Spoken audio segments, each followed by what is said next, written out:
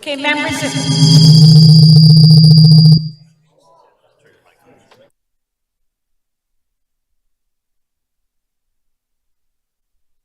We'll try it again. Members of council, if you can please take your seats. Members, I will now call this meeting to order. The clerk has advised that we do have quorum. Members of council, please rise if you're able for the national anthem.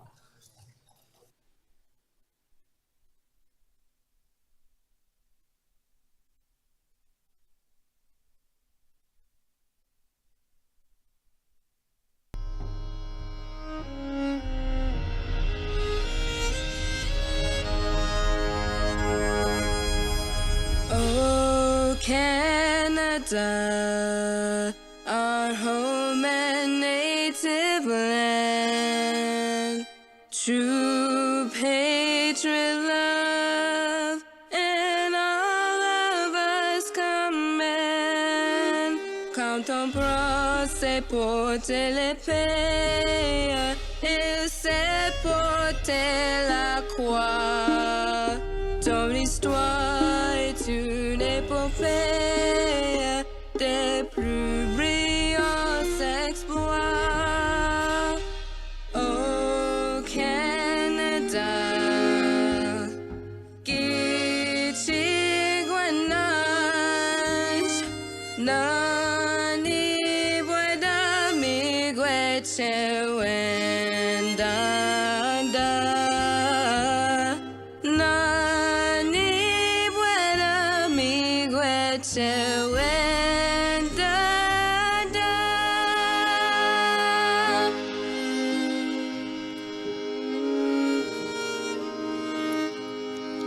Members, please remain standing as we reflect on the announcement of the discovery of 88 potential graves at the former site of St. Bruno's Indian Residential School in Joussard, Alberta. And please remain standing and join me in observing a moment of silence of Helen Ainsley, former City Councillor Elizabeth Ayres, Sid Gladstone, Philip Garlick, Caroline Hubner Macaret, Sue Johnson, Mir Koshitsky, Corinne Joan Lewis, Richard Morris, former City Councillor Beverly Salmon, Peter the Barjan, and victims of the Dolphin, Manitoba bus accident.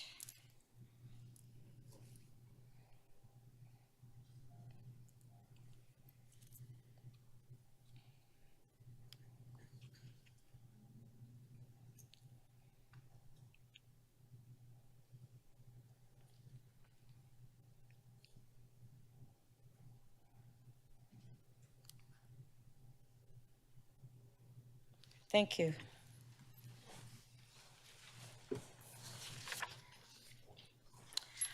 I would now like to call upon Mayor Chow to make a few remarks about the late Beverly Salmon.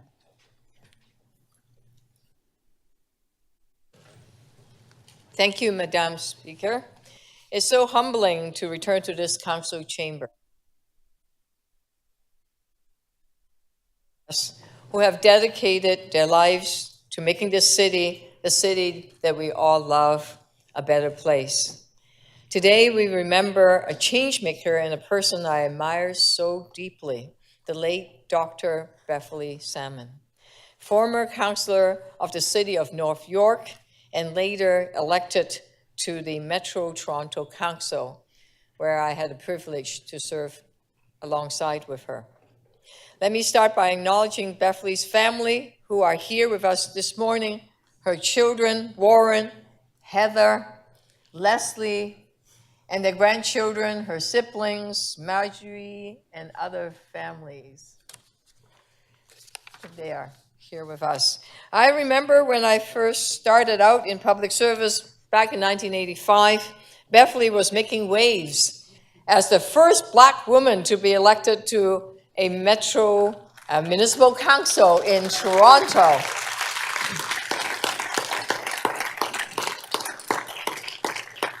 It was a glorious moment for women of color, for the Black community, and for other marginalized populations in this city.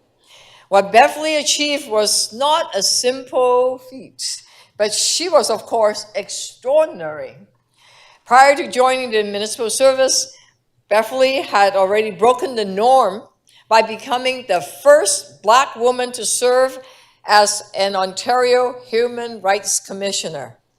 I believe her experience at that commission had a great impact on how she approached her role at Metro Council. I worked with Bev for many years. Her life, her history of bringing people together, her commitment to public service, to working together, that is her legacy and should be our lesson of how we can build a city free of racism and a place where everyone belongs all together. I'm sure you know this by now, but Beverly very famously was responsible for changing the designation of alderman to councillor. We have her to thank for making this position inclusive for all. I also had the pleasure of working with Beth, I call her Beth, at the Urban Alliance on Race Relations, where she diligently fought for inclusivity in education. She was a very vocal critic of carding, leaving us with lessons we can still apply today. Her award speaks to her greatness. Beverly received the African Canadian Achievement Award for Excellence in Politics. She was named in the Federation of Canadian Municipalities Roll of Honor, received the Queen Elizabeth II Diamond Jubilee Award, and was appointed a member of the Order of Ontario and the Order of Canada. What a life lived. And what an incredible honor it is for us to learn from Beverly's outstanding legacy. So to Beverly's children, Heather, Warren, and Leslie, we hope you take comfort in knowing that your mother touched so many lives in ways that only she could. The City of Toronto will always be indebted to Beverly and her family for all that she has accomplished. Thank you.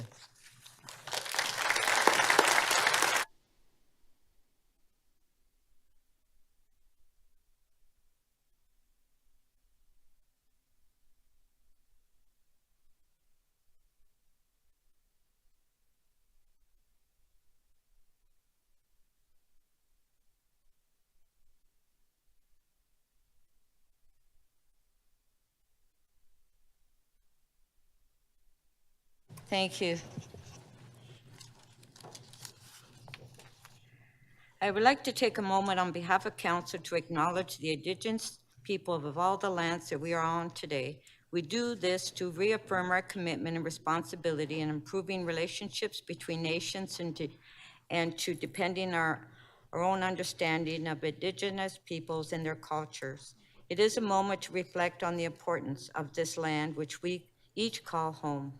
We acknowledge the land we are meeting on is the traditional territory of many nations, including the Mississaugas of the Credit, the Anishinaabe, the Chippewa, the Haudenosaunee, and the Wendat people, and is now home to many diverse First Nations, Inuit, and Métis peoples. We also acknowledge that Toronto is covered by Treaty 13 with the Mississaugas of the Credit.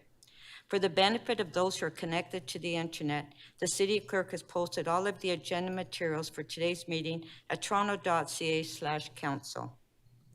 This meeting is being held as a hybrid meeting. Members of Council, staff, and the public are participating in today's meeting remotely and in person, and the meeting is being streamed live on YouTube.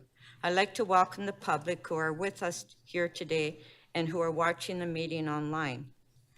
I would like to welcome my former council colleague and our new mayor, Olivia Chow, back to City Hall. This is Mayor Chow's first council meeting, and I would like to congratulate her and to wish her all the best. Mayor Chow, I'll do my best to keep order for you. Members, and welcome back. We've worked together many years ago. And members, before we start our agenda today, I would like to invite Mayor Chow to address council.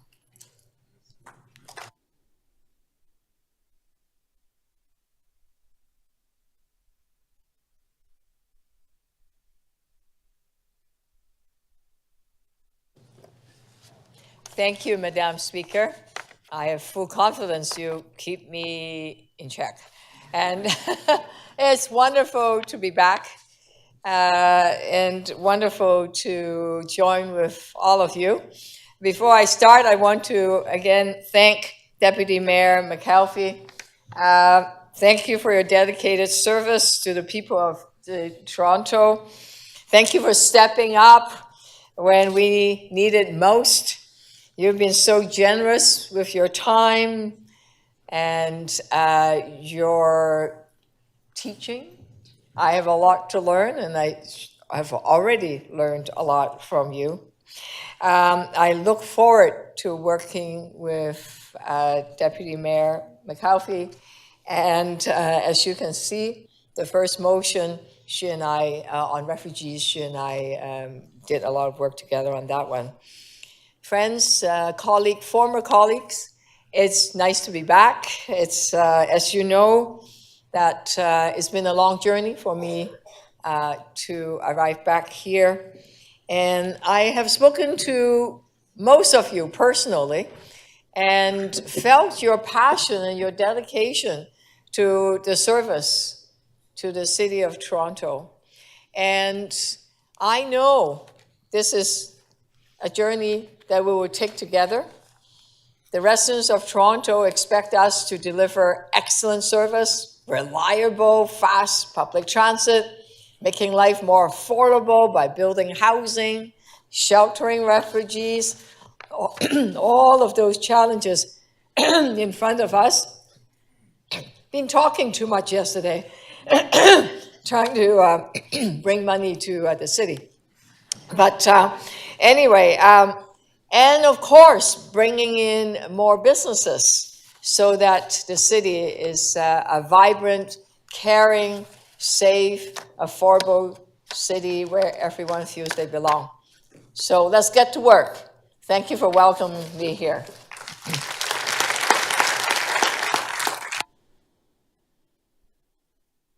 Thank you. Councillor Morley, I understand you want to make a few comments. Yes, thank you, Madam Speaker, and good morning, colleagues. Thank you again to the family of Dr. Beverly Salmon for being here today. As the second Black woman elected to office, it is an incredible thing to acknowledge the giants on whose shoulders we stand. And so I definitely wanted to take a moment to acknowledge that. I also am proudly standing before you to acknowledge the 50th independence of the small but mighty nation of the Bahamas. The islands of the Bahamas, where my family hails from, where my ancestors are from, has an incredibly rich history of piracy, colonialism, slavery, a whole host of incredible things. And it is a small but mighty nation of incredibly resilient and strong individuals.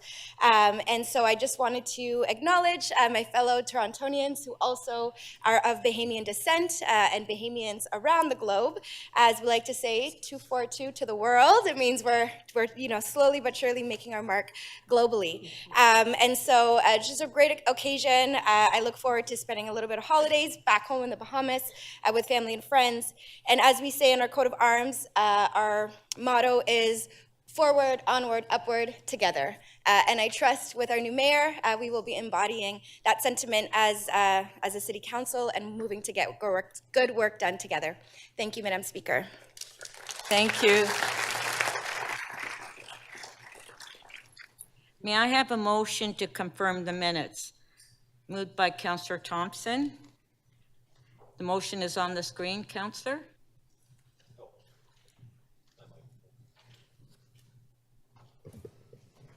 Thank you, Speaker, and good morning, everyone. That City Council confirmed the minutes from the meeting 7, held on June 14, 15, 2023, in the form supplied to members. Thank you. All those in favor, show of hands. Opposed, if any, carried. Thank you. I will now call upon the committee chairs to introduce the reports. The chairs can speak about the reports for up to 5 minutes. Deputy Mayor McKelvey, you have a motion to introduce the executive committee report. Thank you, Madam Speaker. Yes, that report from meeting 6 of the Executive Committee listed on the agenda of Council will be presented for consideration. I'd like to thank the members of the Executive Committee. It was one of our longest agendas in this term, 28 items, incredible work by city staff to bring these items through to committee, so thanks to them too. And the one item I want to point out specifically to everybody is the closing of the 2022 books. Like most of you, I remain disappointed that the federal government did not step up to match the provincial contribution of $235 million towards our shortfall, largely related to transit and shelter costs. We are now making the difficult decision on closing those books. It means that we are having $300 million in capital that was identified last year that is now being removed from the capital plan. A third of those projects will be canceled. 2/3 have been pushed forward to future years. And the other thing that's also disappointing is we're now making our first draw into our reserve funds of, I think it's $95 or $97 million, $95 million. So this decreases the backstop to $1.039 billion. It's sufficient to cover 2023 should federal and provincial support not come forward. But again, just a reminder that we'll have very difficult decisions to make when the financial plan comes to committee next month under leadership of Mayor Chow. And our current budget impacts for the year are still at $845 million. So I'll end by thanking Budget Chief Gary Crawford, who's worked very, very hard over the last 3 years in particular to find savings, to find efficiencies, to make sure we had these reserve funds available, and thank you for his leadership on that, and looking forward to working with Mayor Chow on the financial plan. Thank you.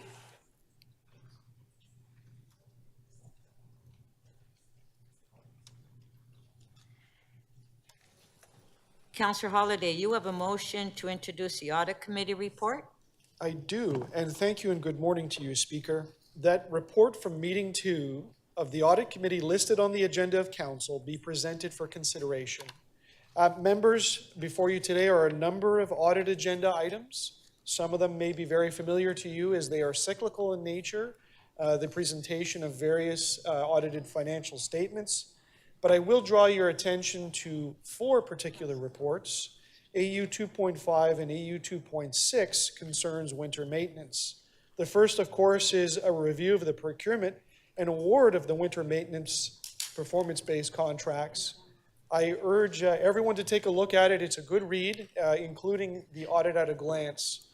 Understanding a little bit more about how we procured this latest round of winter maintenance offers a lot of insight into the following report, which is, of course, the winter maintenance program follow-up, status of previous Auditor General's recommendations, and process to hold contractors accountable to new contract terms. Members, both of these audit reports generated considerable discussion at the audit committee. And I think we all, as members of council, lived through last winter with significant snowfall accumulation and significant work effort put in by people all through the public service and on council to address service issues that are really important to the public. I'm looking forward to a discussion at council on those particular items. Members, I'll also point out AU 2.7, which is City of Toronto's modular housing initiative. The need to balance fast delivery with stronger management of contracts and costs. Indeed, the Auditor General has done significant work in this front, and understanding how modular housing and how we procure modular housing and how we plan for it is important to the continuum of housing. And I also urge members to take a look at those materials and look at the lessons learned out of that.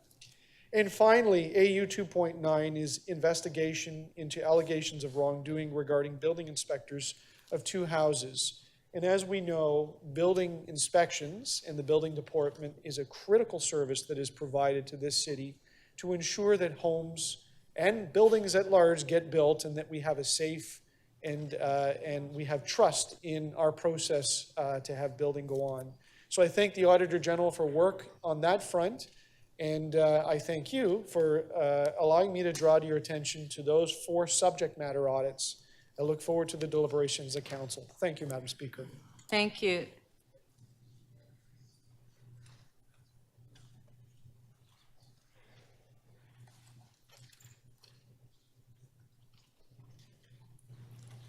Councillor Moyes, you have a motion to introduce the Board of Health report. Yes, I do. Good morning and thank you, Madam Speaker. That the report from meeting 5 of the Board of Health listed on the agenda of council be presented for consideration. First, let me say congratulations and welcome back to City Council, to our new mayor, Olivia Chow. I am looking forward to working with you. This last Board of Health meeting dealt with a number of pressing issues for residents in our city, one of which is one on the agenda today. We discussed the healthy summer work that Toronto Public Health is doing. The Healthy Summer Strategy deals with everything from food safety at special events, access to safe drinking water, rabies prevention, and heat relief. The recent and ongoing wildfire occurring, the board moved an amendment to assemble current public health advice to reflect best practices and inform residents on how best to avoid negative impacts from wildfire smoke. We also discussed the Toronto Urban Health Fund, also known as TUF. This program allocates funds to programs and projects that deals with HIV prevention, harm reduction, Indigenous health, and youth resiliency. For 2023, Toronto Public Health is funding 18 projects through this program. I'm proud of the work that Toronto Public Health continues to do through its own systems and with valuable community partners. As for the items on today's agenda, I support the recommendations from the board. Our community partnerships are what make Toronto Public Health strong, and our communities healthier in turn. Finally, the National Advisory Committee on Immunization has released recommendations regarding COVID-19 boosters this coming fall. While we await the provincial plan for the fall vaccination campaign and respiratory virus response guidance, preparations for the upcoming fall season are underway. As the summer ends, we will see updated guidance and a plan that will ensure that COVID-19 vaccinations are accessible to Torontonians. Thank you, Madam Speaker. Thank you.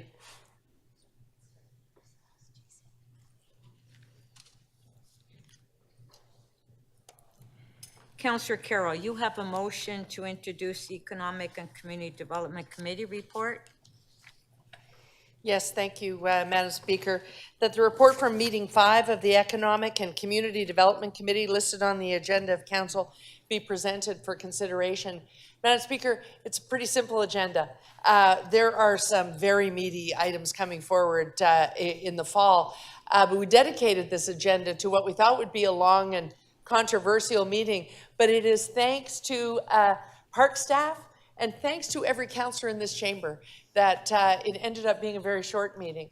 The item I refer to is, of course, the alcohol in parks pilot, and staff in their meeting with councillors across the city arrived at 22 parks that can be looked at in a 2-month time frame, a set of conditions that are clear and easy to communicate to the community. And I think the testament to that is that there were only 2 deputants to what we thought was such a controversial thing, now has the ability to go ahead. And I want to thank councillors especially because if you look at the samplings in this item across the city, different councillors took different approaches to it. Some picking one, a couple of councillors picking 4. So we really have a way of looking at how this might play out in future years if we go down this path, and that is certainly giving us lots of meat to evaluate and then bring forward a report later in the year. If you'll indulge me, though, Madam Speaker, economic development staff have not been sitting around not doing nothing this month. I want to take this opportunity, if you'll indulge me, to thank economic development staff, Mr. Tobin, Mr. Novogrodsky, our film commissioner, Marguerite Piggott, because they have all been working on the very urgent matter that, while it's not in our committee, it's PH 6.3, the retention of our employment lands that affect all of the sectors we target, including the film sector. And so all of them have done a lot of work to help us with that item. And I want to thank them for those efforts. And you'll see a longer introduction from me in the fall. Thank you, Madam Speaker. Thank you.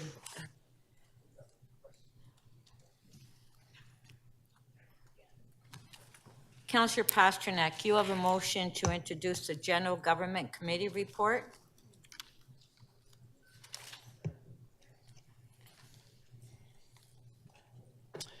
Yes, thank you, Madam Speaker, that the report from Meeting 5 of General Government Committee listed on the agenda of Council be presented for consideration. Councillors, I would bring your attention to really two items, one of which is on the agenda and one was dealt with in committee. First one is GG 5.4, and this is a revised blanket contract to the Canadian Red Cross. It went from $5 million to $15 million, and they're responsible now for running and operating a city site near the airport to do intake and shelter for Ukrainian refugees. The report is important because it really explains the commitment of the City of Toronto to making sure that people who land in our city are treated properly with respect and given shelter, and the financial commitment that the city makes. It also explains that government cannot do it all, and that we need our social agencies, in this case the Canadian Red Cross, to partner and to help fund and to help run these organizations. This hotel at the city has about 181 individuals from 68 households living there. And, you know, we're not sure whether last night's funding announcement regarding refugees and newcomers will change this, but it does tell an important picture of the commitment by the city, our good partners with the Canadian Red Cross, and the costs we're prepared to invest to make sure that newcomers are treated with respect and dignity. The other item I'd like to bring to your attention did not make it to council, was dealt with in committee, and this is the ongoing saga of the micro-tunneling boring machine on Old Mill Drive, in which an ongoing rescue attempt is being made. This project, which was originally, this rescue cost, which was originally closing in on $9 million, is now $25 million. And it's become a real boondoggle in the government, General Government Committee, an enormous cost to the city, and there's no easy way out. We have to make sure that we protect the local businesses, homes, and that there's no injuries or fatalities on this work site. Can't really make any other suggestions on what to do with it other than selling the movie rights of the rescue and bringing Bruce Willis in to be the star of the show. Thank you, Madam Speaker. Thank you. Deputy Mayor McKelvey, you have a motion to introduce the Infrastructure and Environment Committee report. Thank you, Madam Speaker. That the report from Meeting 5 of the Infrastructure and Environment Committee listed on the agenda of council be presented for consideration. Shorter but very exciting agenda on this committee, lots of deputants. I would like to just draw members' attention to IE 5.5. There is a supporting report from staff and some suggested recommendations from them. So please have a look at that. Thank you.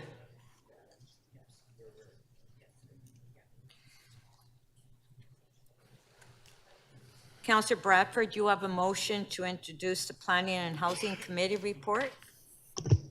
Thanks very much, Madam Speaker. And my sincere welcome to our new mayor, Mayor Chow here. Great to have you here. I have a motion to introduce the agenda from the 5th meeting of the Planning and Housing Committee. We spent a long day in the committee room debating a number of really important issues. I'll flag for everyone, not that you probably need the heads up, but we have a big batch of employment conversion requests undertaken as part of our 5-year MCR. And we also have some interesting items on there to empower and enable our city staff to speed up their housing approvals here at City Hall. I hope that will have the support of council. And lastly, I would just say thanks to all the staff for their hard work on a number of key files. The Housing Action Plan continues to move forward. And as I said, it was a long day in committee. So thanks to my committee members and all of the outside councillors who took the time out of their day to join us and participate in that discussion. which I anticipate will continue tomorrow as well. Thanks, Madam Speaker. Thank you.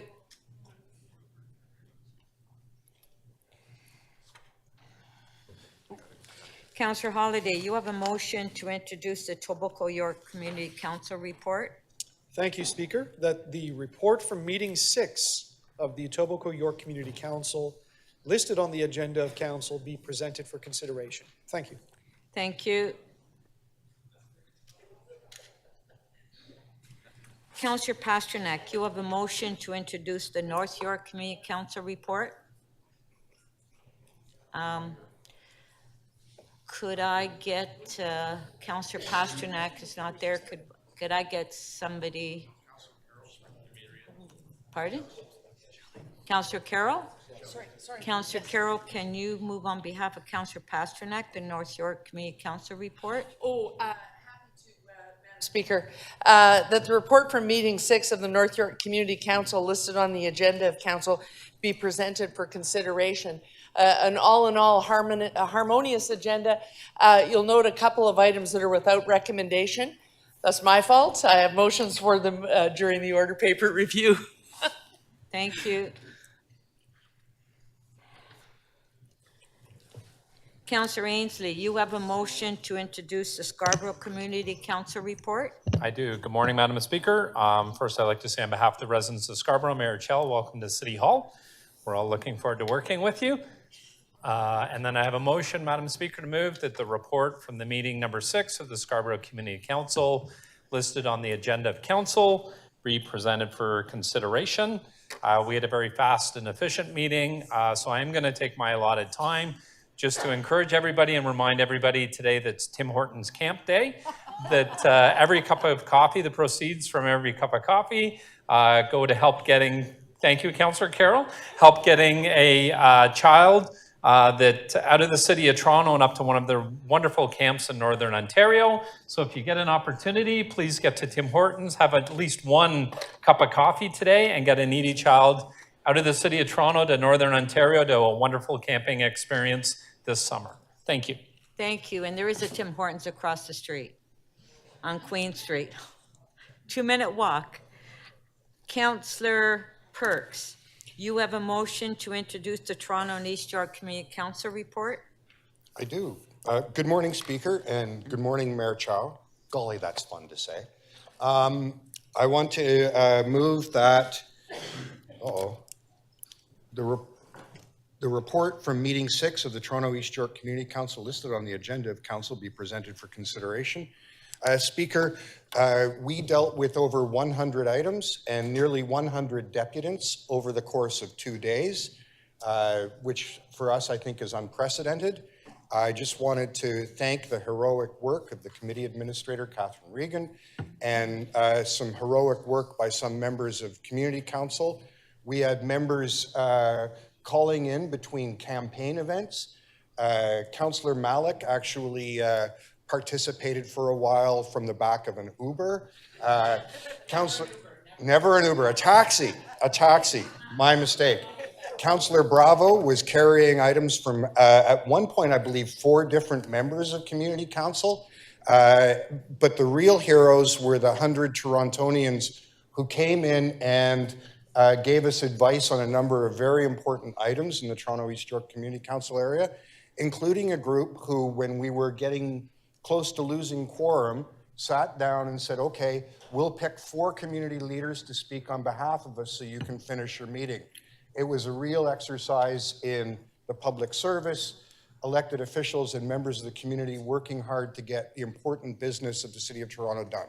And it's been my privilege to chair that process over the last little while. Thank you. Thank you. May I have a motion to introduce a new business from the mayor and city officials, moved by Councillor Morley? It's on the screen. Just one moment. There you go. Thank you. I move that new business from the mayor and city officials listed on the agenda of council be presented for consideration. Okay, all those in favor of the motions, please raise your hands. Opposed, if any, carried. Are there any declarations of interest at this time Please indicate the item number and the nature of the interest, and remember that you must also file a written declaration of your interest with the city clerk. I will now call for petitions. Are there any petitions at this time? No?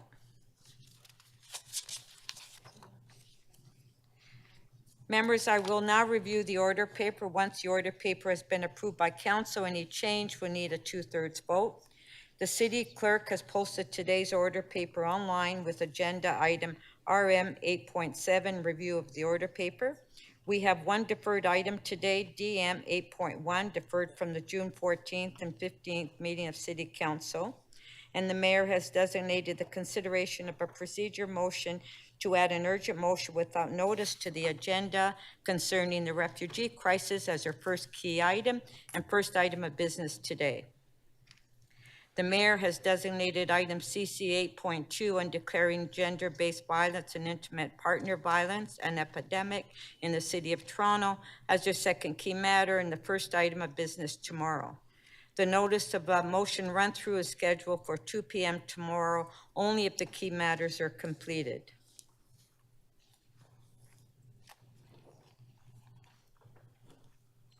Members, before I take additional holds, I would like to advise council that item CC 8.19 on 1181 Shepherd Avenue East was listed on the agenda in error, and that the report and attachments have been moved to item NY 6.4 as a supplementary report, as CC 8.19 is redundant and the item is withdrawn from the agenda. Members, I would like to advise council that the following executive committee recommendations related to audited financial statements for certain agencies are redundant, as they direct council to forward the financial statements to the audit committee, which has already considered them as part of item AU 2.3. EX 6.15, recommendation 3 for Bill Toronto. EX 6.18, recommendation 2 for Toronto Community Housing. EX 6.21, recommendation 3 for the Toronto Port Lands Company. And EX 6.22, recommendation 2 for the Toronto Seniors Housing Corporation. These recommendations should not form part of council's decision on these items, and I'm ruling them out of order. Okay, members, we'll now go through the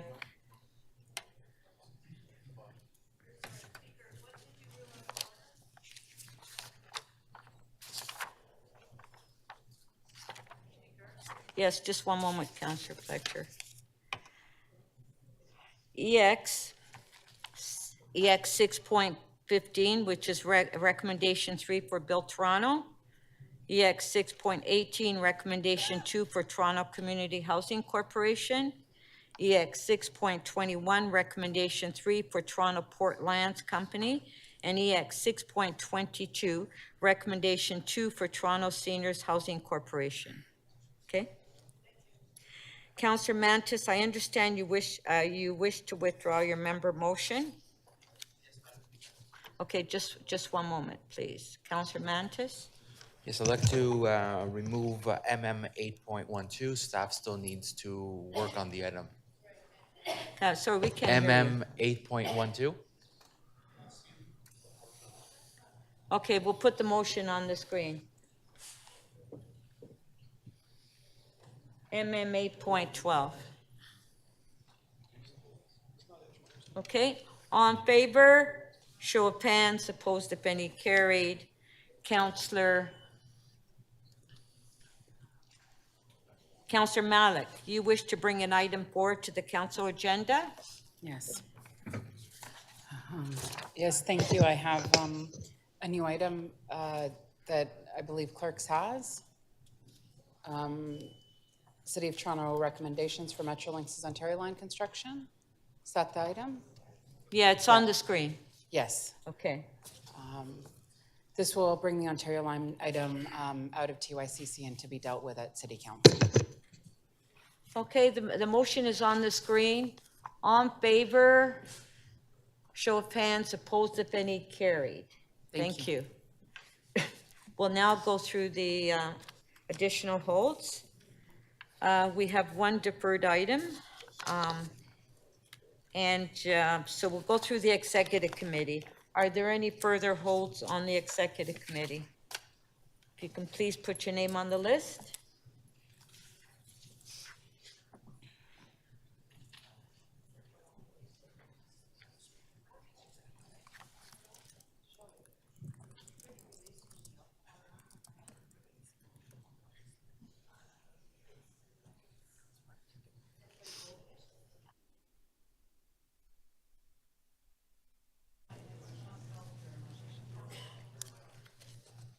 Mr. Crescenti, I understand that on the deferred item that you held down, that you want to move deferral of the item?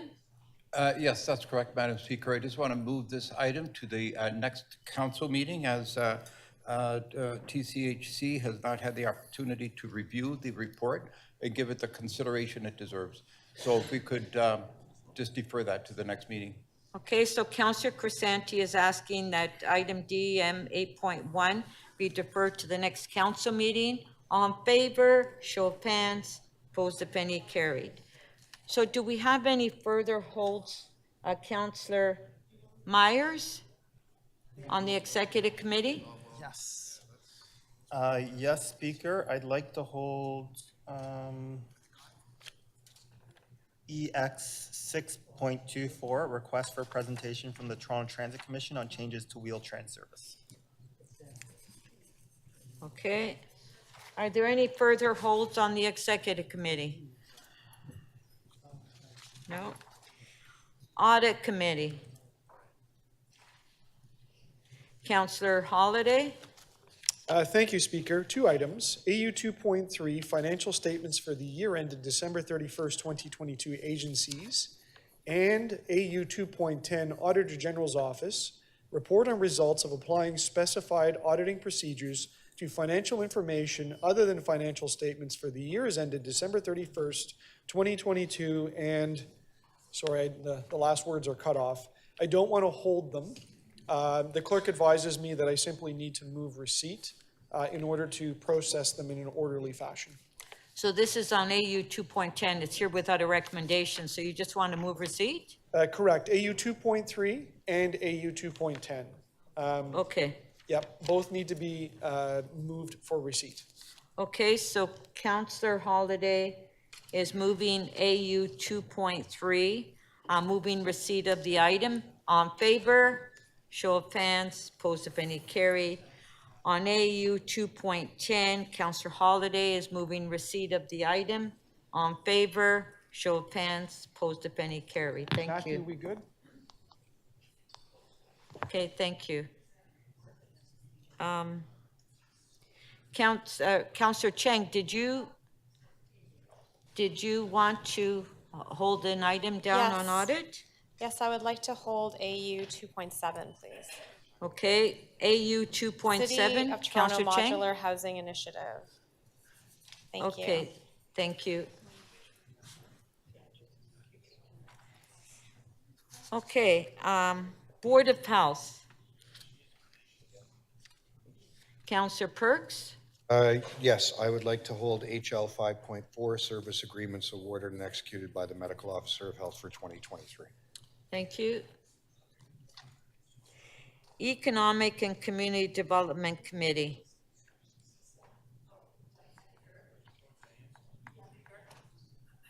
Oh, Councillor Fletcher? I'm not going to hold EC 5.1, but I have a motion, and then we could quickly vote on that. Oh, okay, then I'll hold it, or I'll hold it. So, Councillor Fletcher, you want to hold that item down? Yes, I do. Okay, Thank okay, you. thank you. All right. Councillor Holliday? Councillor Fletcher got to it first. Okay. Thank you. Thank you. General Government Committee report.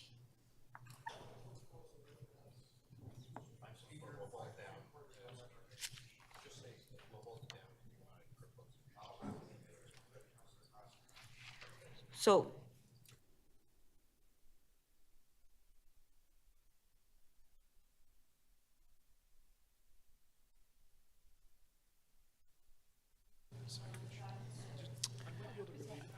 Yes, because GG 5.4 came without recommendations. I'll hold it down. Okay, so we'll hold that. Any further holds on general government? No. Infrastructure and Environment Committee?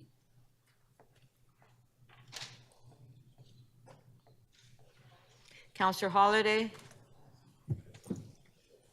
Thank you, Speaker. I'd like to hold IE 5.1, two-stroke engine small equipment steps to pursue a ban. Wait, I'm sorry, what was the item you want to? IE 5.1, two-stroke engine small equipment steps to pursue a ban. Okay, thank you. All right, planning and housing. Councillor Morley? Thank you, Madam Speaker. I have a motion, would like to hold PH 5.3. That's been held. All good, thank you. Okay. Are there any further holds on planning and housing? Councillor Madam Todd? Speaker, it's Peruzza.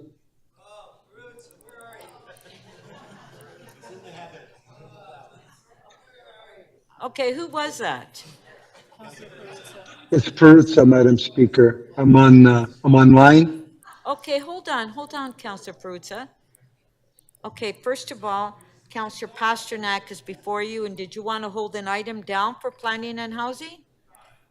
Okay, I did PH. Councillor Pasternak, and then we'll go to Councillor Peruzza. Thank you, Madam Speaker. I'd like to hold PH 5.2, official plan amendment for Bill 97 transition. Okay, Councillor Peruzza, I don't see you on the screen. Are you here? No, you don't. No, you don't. You just hear my voice, Madam Speaker.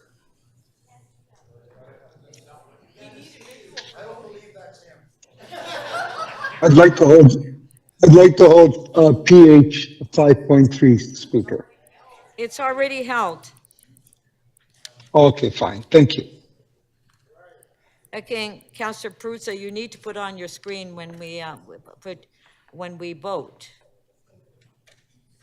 You need to have your screen on. Are there any I'm not further asking holds? to vote, Speaker. I just want to hold an item, right? Okay, are there any further holds for planning and housing? No. Okay, we'll go now to Etobicoke York Community Council. Are there any holds? Yeah, Speaker, it's Peruzza again. I'd like to hold EY, EY,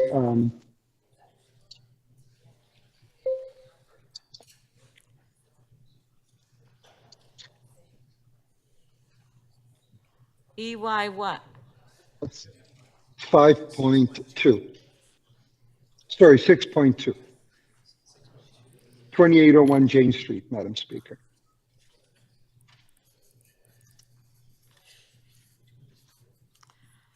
All right. Are there any further holds for Etobicoke York Community Council? Okay, we'll now go to North York Community Council. Are there any holds? Councillor Carroll.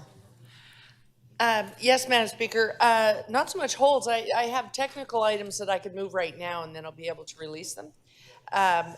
Clerks already have the motions. They're NY 6.3 and NY 6.4.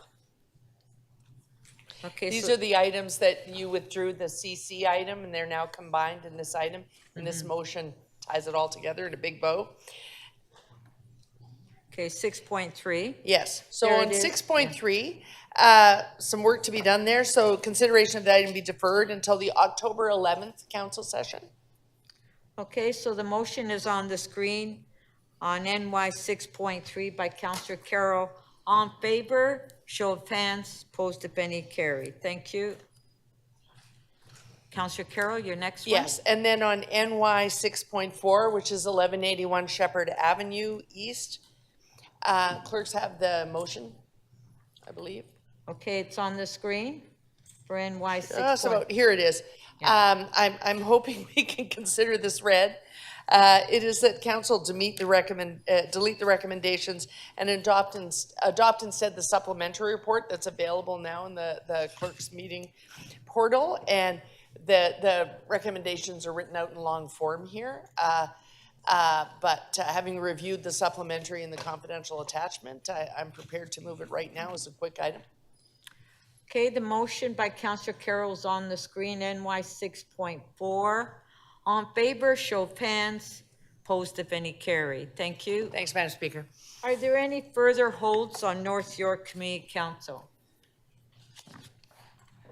Scarborough Community Council. Councillor Thompson. Speaker, thank you very much. I don't need to hold the item, but I'd like to have a recorded vote on SC 6.5, 750 Huntingwood Drive, please. Which item, SC 6 point? I'm sorry, 6.6, 750 Huntingwood Drive. Okay, so Councillor Thompson is asking for recorded vote on SC 6.6.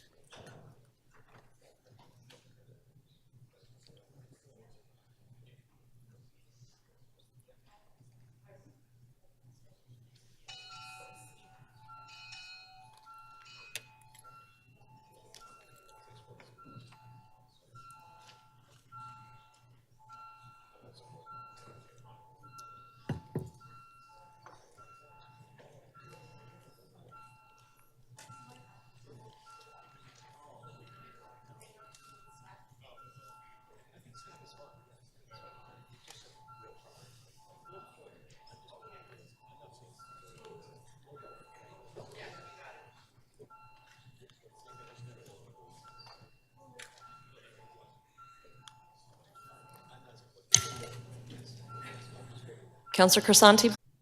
You need to turn your video on.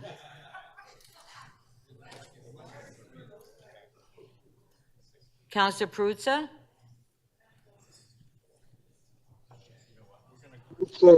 Fruit says on your video there, as you can see, right? I know. I'm trying to. Oh, start my video. Here we go.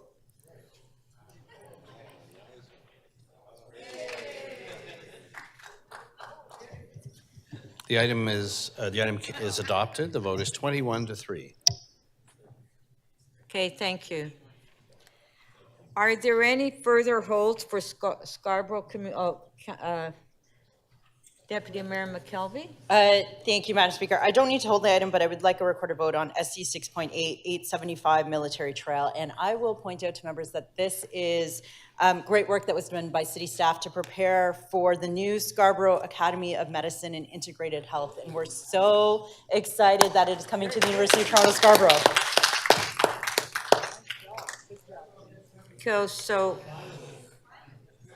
So there's been a request for a recorded vote.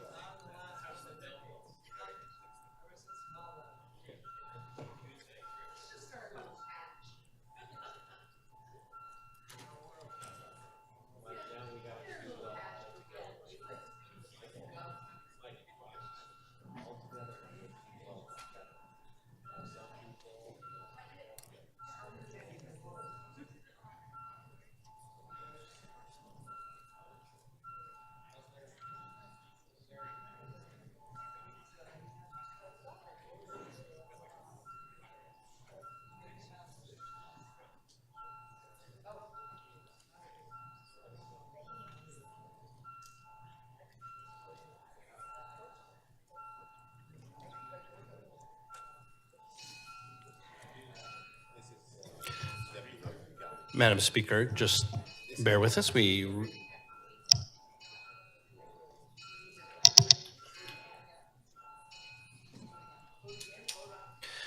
Madam Speaker, yes, we restarted the vote, so members may have to vote.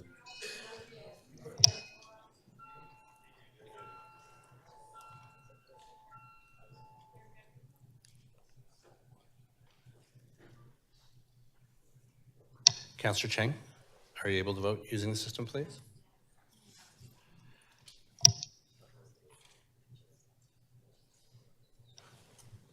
Councillor Perruzza, how do you vote, please? Are you present in the meeting?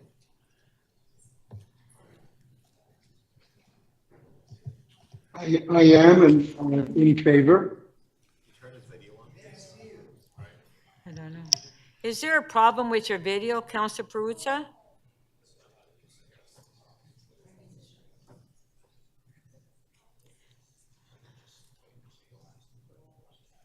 Speaker, I So will turn on my we'll ask video Councillor shortly if you Perruzza. want it, okay? Councillor Perruzza, we'll ask city staff to contact you if you have a problem. The item carries unanimously, 23 in favor.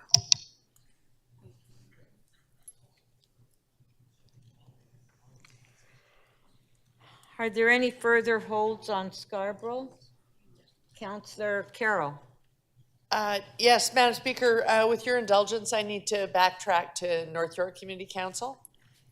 I had another prepared motion on NY 6.6. It's just the most important one of the three. So if we could just move that. Clerks have it. I think they can put it up. It's to delete the recommendations and adopt instead the following: provide written confirmation from the Toronto Building Division confirming that the existing buildings and the proposed parcels of tidelands would not be out of compliance with the applicable zoning if the latter are created to the satisfaction of the Chief Planner and Executive Director of City Planning. Okay, the motion is on the screen by Councillor Carroll, NY 6.6. On favor, show of hands, opposed if any, carry. Thank you. We'll now go to Toronto and East York Community Council. Like that one, eh? Are there any holds? Councillor Moyes. Thank you, Madam Speaker. I'd like to hold item 6.21, 325 Gerrard Street East. Item 6.22, 88 Isabella Street. And item 6.24, 510 to 528 Yonge Street and 7 Red Bain Street. Thank you. Councillor Holliday.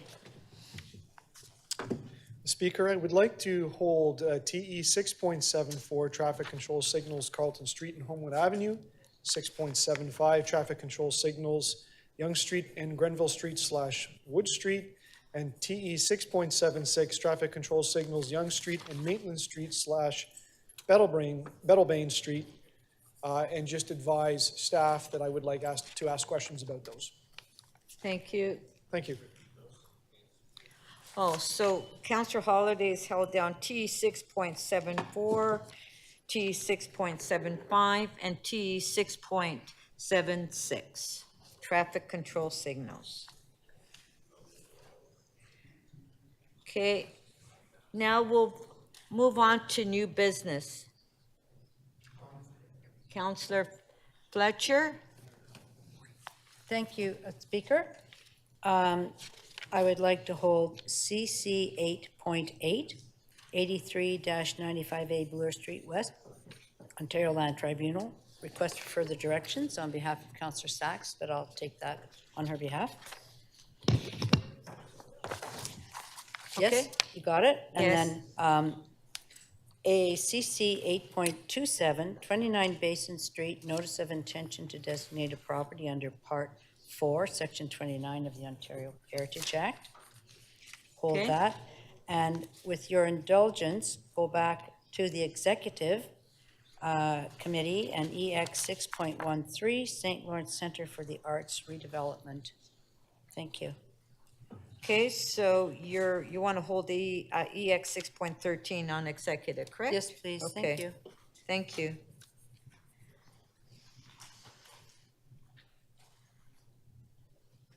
Deputy Mayor McKelvey. Thank you, Madam Speaker. I would like to hold, sorry, just pulling it up, 8.1, the title, sorry, just a lot of TE items on here. Council member appointments. CC 8.1, council member appointments, and I will be asking to time that on behalf of Mayor Chow after. Okay, thank you. Okay, are there any further holds? Counselor Perruzza. I believe it's CC 818. Okay. Just confirming that, okay? Correct, 20 Broad Oaks Drive and 11 Catford Road, okay? That's Okay. the one, yeah. Thank you. Counselor Chang. Thank you, Speaker. I'd like to hold CC 8.21, please. 500 Shepherd Avenue East. CC 8.21? Okay, thank you. Thank you. Are there any further holds? Okay.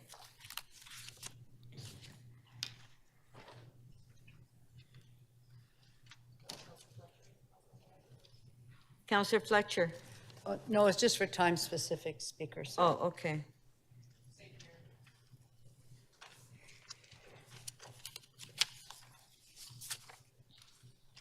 I will now consider requests to make items urgent and time-specific. The clerk will open the speakers list in CMP, and you can please put your name on the list. Counselor Fletcher. Thank you, Speaker. I held 6.19. Could we please do EX 6.1 and EX 6.19 together, which is executive compensation as well as Toronto Hydro for Friday morning, first thing, please? Okay, so EX 6.1 and EX 6.19.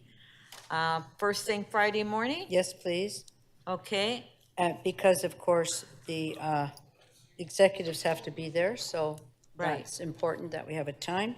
Okay. And then EX, Okay, just one sec, Counselor. We'll Sorry. vote on that. All in favor of those two items be dealt with Friday morning? Okay, thank you, Counselor Fletcher. Hydro, 6.19. It's Toronto Hydro.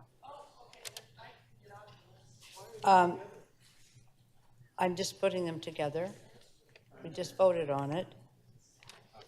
So the staff are all here at the same time. And then if I could have the, just one I just held, EX 6.13, the St. Lawrence Center immediately after that on Friday morning, please. And then all the staff can be here. And I'm sure others will hold that, other things for staff.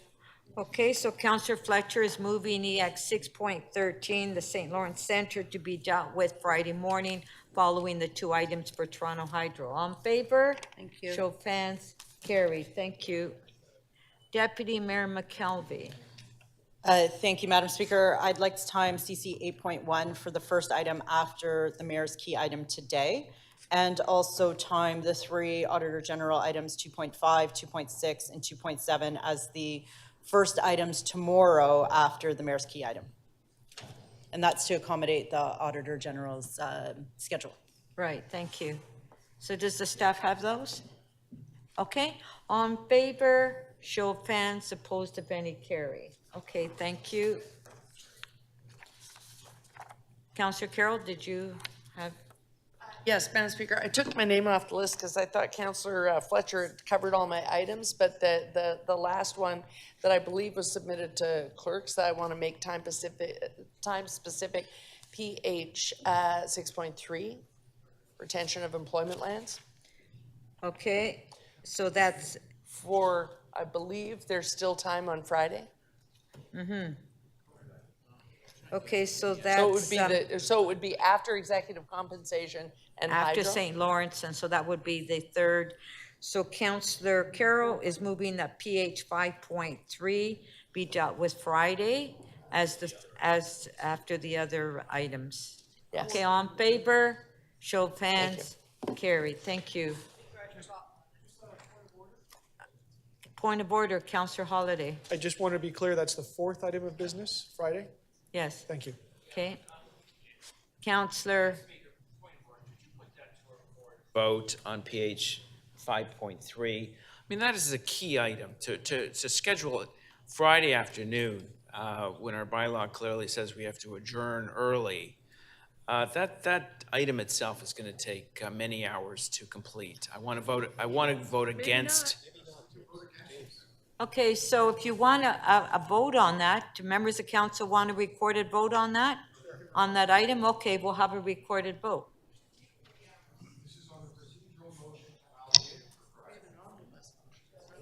Madam Speaker, if members will just stand by, we're just preparing that motion so it can be voted on. Well, you can vote on it, Councillor Prutz, if you don't agree. That's why we're voting. Well, Councillor Carroll's moving that motion.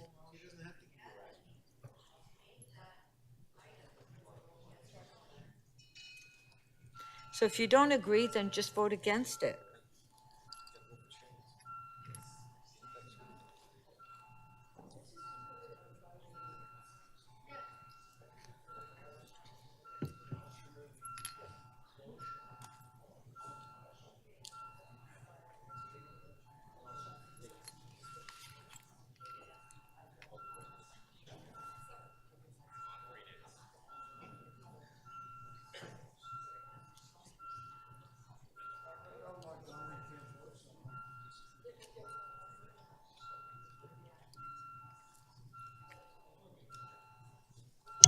Councillor Crisanti, please. Councillor Malik, your vote, please.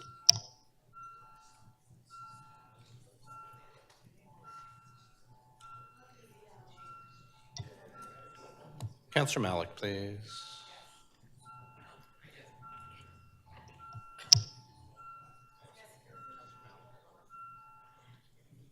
Councillor Malik? Yes, I said affirmative, yes, positive, I agree, yes, all the way. Yeah. Yeah, and if I can just remind members of council that when you're in the council chambers, that you are not to be on your phones. Yes.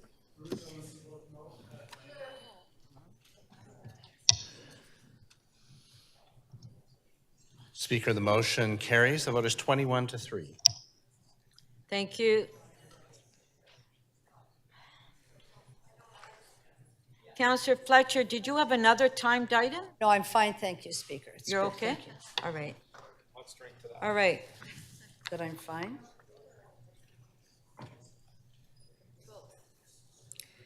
No interest.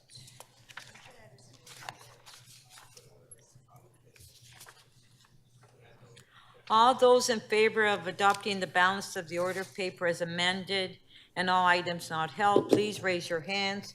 On favor? Let's just record that, please, since we're recording all the recorded business. vote. Thank you.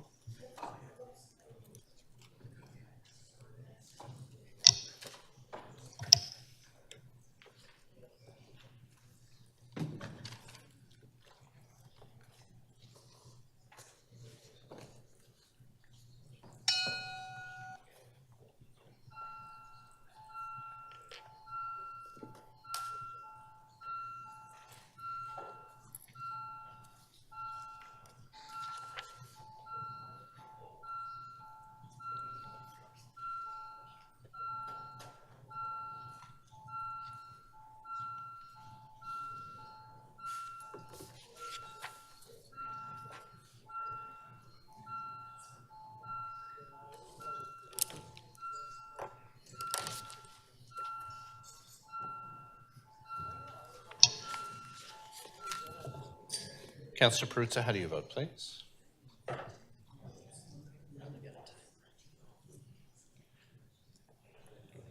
The order paper is adopted as amended unanimously. The vote is 22 votes in favor.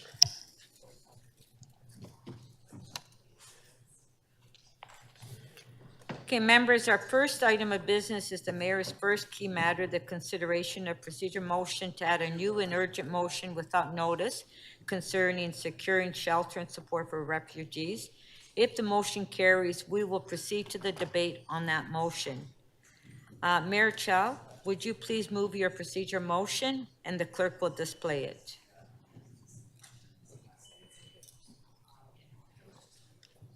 Okay, just one moment. There you go, Mayor. I'll Okay. move the motion. Okay, it's on the screen, moved by Mayor Chow. All those in favor, show of hands, opposed if any, carried. Members, before we begin the debate with the mayor's consent, I would propose that this motion, which now be numbered MM 8.29 and item GG 5.4 on the amendment to non-competitive blanket contract with the Canadian Red Cross Society, be considered together as they both relate to refugee services, and the city manager has submitted a supplementary report on item GG 5.4. Mayor Chow, would you consent to the joining of these two items? Yes. Yes, okay, thank you.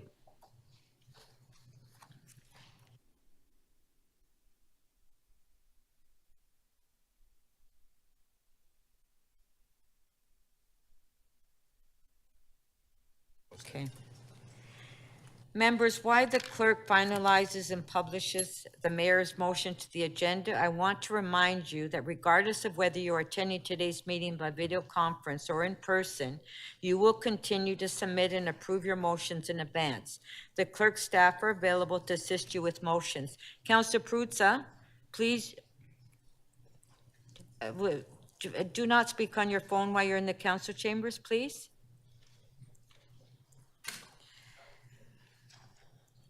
If you do not have your motion ready, I will not recognize you. I'm also reminding members that you must state your motion first before you speak to it. Members, if you have an urgent motion without notice you wish to bring forward at this meeting, you and your seconder must submit it by email to the clerk staff. Your motion must clearly state the reason for urgency. Staff will prepare the necessary procedure motion for my review along with your motion. I will review all motions without notice carefully. I may ask you to provide more information about the urgency of your motion and why it can't be routed through normal committee channels. This will inform my decision on whether to consent to your motion and in turn, council's decision about whether to add your motion to the agenda. The purpose of your motion and your reason for urgency must be made clear. I will advise council after each recess which motions I have agreed on as urgent that need a motion to add to the agenda.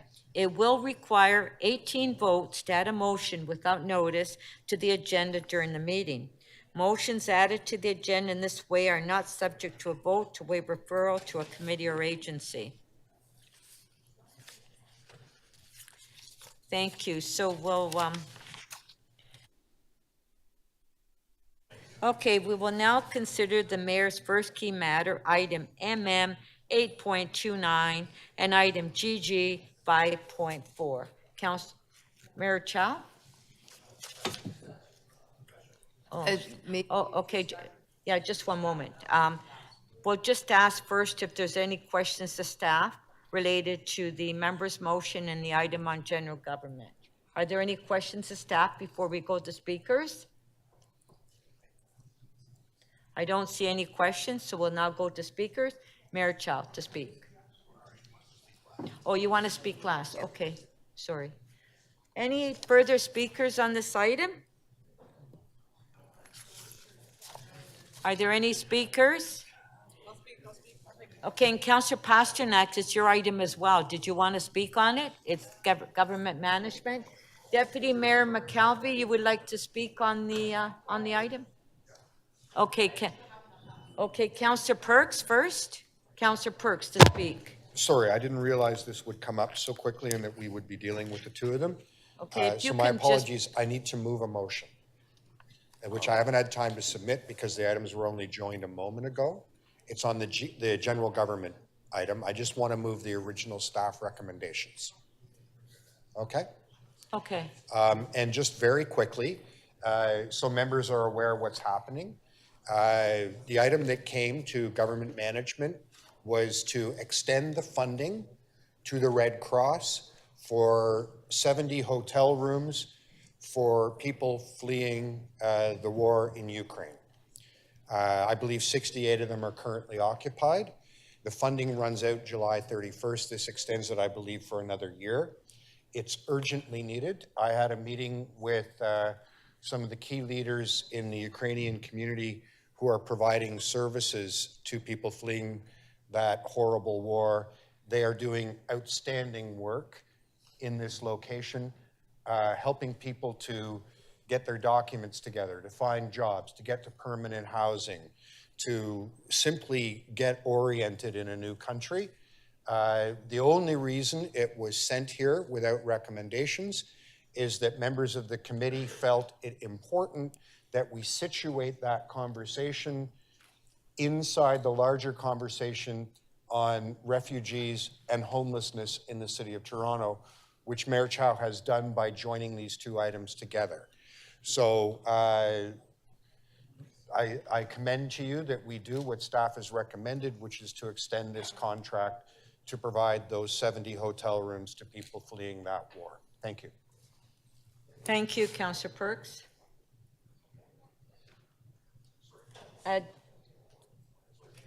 Councillor Pasternak. My first question is a point of order. I held the item to move staff recommendations. I don't know how they were moved by Councillor Perks, but a technical. Okay, but Councillor Pasternak, but we decided to move the mayor's motion and Right. government together, so we're dealing with both. So the hold is removed.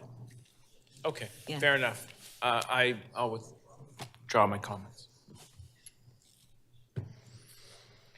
Don't want to speak? Just very briefly, I did reference this item when I presented the committee report. I just want to reiterate that this is a perfect example of the city of Toronto stepping up and greeting refugees from a conflict, a world conflict zone, who are coming to our country and our city for a fresh start and a safe haven. Everyone could see from this report that doing this properly is not cheap. This is actually a rebidding of a contract which went up from $5 million to $15 million, a reflection of the increasing costs that we have as a municipality to make sure that people arriving here have a roof over their heads, have meals, and are safe. At the same time, it's a good reflection of the partnerships we have with nonprofit organizations, including the Canadian Red Cross. As I've said many times before, and just a few minutes ago, government cannot do it all, and we need our partner agencies to make sure that they deliver the services we expect. So I think in general, it's a good reflection of the city working hard, spending lots of money, but it also in the report you can see, and although it was changed since last night, we need both the provincial and federal partners to come to the table, because if you read our messy constitution, you will see that attracting newcomers and doing intake is split among the levels of government, and the only way it'll work properly is if all three levels of government are working together. And I credit the new mayor for putting together a remarkable deal yesterday and late last night to make sure we're properly funded to do the work that we have to do. Thank you very much. Thank you.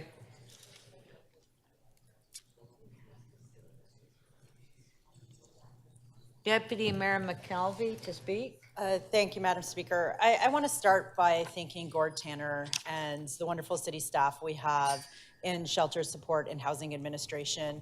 They've been doing a tremendous job trying to find space, and they've grown the shelter system dramatically in the past years. Since 2016, they've added 5,000 spaces, 1,000 in the last year alone. Despite this, though, we've seen that we can't keep up with the number of refugees that are coming to our city. We want to be a home that welcomes refugees. We want to be a Toronto for everyone, but we need support to do that. So I'd like to thank Mayor Chow for bringing together the provincial government, the federal government, to bring forward the motion that's before us today. But importantly, we can't forget this is just the first step of many to come. The federal government has stepped up with $97 million through the motion today. That's just covering the 2,000 refugee-specific spots that we have in the shelter system. There's still an additional more than 1,000 refugees in the regular system. That's more than $60 million that's needed for that. And again, we're just looking at funding what we have. There's also the expansion of the system to accommodate more people. And so I'd like to thank Mayor Chow for that, working with city staff to find 150 additional spots that we can open up right away. But more importantly, bringing together a table of coordinated effort with all three levels of government so that we can work together to solve this very important problem that, based on the number of councillors that we saw with Mayor Chow this morning, we know that all of us find this to be an important issue. We all want to welcome people to Toronto, but we also want them to be set up for success. And this motion today does that. But again, I think we need to continue to push the federal government to do more and to recognize that refugees and asylum seekers are a federal responsibility. And so again, thank you, Mayor Chow, and thank you to our incredible city staff for all their hard work on this. Thank you.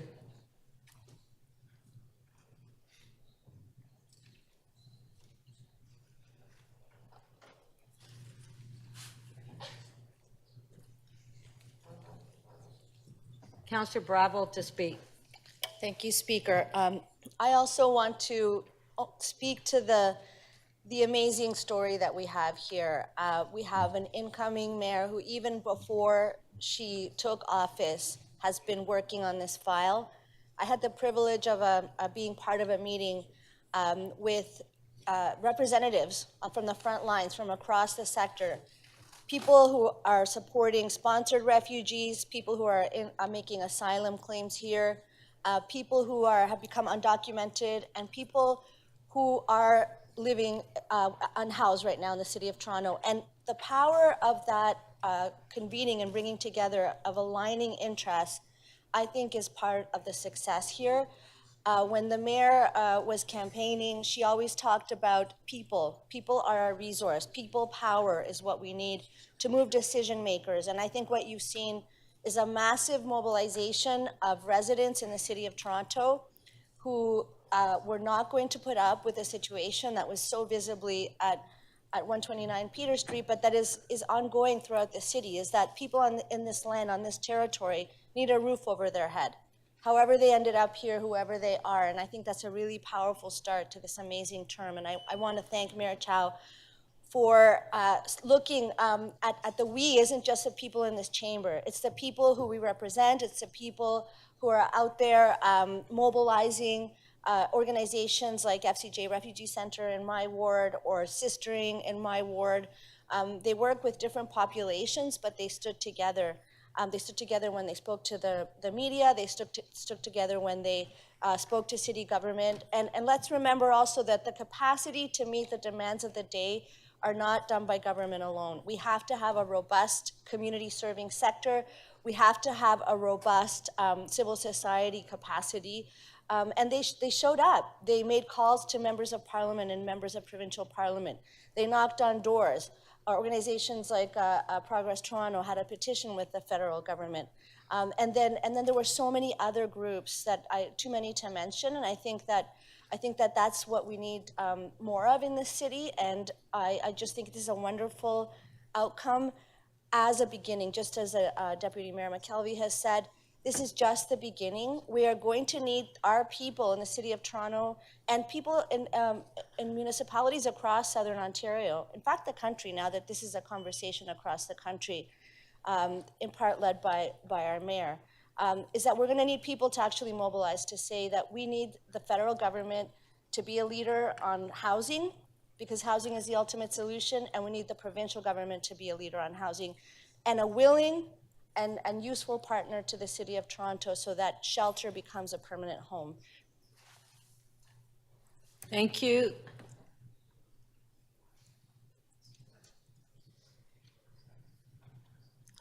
Councillor Fletcher to speak. Thank you, Speaker, and I will just echo the many things that have been said here this morning. It was my pleasure to join the mayor and so many of us today at the amazing announcement as to what's been accomplished over the last number of days with the leadership of our mayor in bringing together many people and getting some funds that we said we needed. We have said we've needed those for a while. Very happy that we have been listened to. Again, I will reflect on what Councillor Bravo said, that we didn't do that alone. This was a massive effort but with very top-notch leadership. And now that leadership is folding out across the GTA, because this is not just a Toronto problem. We have just needed for these refugees and asylum seekers a plan and a settlement system to settle people. And that took a while, but as I understand it, we're now on that road. And it was all hands on deck to make this happen. I would say these folks, and many of them coming from very difficult situations, and Christopher, who was pointed out this morning from Uganda, we know that there is a death sentence for LGBTQ folks in Uganda, that you can be killed. So these are big issues for people that are coming as refugees and asylum seekers. They're in danger, they have big problems, and they're coming here to our city. They just want to get their papers, they want to get a place to live, they want to get a job, and they just want to get on with it. That's really who they are, and this is the first step to assist. All of those groups that every day, what they do are settlement services. They look after refugees coming to the city. This could not have been done without them and their leadership as well. And the great citizens of this city, the great residents who are stepping up. I saw the JCA said, okay, we're going to take everybody at our hall. That's their first step. Then their next step, get your papers, get your home. The rent subsidies from the province, actually, it's amazing to have those. Thank you very much, Mayor, for having done that with our Premier, because that means someone is moving to an apartment pretty quickly. And the call for residents to offer up places to live, I think that will be met with a great call. So on this one, when this item was first coming here, we didn't have this outcome.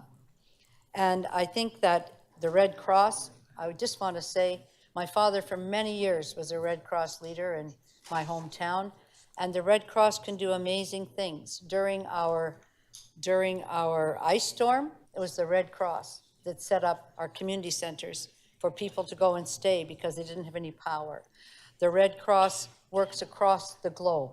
And for the Red Cross to work in the city and to ask them to be our partner in this type of settlement, along with everyone else, that's our wish and our goal. And I think we should be able to realize that with the goodwill of these folks. So honestly, I just want to thank you, Mayor. I want to thank Deputy Mayor and all of those who have devoted their time during this crisis and who devote it every day to the settlement of good people fleeing situations that those of us in this room can't actually fathom. Thank you. Thank you. Before we continue, it's been brought to my attention, we have Councillor Crisanti, it's your birthday today.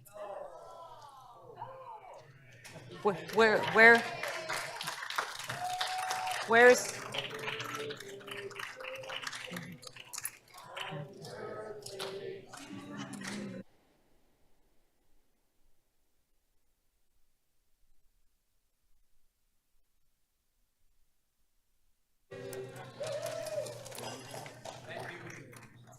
So who brought the cake?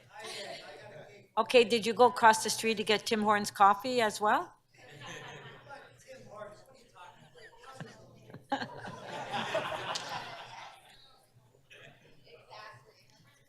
Okay, our next speaker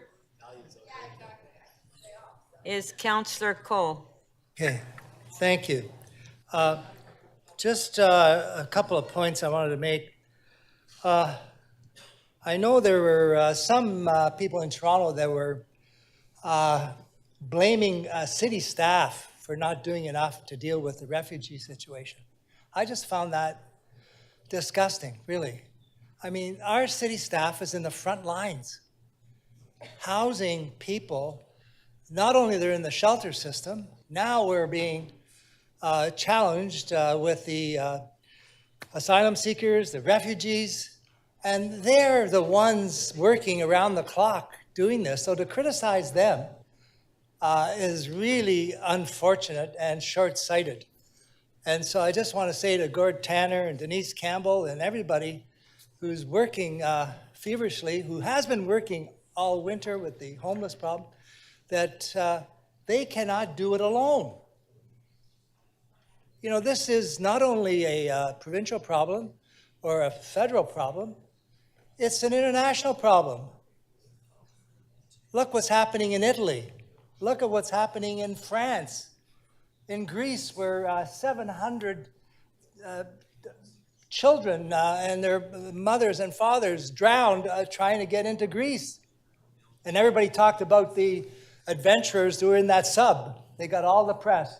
The 700 that drowned, oh, well, that's an afterthought. So we've got to realize we better get used to this, because we now have political refugees, people trying to escape the war, whether it be in the Ukraine or the disgusting stuff that's going on in some parts of Africa.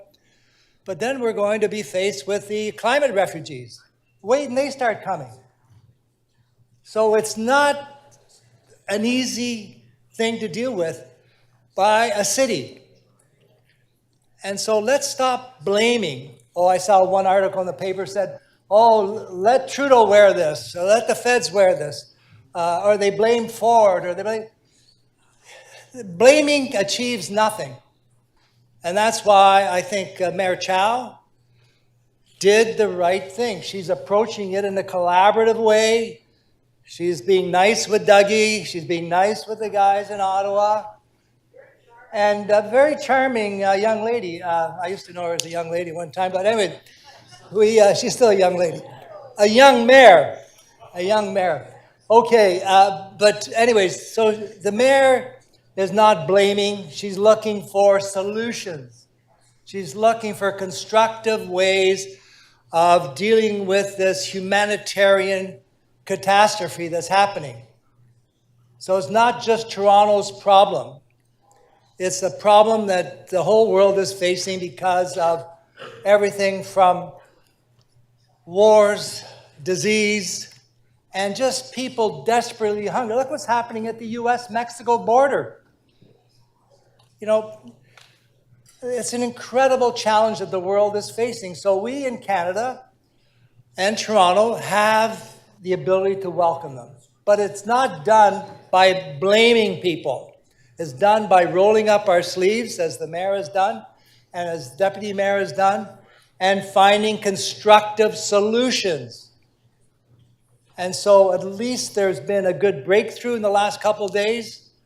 We're trying to get some financing, you know, because most people don't understand that we're already spending, I think, $820 million a year to house the homeless in Toronto in our shelters. $820 million. Most Torontonians don't know that. $820 million, and we're doing this on the property tax base. So we cannot do it without the other levels of government, and as I'm glad that the mayor reached out to the public to also open up their doors to people if they can, to give them some temporary shelter, a place to live, so they can have an address, so they can apply for assistance. And we have these incredible organizations in the city that are stepping up, and I want to mention one in my area, that's Kosti. They've been doing an incredible job trying to get housing for our Ukrainian refugees that are here. So collaboratively, together, we can help these families, these men, women, children, find a place to live rather than being on the streets. So let's keep working together. Thank you.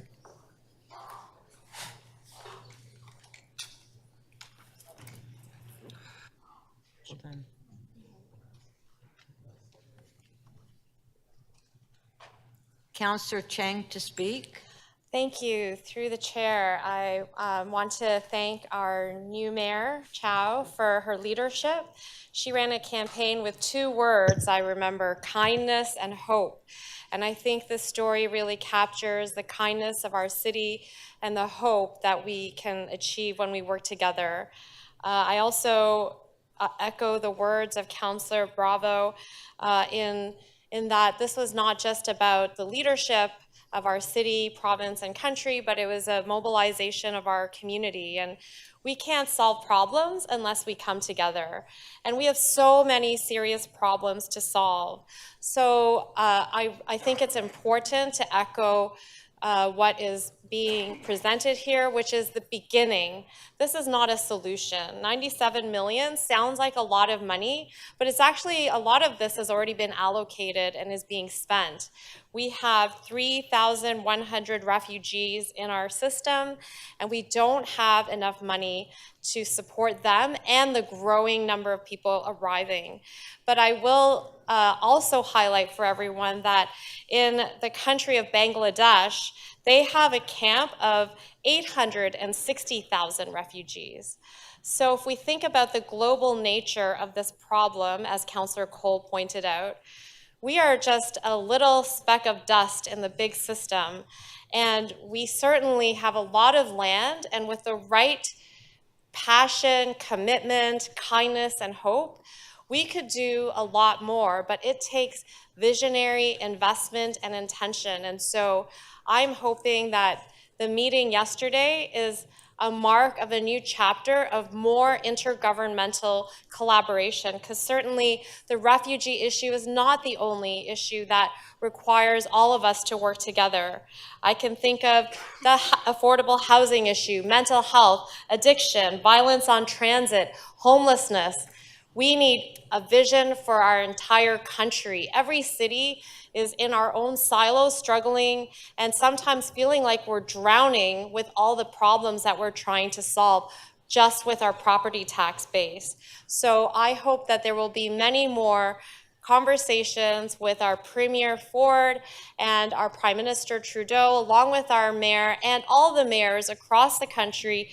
We need visionary investment, a visionary plan to move us through a very difficult season. Affordability is at an all-time low, and climate change is creating climate refugees, as well as all the other problems that can feel so overwhelming.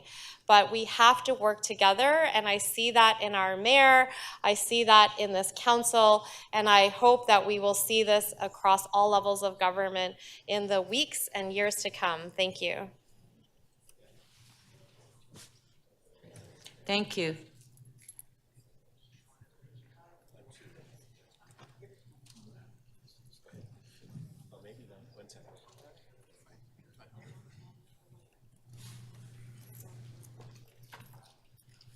Councillor Moyes to speak. Thank you, Madam Speaker, and I too want to thank the new mayor for her efforts to secure funding for this crisis we found ourselves in. I also want to thank as well, of course, Gord Tanner and Denise Andrea Campbell for their efforts. I know for the 7 months I've been here, I mean, they've worked so hard. And so I just want to say that, the work that, our staff do, on the ground is really difficult. As most of you know, my background is, healthcare, working in mental health and addiction and underhoused. So I know firsthand how difficult this job is. So my hat's off to them. But I also want to thank the Black community who came forward and stepped up and helped those that are in need.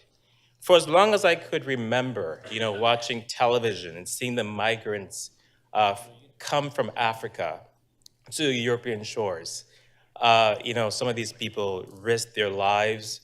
Many people have died along the way, just trying to get to the shores of Europe. And when they do get to these shores, they're not welcome. They're put in jail or in some sort of settlement, and I've always thought, how inhumane that was and is still today. And more recently, when Ukraine was went to war with Russia, I remember when Ukrainians were getting on the trains to go to Poland and elsewhere, Black students were left behind. They were not allowed to get into the trains. And here we are today, 2023, in Canada, and looking at all the Black people who were camped out outside Peter Street. I've never seen such a thing before here in Canada, and it really has broken my heart to see that. You know, anti-Black racism is a real thing still here today in our city.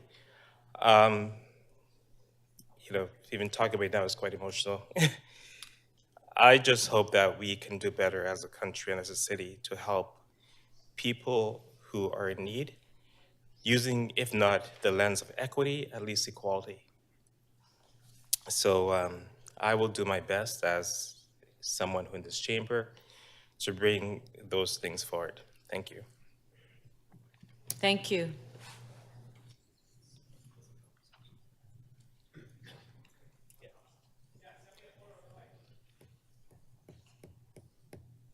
Councillor Carroll?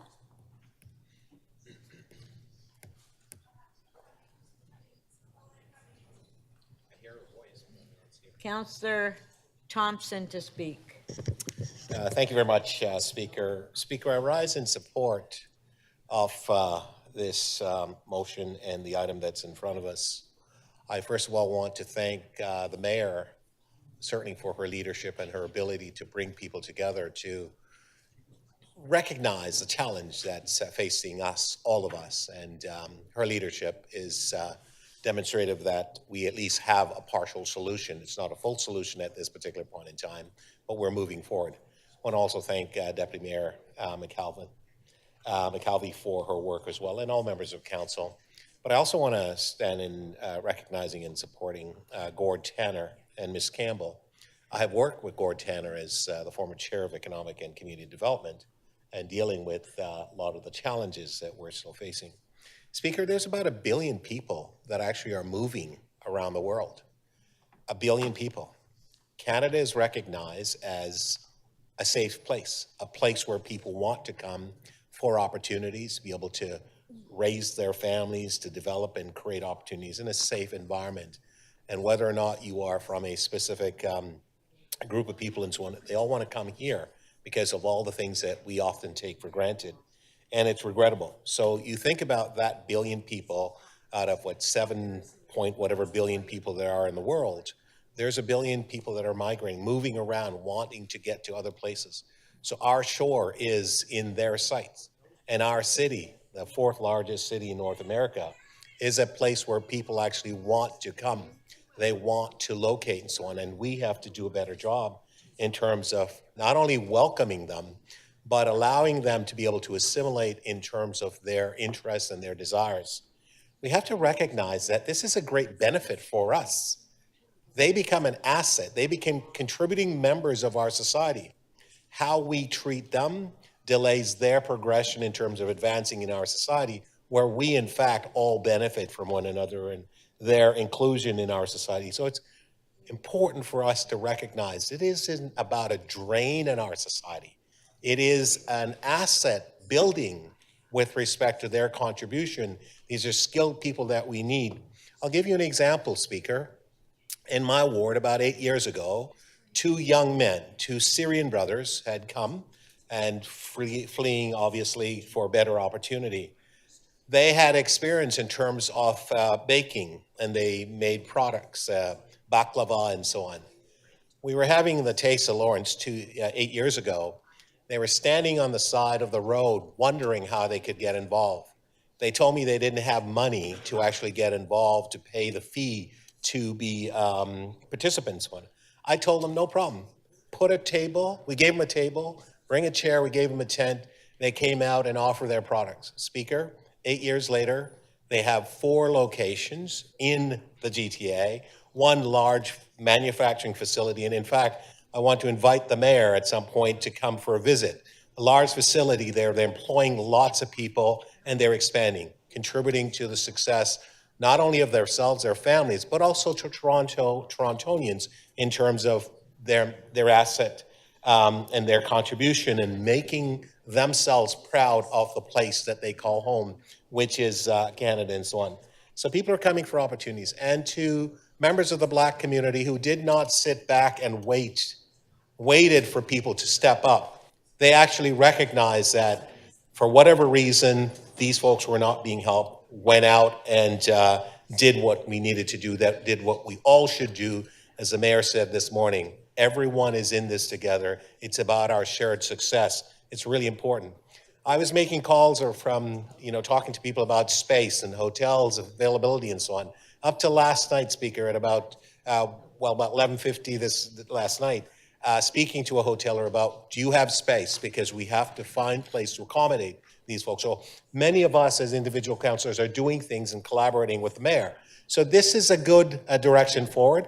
I certainly want to thank the Prime Minister and the Premier for their understanding, their dedication. But I also want to thank the City Manager, Mr. Paul Johnson, and his work and collaboration in terms of recognizing that we need reaches. Gord, hope I don't put you to sleep, but it's okay. We want to make sure that we work together, Speaker. So this is indicative of the future. I'm on board. Thank you.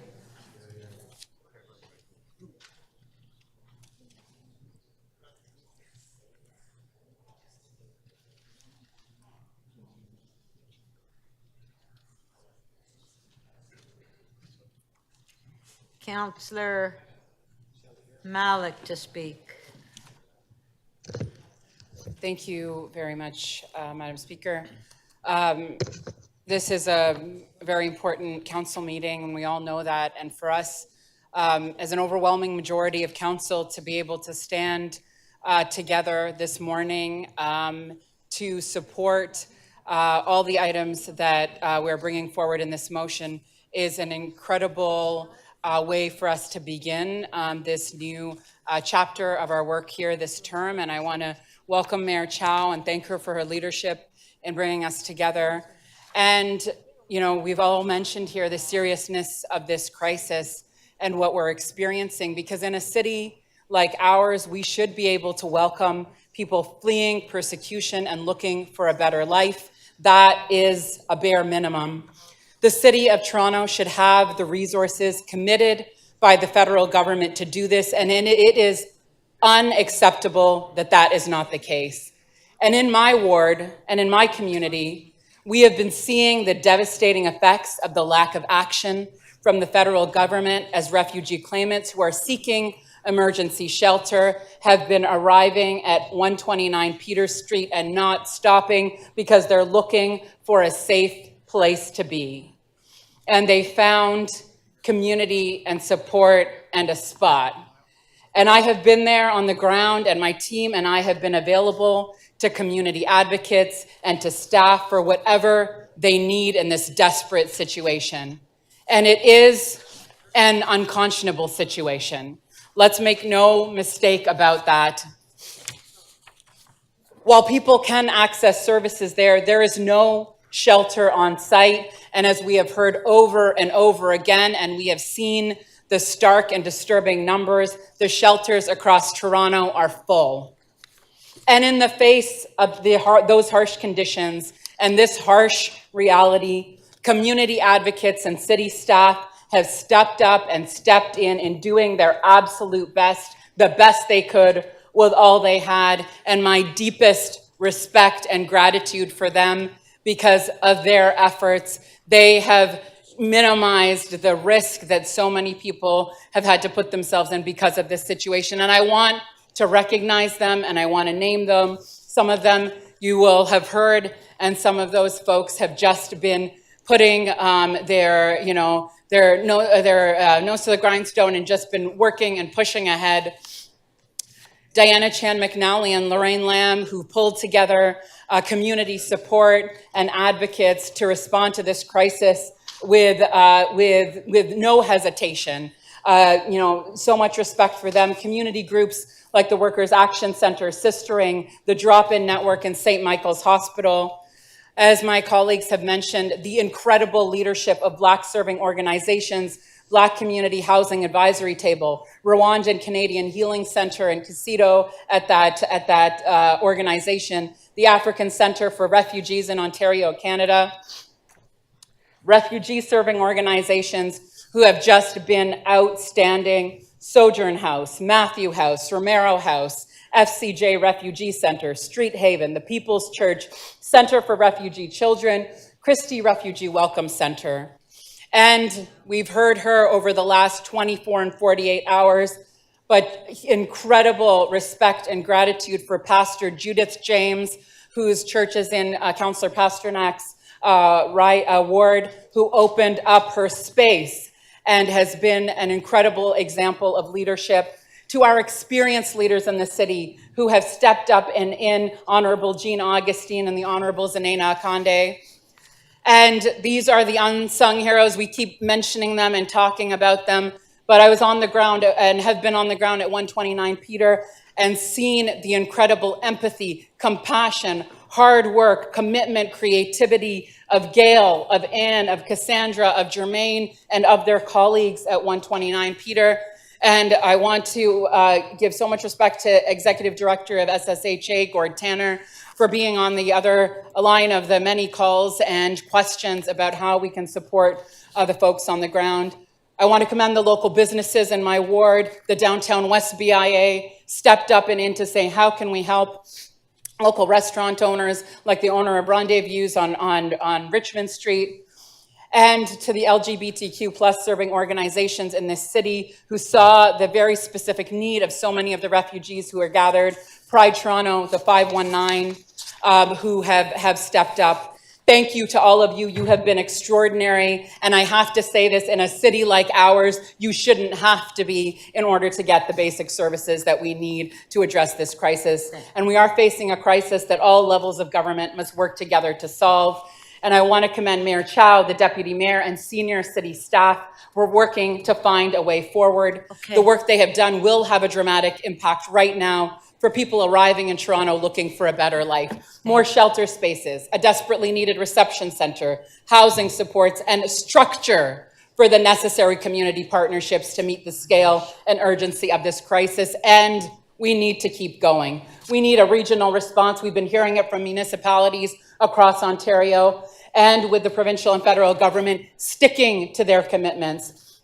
While the city has taken the action that it can, we need to have our federal partners Can you step please up wrap it up, and Councillor follow Malik? through on their commitments to Canada's refugee population and to every neighborhood in this country. Thank you very much for the extra time. Yeah, thank you, Councillor Malik. Councillor Carroll to speak. Thank you, Madam Speaker. I won't have to go over because Councillor Malik has thanked so many people that we all know have been working so hard. I want to especially thank my colleague for thanking Gord Tanner and his team, because that's something they really need to hear right now. The work in your ward and throughout the city has been long and hard and difficult for a long time, and they have never blinked. They have worked throughout. So thank you so much for that, Madam Speaker. I wonder if I might speak through you directly to the mayor, through you, Madam Speaker, to Mayor Chow. If I wind the clock back to May 31st. I'm sorry that I'm emotional about this. May 31st was a very lonely morning for Deputy Mayor McKelvey and myself. That was the day that we had to admit publicly that we are full. There's not a bed left. The encampments began to grow again. Every bed and every additional bed and every place even recapturing the capacity from loosening the COVID guidelines. Still, we were full. And we knew what was going to happen. And that was the day we told the community that. But it was a very lonely morning. Very few of the media came. None of my colleagues came, because everyone was engaged in getting us leadership for this city. The campaign was in full swing. It was May 31st. Think of that time. And so we understood. We said our piece, and we knew, okay, the print media might cover it a bit. But as I walked back to my office with my chief of staff, I said, they're going to understand it the first time we have to say no. And that day came, the very next day. And that's when the community had to step up. That's when the noise had to get louder. And I want to thank you and all of the organizations that I think got even louder when they knew they would have the support for the work that they were doing right there in the mayor's office. And so it all began to get very, very coordinated. Not being pat or trite when I say this, suddenly everyone was stronger together. And your voice came in over top of all of those, and here we are, receiving these funds and on our way.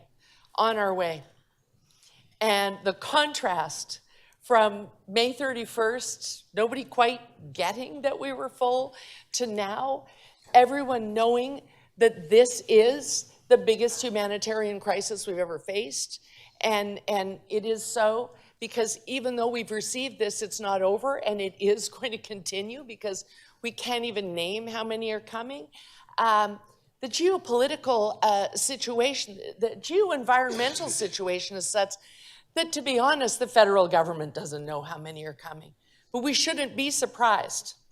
20 years ago, they were telling us in the halls of the UN that we're headed towards an environmental crisis such that there will be no choice. It used to be people came here for jobs or peace or whatever, but the state of the planet now is that people in the southern hemisphere are all heading to the northern hemisphere and to G7 countries and G7 major cities just in search of public sanitation half the time, in search of a place where they don't have to worry about themselves or their children being murdered in the tension that exists there because of these conditions. So we shouldn't be surprised.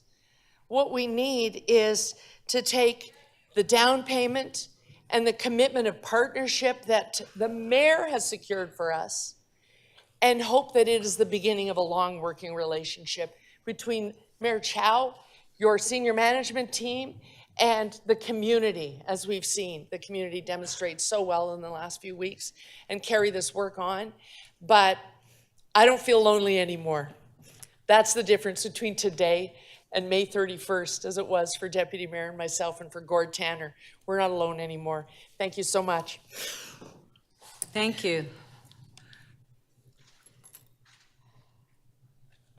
Okay, our last speaker is Mayor Chow.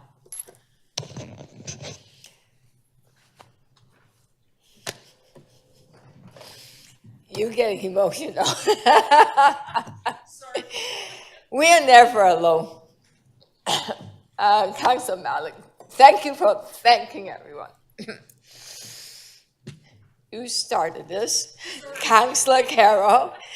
I want to thank everyone for being together, to trust each other, to say that we're never alone as a city council, as member of council, as elected representatives from all levels of government. We're never alone. Only a week ago, at around the same time, I was being given the chain of office with the responsibility of working together with all of you. And at that time, Christopher was here. I mentioned this this refugees from Uganda, how she lived on the street but got her life pulled together and now started the African Center for Refugees in Ontario. And a few nights ago, I saw her on TV. I saw her working in the rain. I saw her helping out. And I said last Wednesday that that is a lesson for all of us, that generosity of spirit that bring us together. And I think it touched a lot of people, a lot of organizations, and a lot of people in power, is that force, that value that keep us together. That made us, yes, it's easy to blame, but let's get over and just keep that hope alive, as Councillor Chang have said. And many of you rose to the occasion. The Black community came together. Refugees Service Agency came together. Our staff came together. Senior staff from all levels of government came together. So this motion in front of us actually encapsulates that spirit of working together. Yes, when I met with the Prime Minister yesterday, he assured me that he is there with us. I met with the Premier, same thing. We're in it together. And you see the result. Yes, it is a down payment, it's a beginning. And as we cast back on the history of Toronto, at that time we called York, we had 20,000 people living in York. 30,000 refugees arrived to the shore. Irish famine. Irish refugees came. At that time, it's more than the number of people here at that time. And the medical officer of health, faith, ordinary residents, citizens, all came together and welcomed them. Some lost their lives because they were deceased at that time. And of course, the Irish refugees helped build this wonderful city of ours, right? So the example, Councillor Thompson, of the Syrian refugees and all of the people we know that helped build this city. Whether we're immigrant refugees, it doesn't matter, we are here. We're here with the blessing, sometimes not, and with the Indigenous community. I just want to say, with the very little time that I've left, to say that as refugees arrive to a city, we want them welcomed at a reception center near the airport, because the Refugees Service Agency said to us, if you put them in many different places, it's hard for us to connect with them. They need to know immediately how to apply for refugee status, how to get a work permit, get their independence quickly. We just need a little support for them. Let's work on that. Let us, yes, we don't have enough space, it's true. Let us open the shelter as many as possible if we can do it. But we also are asking our good citizens to let us know if they have space available so that we can then support those good citizens and provide help for the refugees claimants arriving to our land. And yes, the housing benefits will help that. The funding from the federal government will support that. And we will double our effort. We will do all we can as we trust and work together. I am sure we will feel that we are doing our part in this international crisis. Thank you so much for your trust and your support. Thank you. Okay, so we'll vote on the, have two separate votes, one on the member's motion by the mayor of recorded vote.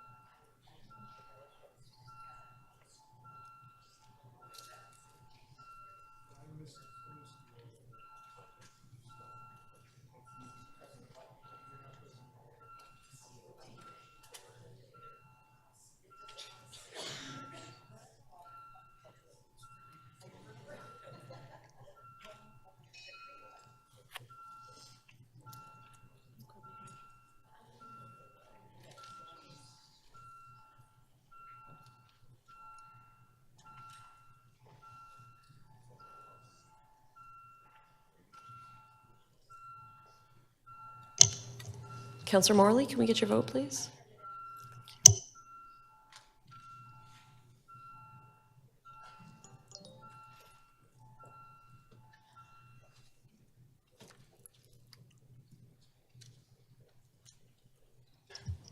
Councillor Cole, how do you vote, please? Thank you.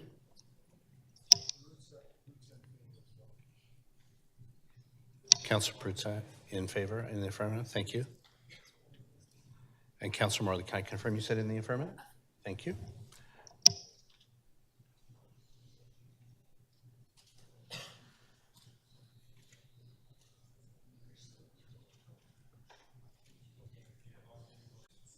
Oh, okay, there's the motion. Councillor Perks, excuse me, motion is on the screen. Recorded vote, Councillor Perks? Okay, recorded vote.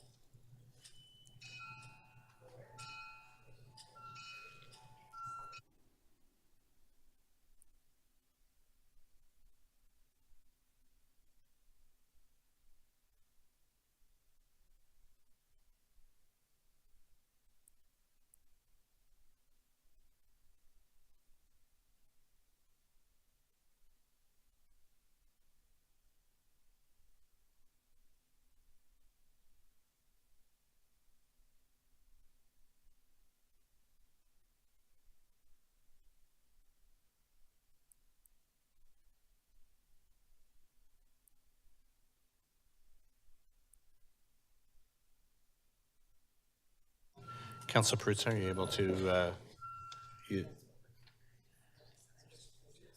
Thank you. Councillor Cole, please, how do you vote? Thank you. Councillor Robinson, are you voting? Yes, in favor. Thank you. Motion 1 on GG 5.4. The motion carries unanimously, 26 in favor.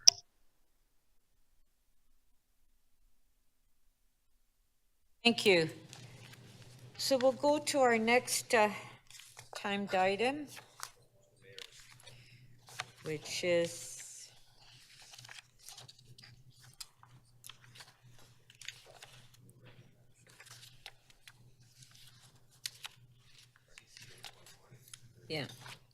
CC 8.1.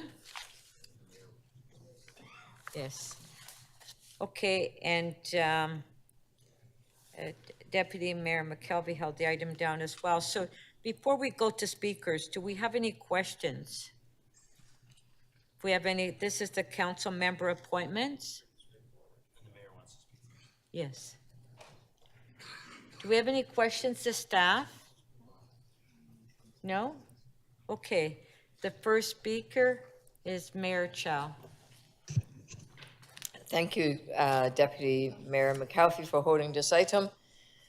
This morning, I issued a mayor decision to appoint Councillor Osman Malik chair of the striking committee and Councillor Alejandro Bravo as the vice chair.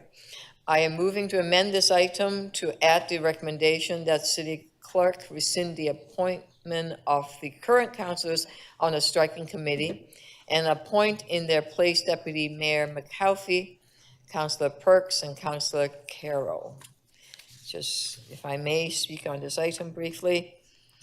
As your new mayor, I want to have a chance to establish a spirit of, well, I know you already have it, I just want to renew this spirit of collaboration, of openness, of sharing ideas, of working together, a new focus on what matters and how much we can accomplish together. And I'm proud to say that our ongoing work, your hard work on the refugees crisis and all the issues that face council, you have done well.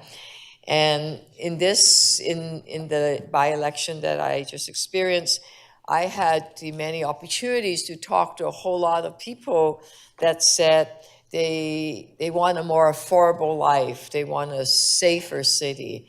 They want a city that cares for each other more. They want to feel more belonging. And it will take time for us to get to where we want to go.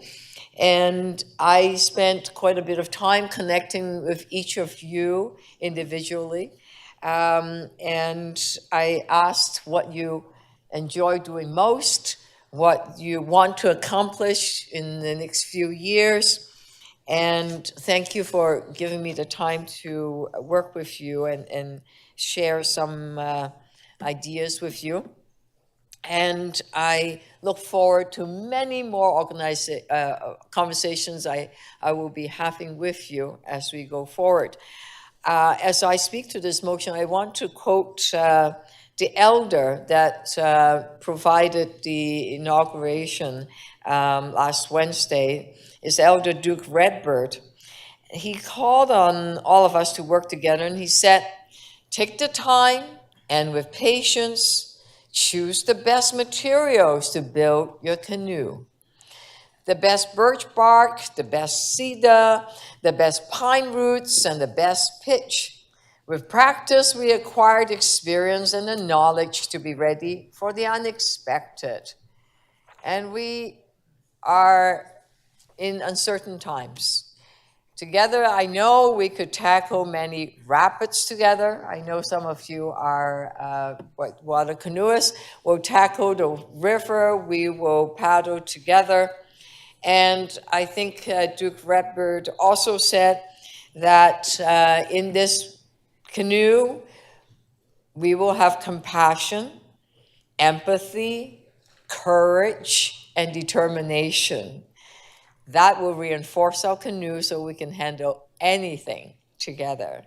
And that's the opportunity we have today. And with this motion, we're creating the opportunity for the clerks to survey each of you on where you would like to spend your time. I've already talked about that. I've taken detailed notes, if you notice, but let's do it formally. And we will check in again, and I will connect again in the summer. If you're away, that's okay. I'll leave a message. We'll find time. And Striking Committee and City Council will meet again later in August to propose members' appointments. If it collides with your holiday, we'll do it by WebEx or whichever way. Thank you for indulgence to allow me to move this motion. Thank you.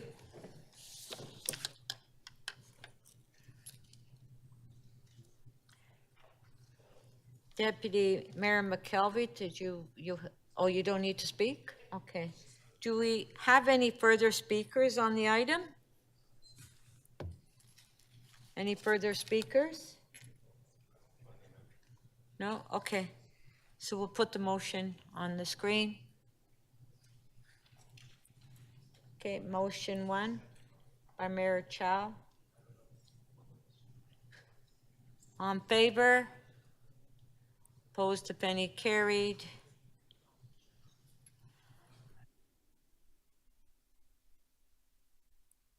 Yeah. Okay, you got item as amended. All in favor, show of hands. Opposed, if any, carried. Thank you. Okay. So we will now go to the top of the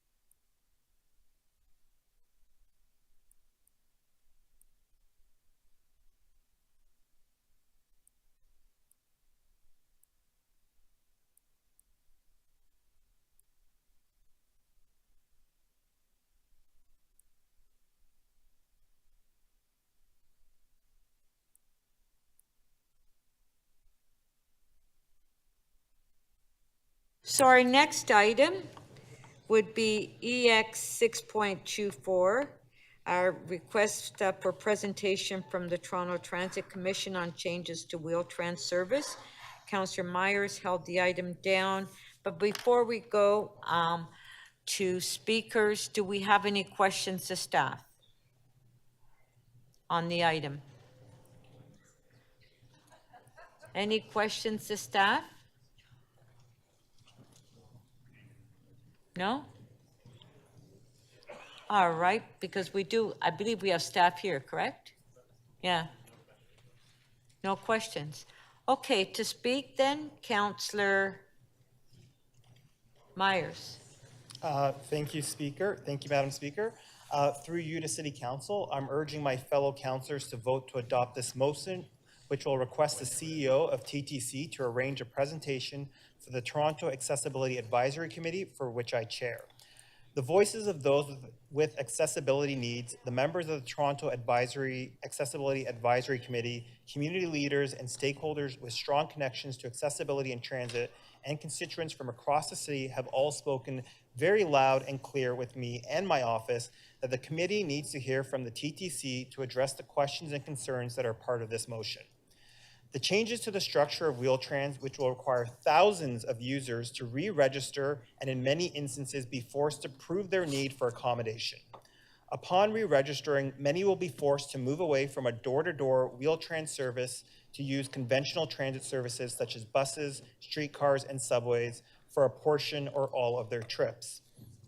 However, if these conventional services were already adequate, members of the disabled community would be using them already. This is especially true for residents who are living in the suburban areas of our cities, such as my ward of Scarborough North, where public transit is more limited and has seen the majority of service reductions as a result of the pandemic.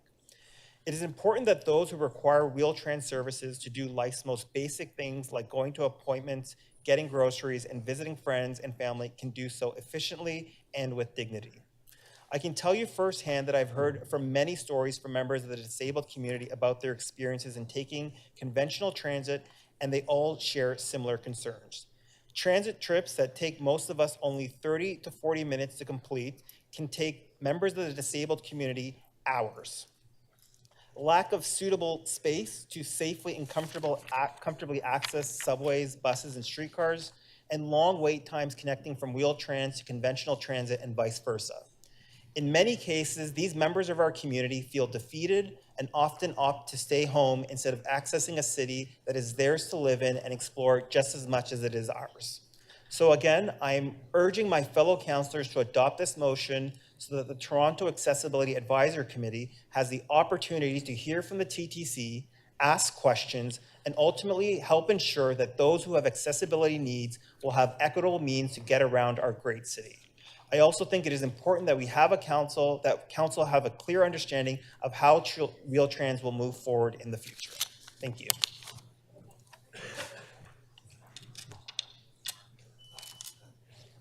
Thank you.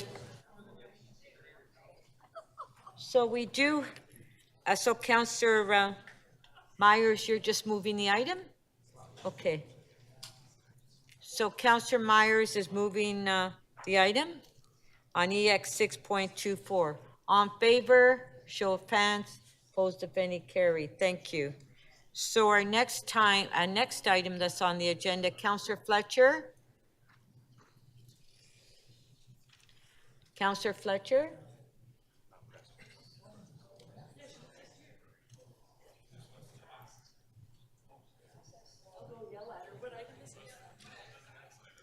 It's EX 6.27. Councillor Fletcher held it down. It's the next item on the agenda for line of credit guarantee for Toronto Artscape. It's a timed item. Speaker, if I may advise, EX 6.2 is marked, I think incorrectly, as a hold, so. 6. Actually, we're just treating it as an error here at the table, and we've cleared it already, so we're in the process of clearing it. So which, I'm sorry, Deputy Mayor, which item were you request? 6 point?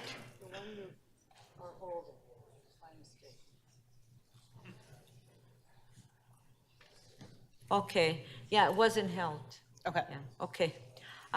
Councillor Fletcher, you held down EX 6.27.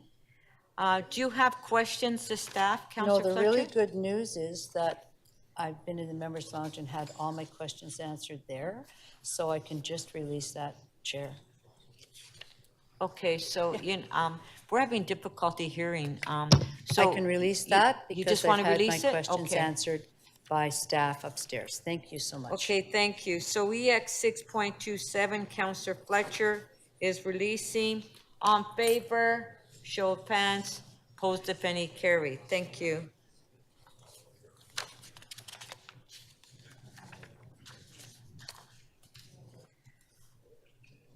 Okay, so our next item is AU 2.5.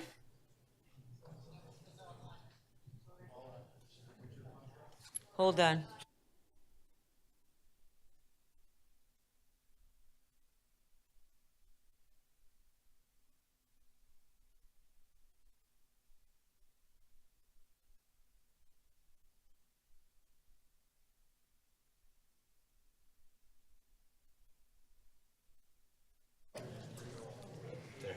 So okay, I guess we'll go. Okay, our next item then would be Board of Health HL 5.4, service agreements awarded and executed by the Medical Officer of Health. Councillor Perks, you held the item down. Do you have questions to staff? Speaker, if I may, I do have questions of the Medical Officer of Health, but I don't think we've had an opportunity to notify her. I also am having a meeting over the lunch period that will give me more information on this item. So if we could deal with it after lunch or some other time, that would be better. And let the give the Medical Officer of Health an opportunity to get here for the item. Okay, so we'll do it after lunch then, yeah. Whatever works best Okay. for you, Madam Speaker. All right.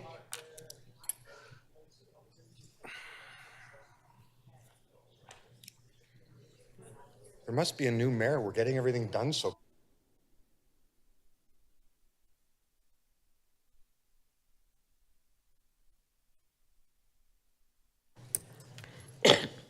Councillor Fletcher, our next item would be EC 5.1 Alcohol and Parks Pilot Program.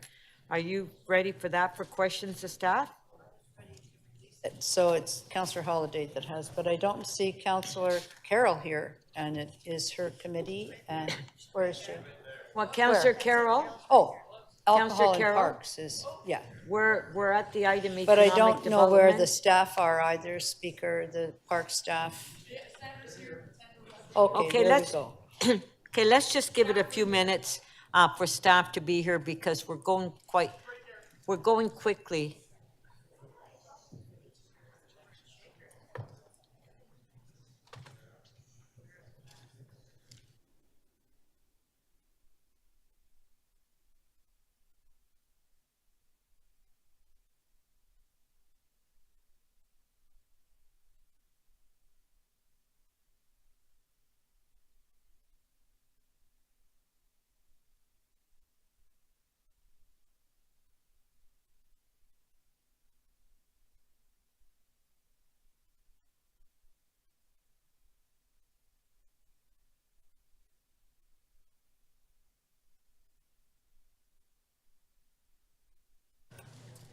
Okay, Councillor Fletcher, are you? Oh, Councillor Holiday? Yeah, you're first, yeah. Can you, Councillor Fletcher, can you just put your name on the screen? Okay. Yeah, it's there now, yes. Councillor Fletcher, questions to staff? Yes, this is questions.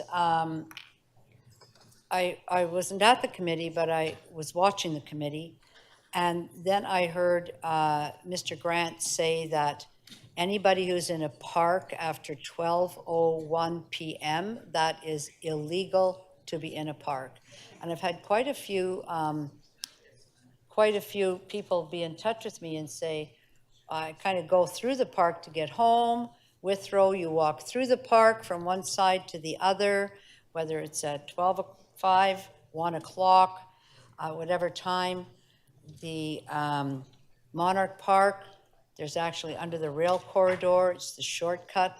So I was a little concerned about that, and I'd like some clarity on that particular statement from the head of MLS, but I don't see him here.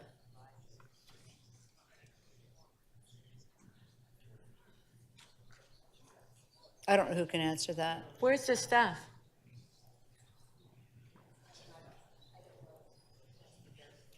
You just call an early lunch, Speaker.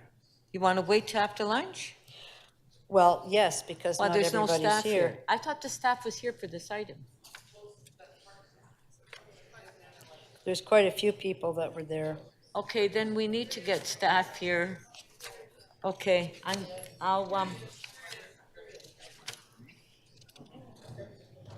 okay, there are questions to staff, if we can please have staff.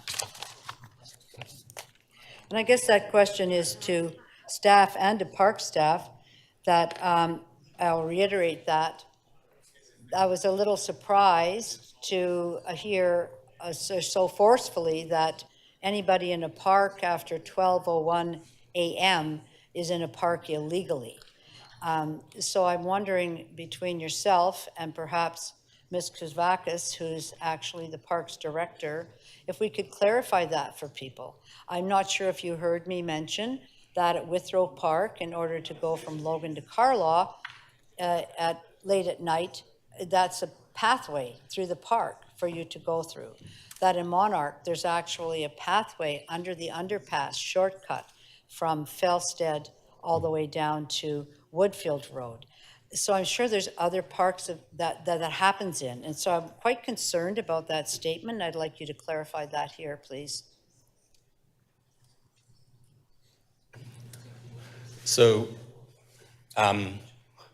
it's a written rule, but you make a very good point. It is an unwritten rule that people can be in a park to traverse different areas after 12:01 or before 5:30. We are not set up like provincial parks with gates, with closures, with staff to make sure that everyone exits. It is a guideline.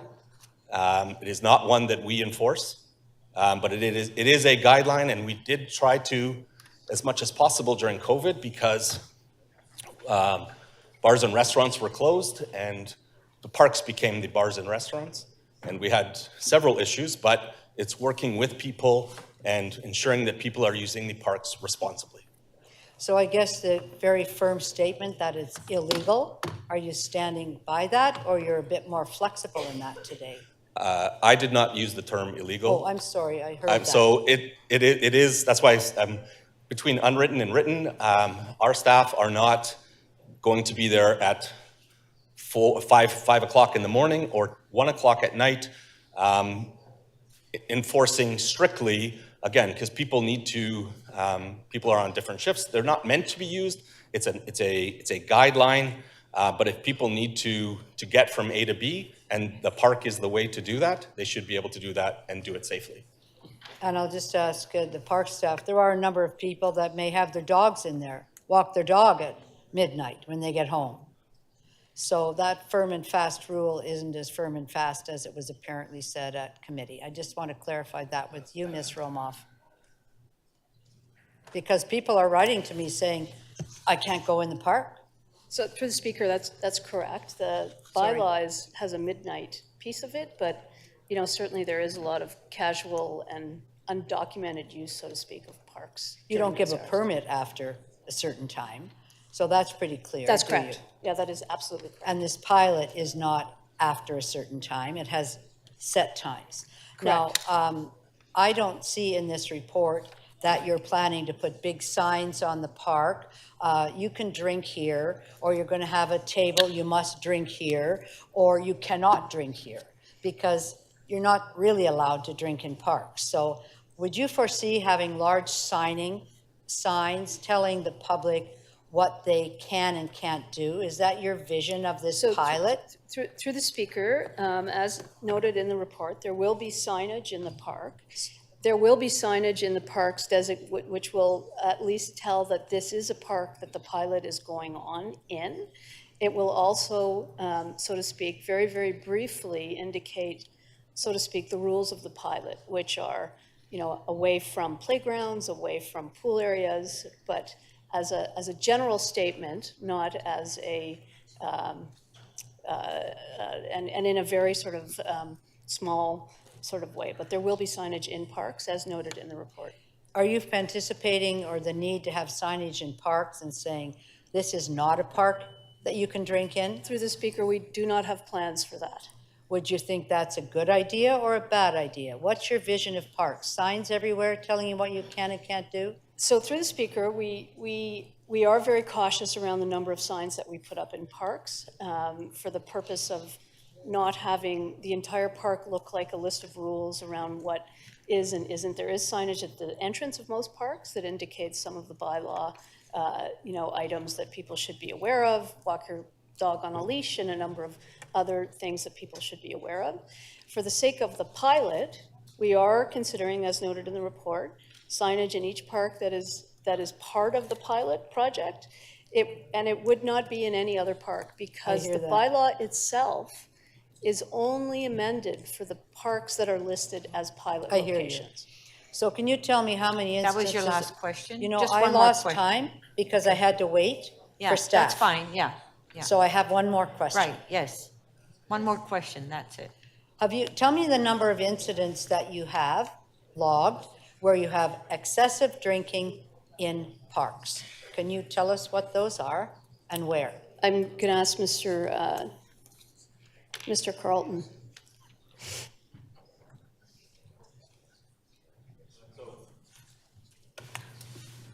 Thank you for the question.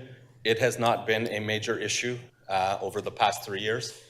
It was an issue in 2020 because of COVID, but it has not been an issue nor a high priority of our division. People mostly do it respectfully and responsibly. And it is, again, there have been no tickets issued in 2023. And our colleagues in other cities haven't had enforcement issues either. Thank you. Thank you.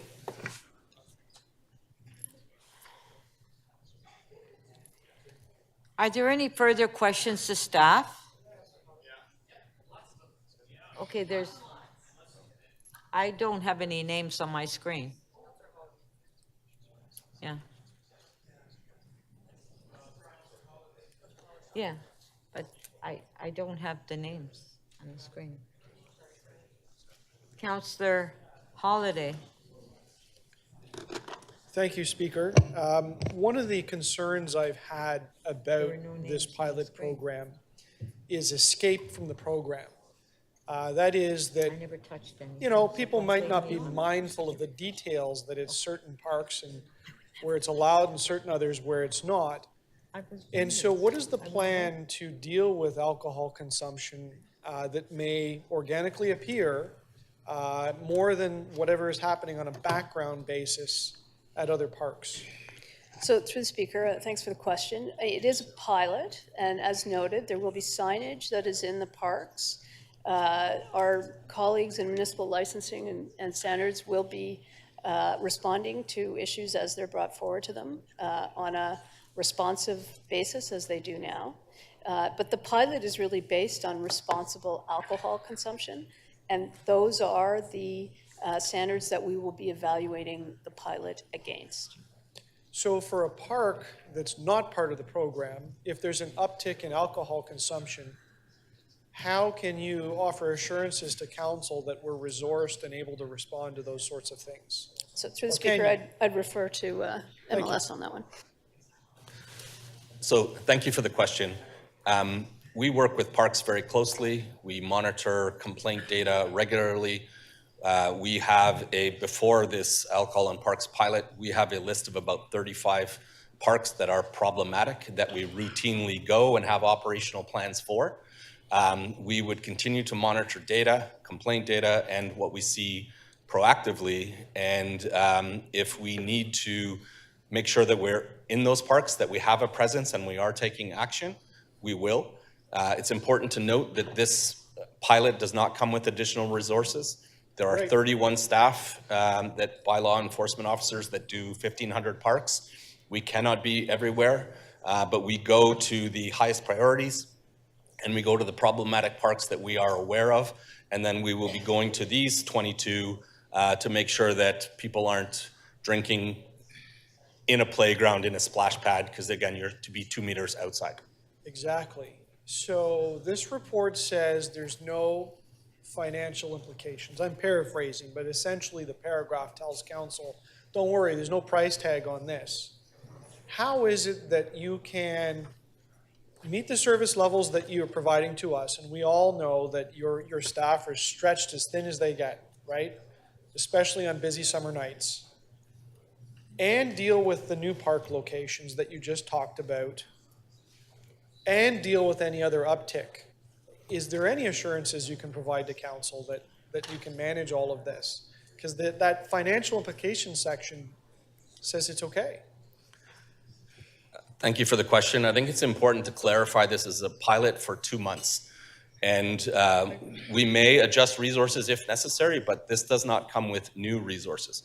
The part of the plan and to monitor the situation and the results of it after 2 months, we will build that in if there are pressures, and then we need additional staff to look into this as part of the 2024 budget submission and part of whether this pilot is recommended to go from a pilot to a permanent. Okay, thank you. My next question is for parks, if that's okay. It's an easy one.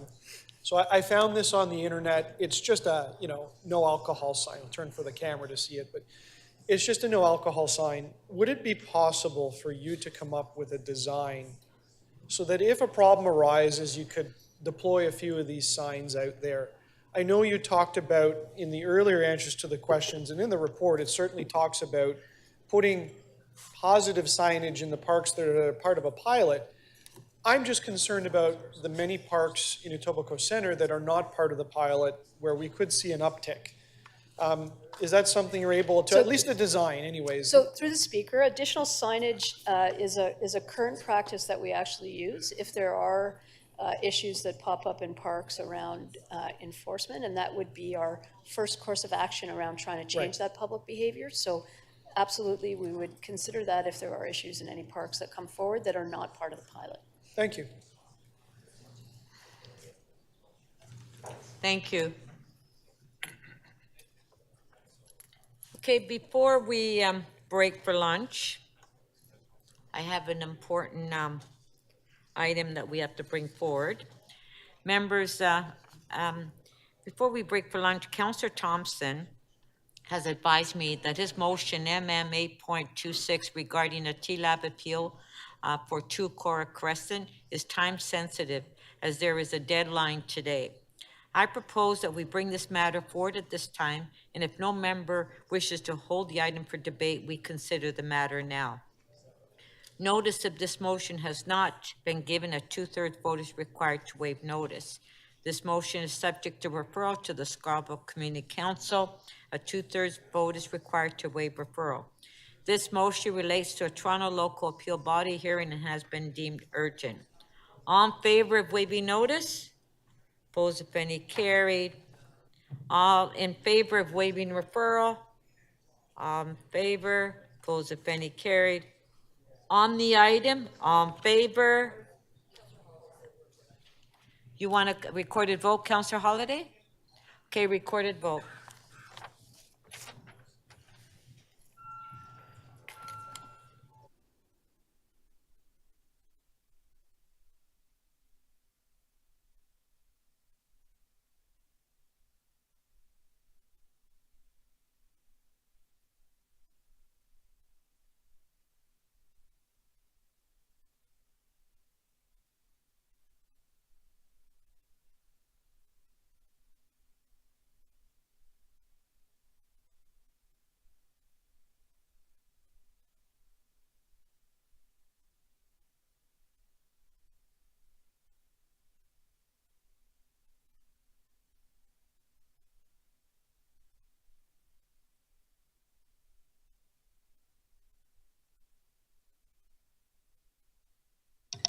Councillor Cole, how do you vote, please? Thank you, Speaker. The item is adopted. The vote is 23-1. Okay, thank you very much. We'll now point of order, Councillor Perks. Just one moment. Point of order. Speaker, on items like these, it might be helpful in the future if it could be part of the standard form to know if we're upholding the decision or opposing the decision. and what the original staff recommendations were. I literally did not have time to understand what I was voting on there. So that's just some advice on how these urgent matters are put in front of council Yeah, that you might consider in future, We okay? could have, yeah, it was a Yeah, member's thank you. motion. I And I guess appreciate we that. could have put it on the portal earlier on that member's motion. Thank you, Councillor Perks. Thank you. Thanks. Yeah, I know, but they didn't have time to. Okay. Okay, members will now recess to 2 o'clock for lunch. Thank you.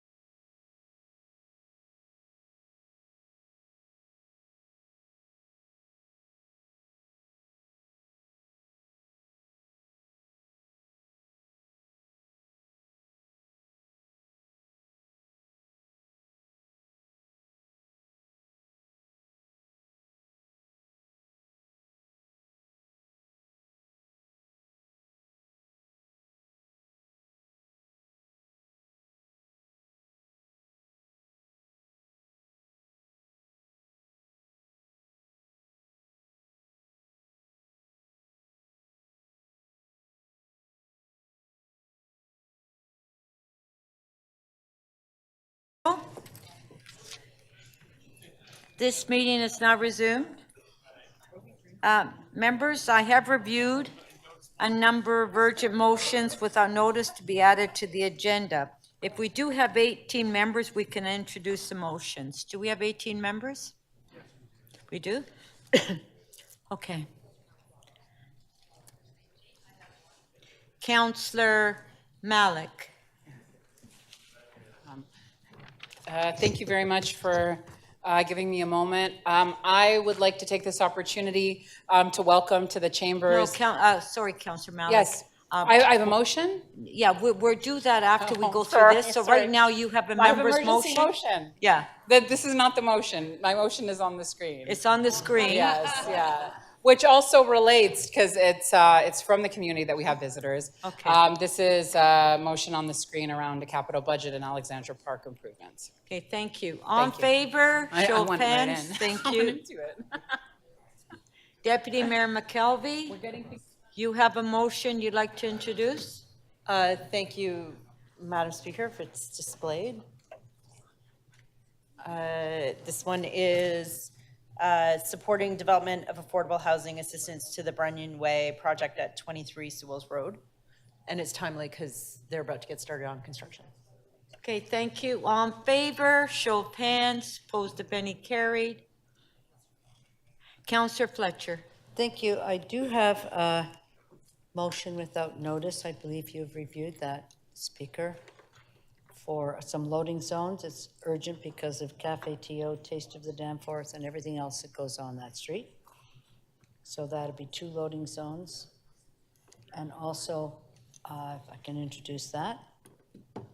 Okay, thank you. And then I would release CC 8.3. Okay, hold on. We have to vote on this first, Oh, I'm please. sorry. Okay, all in favor on the introduction of the motion, all in favor, show of hands, opposed, if any, carried. Thank you. And Councillor Fletcher? CC 8.3, Annual Report of the Toronto Lobbyist Registrar for 2022. Thank you. Okay, I'm so sorry, I didn't hear anything. I'm sorry. CC 8.3, Annual Report of the Toronto Lobbyist Registrar for 2022. I'm holding that, and I'll release that, Speaker. Okay, so if we can just put that on the screen. Okay, all in favor, show of hands, opposed, if any, carried. Thank you, Councillor Fletcher. Members, before the recess, council was considering item EC. Councillor Fletcher? On CC 8.8, I held that for Councillor Sachs because she had to step out, and now I'd like to turn that back over to her for the whole, please. Okay, thank you. Yeah, thank you. Okay, so members, before the recess, council was considering item EC 5.1 and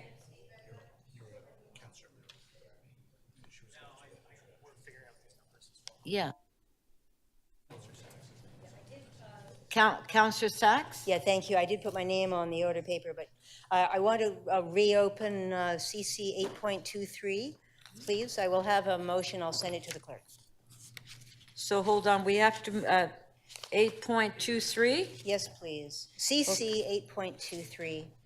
Yeah. I thought I had filed the motion, but apparently I didn't, so. Okay, see, 8.23, that's 906 Yonge Street, right? Yes, if you can Okay, so- reopen it and I'll submit my motion. Councillor Sachs is asking if that item could be reopened. On favor, show of hands, and we'll hold that item in your name, Councillor Sachs? Okay, Thank you. Thank you. Members, before the recess, council was considering item EC 5.1, and we returned to that item. But before we do that, I would like to acknowledge Councillor Malik. Thank you very much. I appreciate just taking a moment. I'd like to welcome the students taking part in the Leader in Training program at Scadencourt Community Center in the energetic neighborhood of Alexandra Park, just down the street from here along Dundas. Can we welcome them?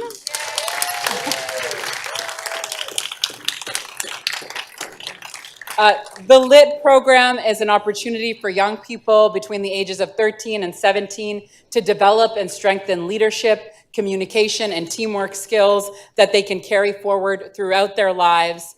And in my view, from the time that I've been able to spend with them, I got to visit them earlier in the week at Scaddan Court. They are not just leaders in training, they are leaders in their communities right now, and they're going to contribute, continue to contribute to the many ways that our city thrives. And I'm so excited to see how they continue on their journey and let their light shine bright. Thank you for being here, and thank you all for giving them such a warm welcome. Yes.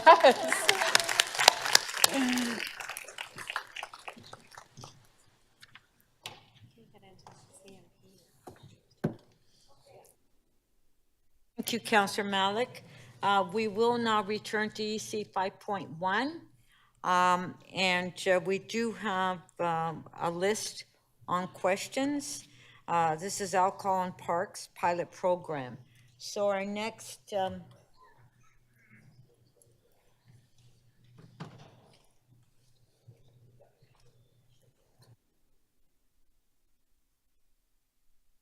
okay, Councillor Cheng, questions. I can't get in. Hi, thank you, through the chair. I'm just wondering, is there a reason we have a different approach to cannabis in parks versus alcohol? Are people allowed to smoke cannabis in our parks? Through the chair, I think I'm going to forward that to Toronto Police, who I believe are online or virtually.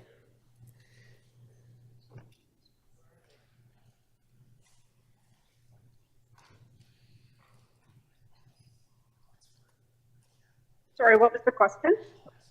Is cannabis smoking allowed in public parks in Toronto? That'd be a Toronto bylaw that's in effect. I know there's certain areas where you can and cannot smoke.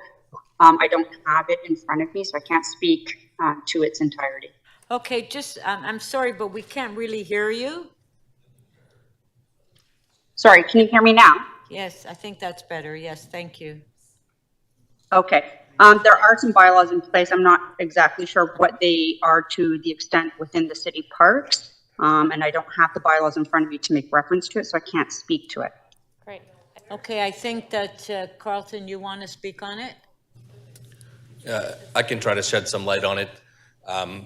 Cannabis closely follows the smoking bylaw. And again, it wouldn't be permitted in parks close to an entrance of a building or close to a playground or a sports field. There are rules around location to, again, sports fields, playgrounds, and proximity to a door. So in general, because when I'm in parks, I often do smell something that is happening. We're not policing, and we don't have a program about cannabis in parks. But so I'm just wondering why we are implementing alcohol in parks and why something similar would not apply. So cannabis is a legal substance in Canada, and it's permitted to be smoked. But again, with the restrictions I noted in my earlier answer about playgrounds, sports fields, and entrances. Okay. And just through the chair, just to add to Mr. Grant's response, the alcohol was recently, the provincial legislation was recently changed to allow the personal consumption of alcohol in parks, although those parks need to be listed and need to be part of the bylaw, the parks bylaw, which is one of the recommendations that is before you today. Oh, great. Okay. Councillor Cheng, before you continue, the individual that was on the phone, can you please identify yourself and put your video on, please? Whoever is on the line, I have no idea who's on the line. They haven't identified themselves. Through the Councillor Madam Cheng? Speaker, it's Rhonda Thomas from Toronto Police. Okay, can they turn their video on, please? Okay, Councillor Cheng, I'm trying to continue. So Is my video on now? Yeah. Oh, there we are. Okay, thank you. So I'm having, Thank you, sorry. I'm having trouble with my CMP, so I can't see the report, but I recall there was a piece about public health being consulted and that the impact of alcohol would be something that would be included in the signage. So is there a preliminary sign that has been designed? What type of information that's going to be displayed? So through the speaker, we have a preliminary design that we have consulted with our communications colleagues about as well, that, as I mentioned earlier, designates and announces the park as part of the pilot, lists the restrictions around 2 meters from playgrounds and other things. And there is also some public health messaging on it around drinking responsibly, as well as legal drinking age. And I believe there's also a message around where to go to receive support for any addictions. Right, so it's a pretty big sign because there's a lot of content to put on a sign. I'm wondering, because we are in a pilot and we're collecting information, would there be an opportunity to put a QR code towards a survey so that when people are in the parks and they want to give input about the program, that they can easily have their voices heard? Through the speaker, we do have that as part of the implementation plan already. There will be QR codes. There'll also be an opportunity through our website and through our social media channels to be able to participate in the survey. And that will be part of the report back when the pilot is over. Great. I look forward to seeing your signs at Lee Lifeson Park. Thank you so much. Thank you. Counselor, just a sec, Counselor Fletcher? Sorry to do this, but it's just a little hard to hear. And I missed Ms. Romoff saying that the province had now changed so there is alcohol allowed in parks. I'm wondering if she could just say that again. So exactly. Certainly, through the speaker, maybe I'll go closer to the microphone as well. That would be great. Thank you. So the provincial legislation was changed recently, I think within the last 18 months. I'm looking to Carlton. That now allows the consumption of alcohol, personal consumption of alcohol in parks, although it has to be on the approval of the local city council, and it has to be included in the parks bylaw of that particular municipality. Okay, thank you.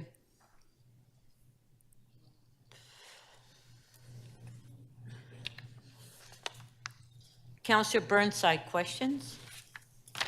Yes, thank you. Through you to, I believe it's to MLS. What's your approved strength for enforcement activities? Are approved, sorry, could you repeat the question? Yeah, no worries. What's your approved strength for enforcement activities? Across the city, we have 280 bylaw officers, of which 31 are responsible for parks and open space. And what's your, so that 31's your sort of approved strength, and how many? For this particular area, correct. For parks? Yep. Okay. Oh, and how many do you actually have across the city and then in parks? So again, the entire city has 280 Oh, bylaw officers. That's all, because we enforce over 30 bylaws. This parks piece and parks and open space, we have a dedicated team by district, and we have 31 people, of which there are 7 vacancies in that area right now.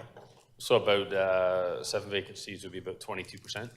That's About correct. 1 in 5? Our vacancies are very fluid. At the beginning of the year, it was 11%, that climbed to 16, and now in that area is 20. So it's always changing. It's very fluid. So you're approved for 31 and you have?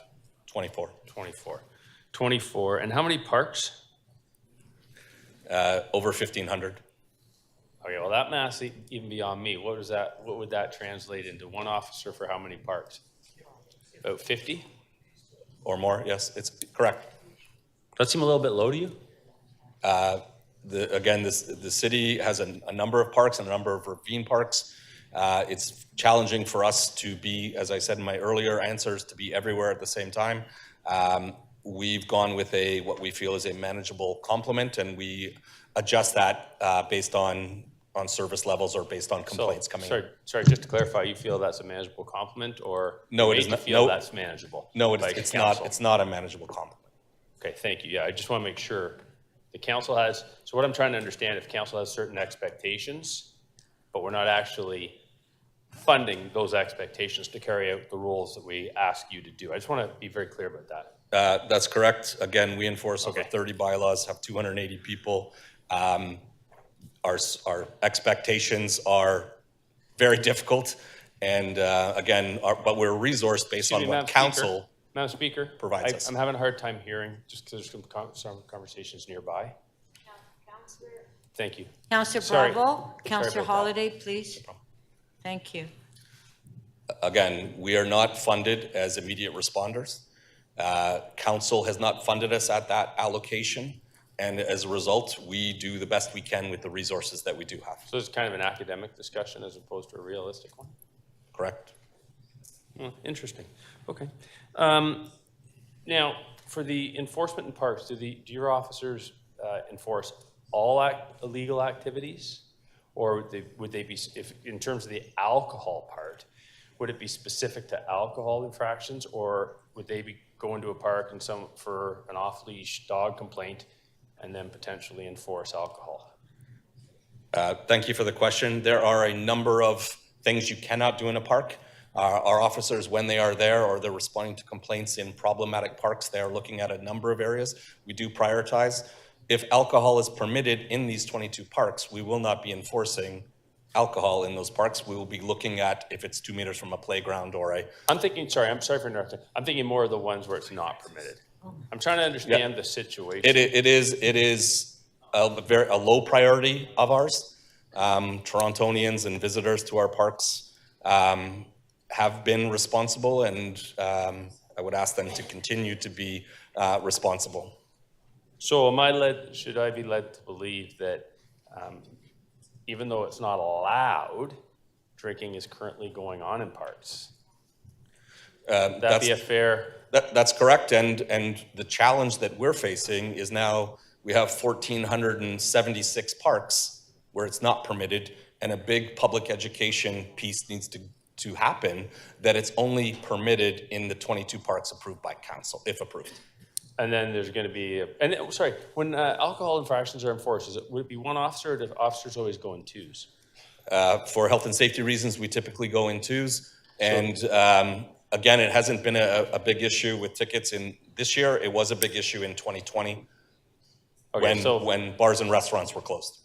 Okay, so I find the whole situation somewhat bizarre, but I really do appreciate helping to educate me on what's going on. Thank you. Thank you.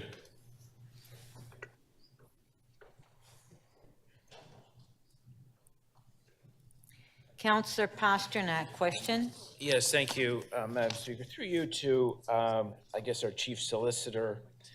With the liberalization of access to alcohol on city property, what would be the liability of the city should people get into a collision, there's personal injury, maybe death, maybe there's a fight? What exposure do we have under this policy? Through you, Madam Speaker, certainly any time a property owner allows certain activities to occur on their property, there is potential liability that could flow from that. However, in this instance, there are things the city can do to manage that. And I would also add that the city has already chosen particular areas of parks and particular parks, and will be erecting signage and training staff. So the city will certainly do what it can to minimize those risks, and the risks are lower than they would be.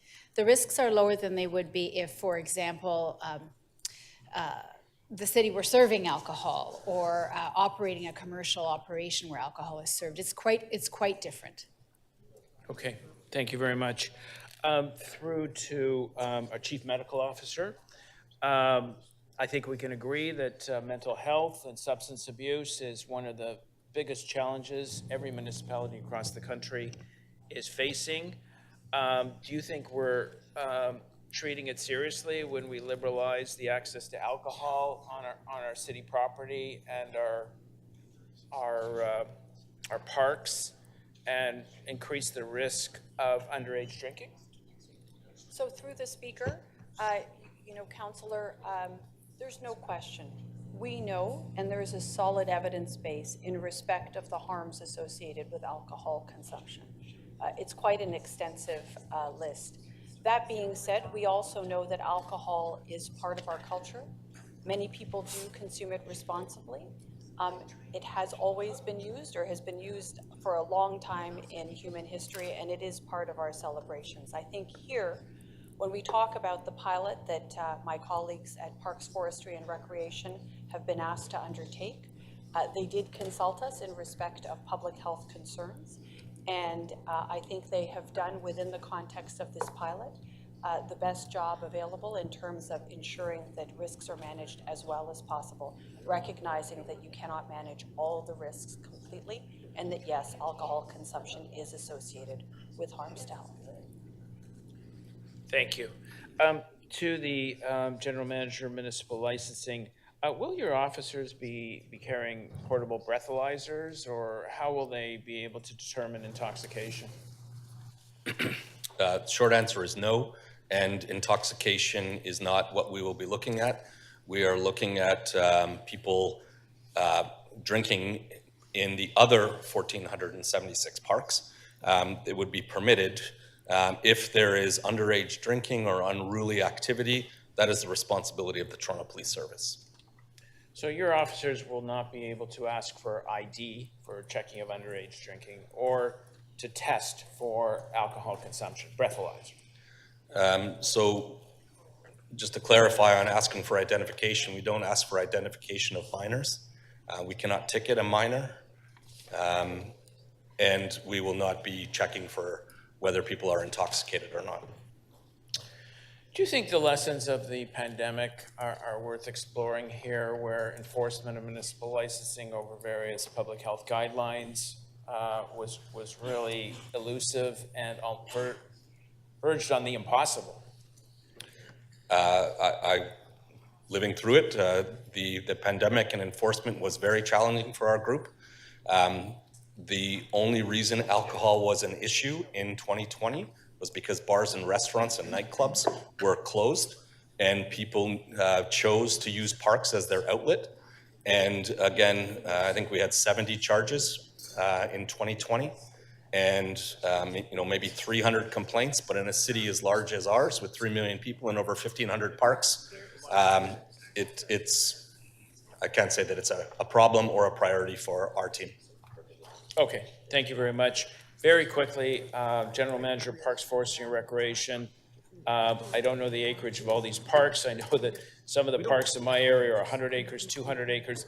What's the likelihood of either Toronto Police Services response or municipal licensing response being called to a park and actually finding the location of where an incident can occur? Through the Speaker, with respect, I'd probably ask Mr. Grant to answer that question, or Toronto Police, who are online as well.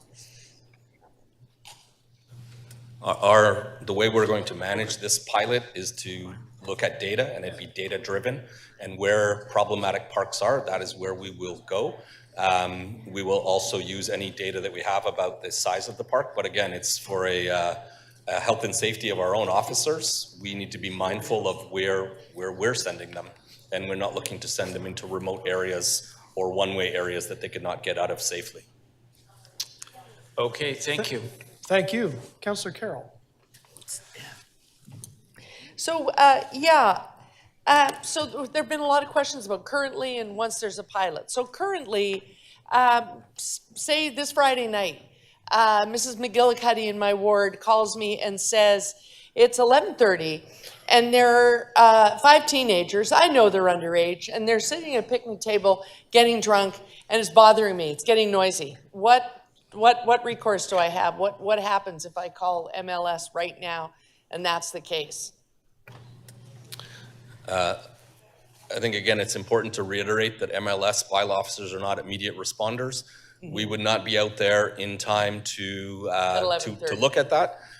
What we do, again, based on data, is if we have problems every Friday at 11:30, right, that is when we would go. It's very similar to our approach with dogs off leash. You cannot respond to a dog off leash call that same day. It needs to be, again, data driven, where we know it's happening and it's reoccurring, and we would go that particular day and time to see if it was happening. But and that's kind of been the history, hasn't it, in these cases? I think we heard you say this at committee. Often as not, if that's the problem, it's been the problem all along. Somebody's got a sweet little deal where somebody is procuring the underage alcohol, and they're showing up in pretty much the same spot, same time every weekend.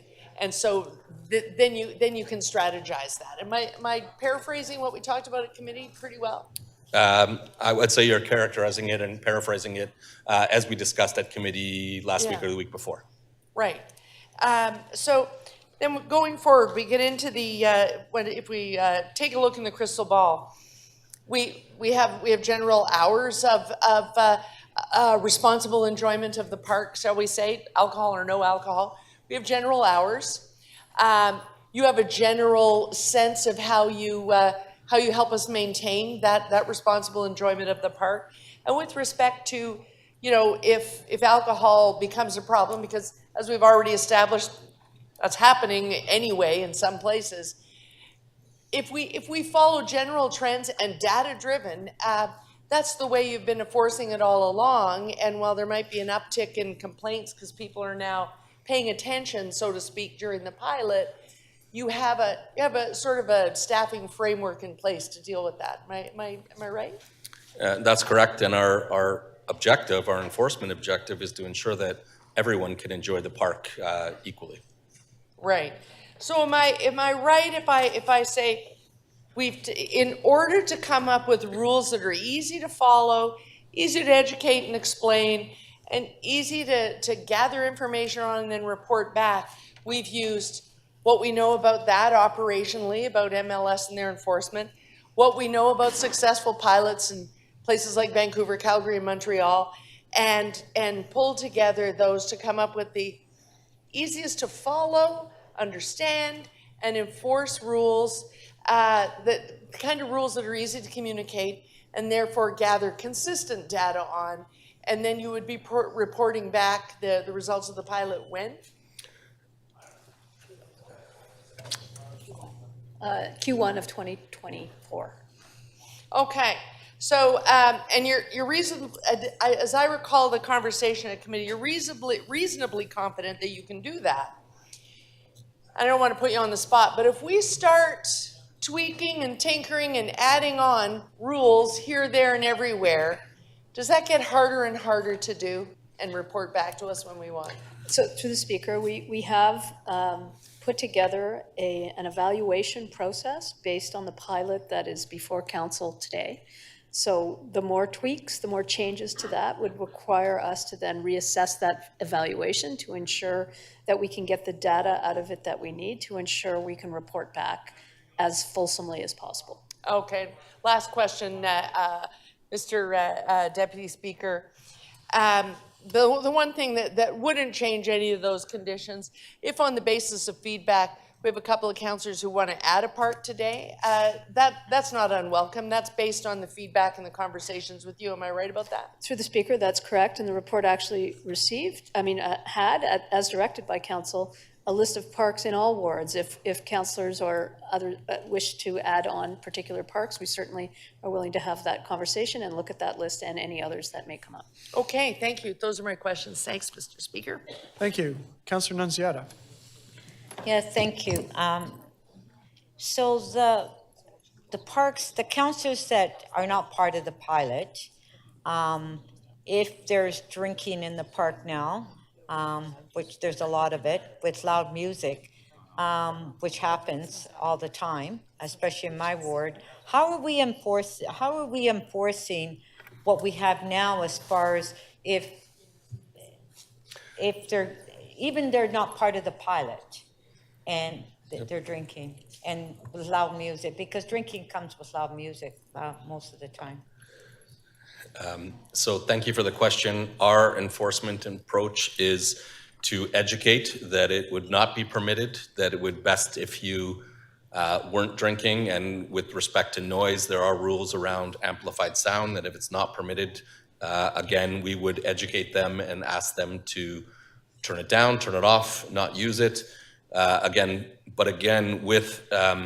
It's a very challenging to enforce, and drinking, if it's excessive, we need to bring in the police.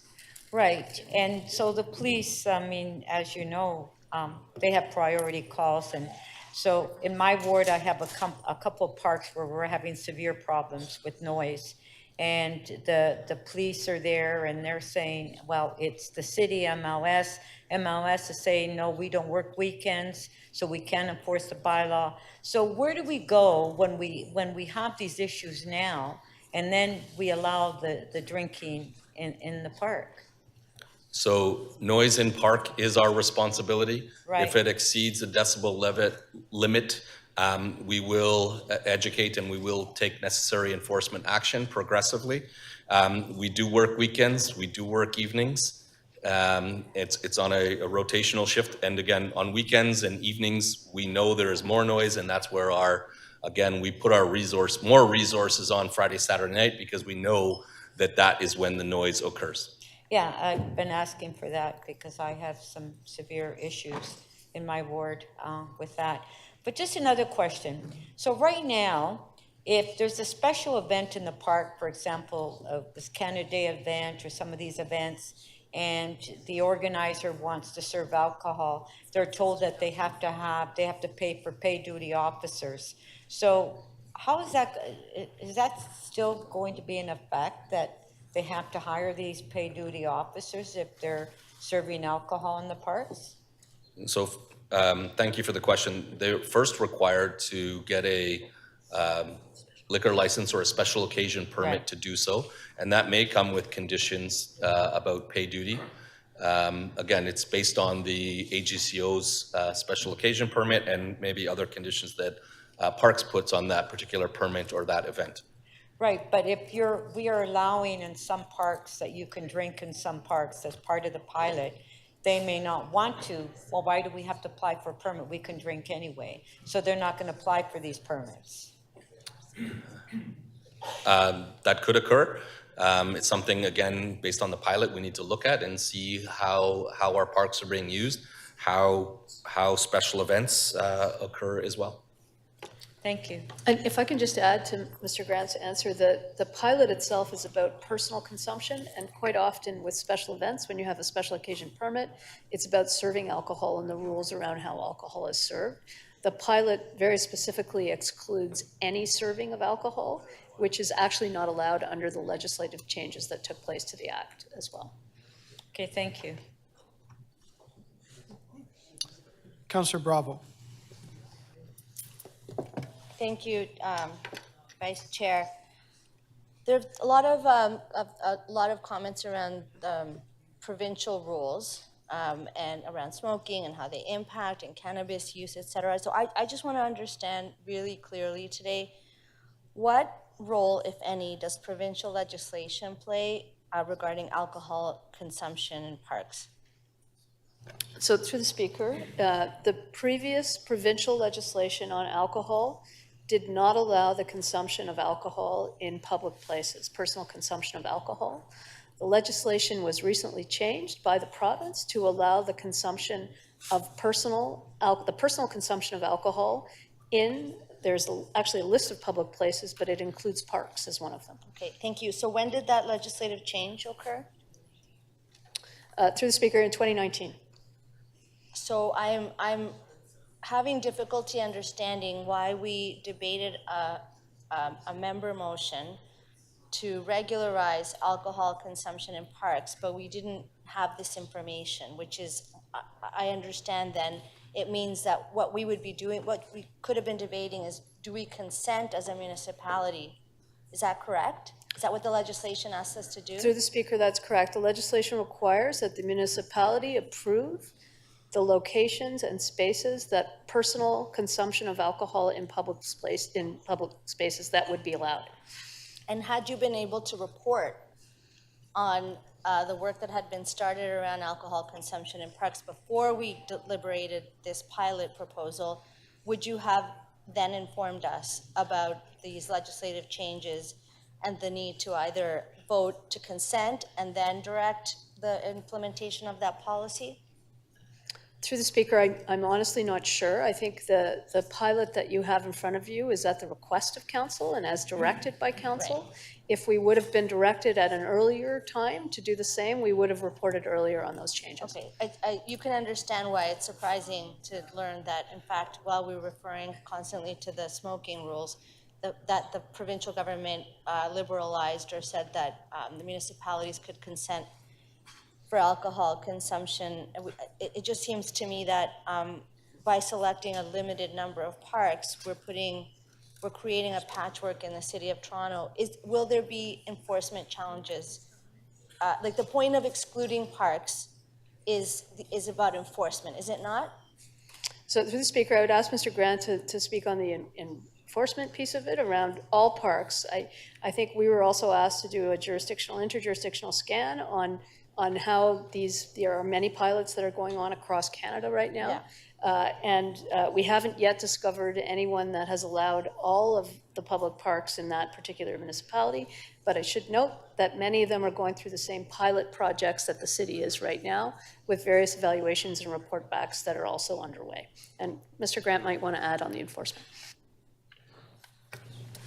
It's my understanding that other municipalities that have implemented pilots and moved from a temporary to a permanent program have not had issues with enforcement. Okay, so other municipalities would include Montreal and Vancouver, for example.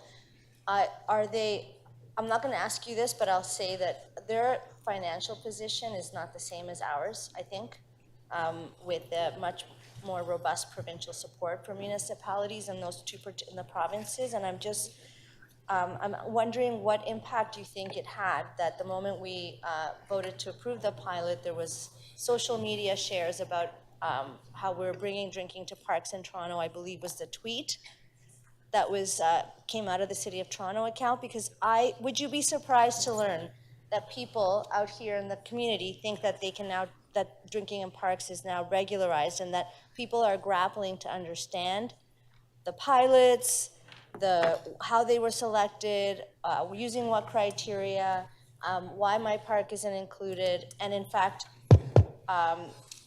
where drinking is occurring in almost every public space. So through the speaker, we do need, as Mr. Grant has articulated, public education on where these pilot locations are.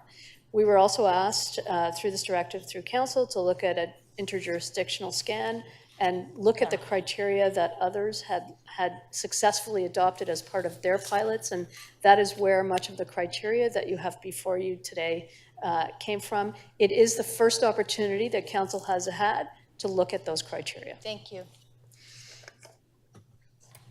Thank you.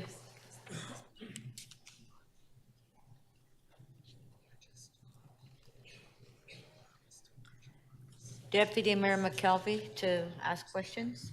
Thank you, Madam Speaker. How many tickets did we issue in parks last year for drinking?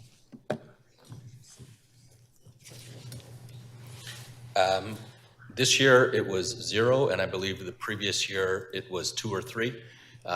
This is not a high priority, nor has it been problematic. The year it was most problematic, again, I'll repeat, was 2020, when bars and restaurants were closed and our parks became the de facto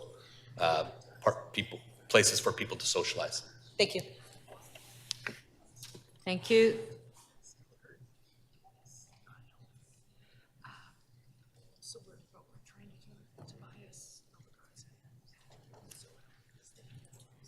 Councillor Crisanti, questions?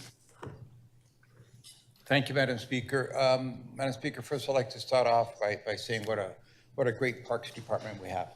They do a phenomenal job, and I just can't help but think, aren't you adding a whole lot of workload? And is this a good idea? But that's not necessarily the question. What I want to ask you is, there are concerns already. Drinking and driving is an issue. Public intoxication. When you're drinking in a controlled environment, at a restaurant or a bar, it's controlled. There are no controls here. So is there a plan other than what I've heard so far in terms of implementing any controls? So you're correct that there is no smart serve, there is no over-serving, because you're right. So you make a good point there.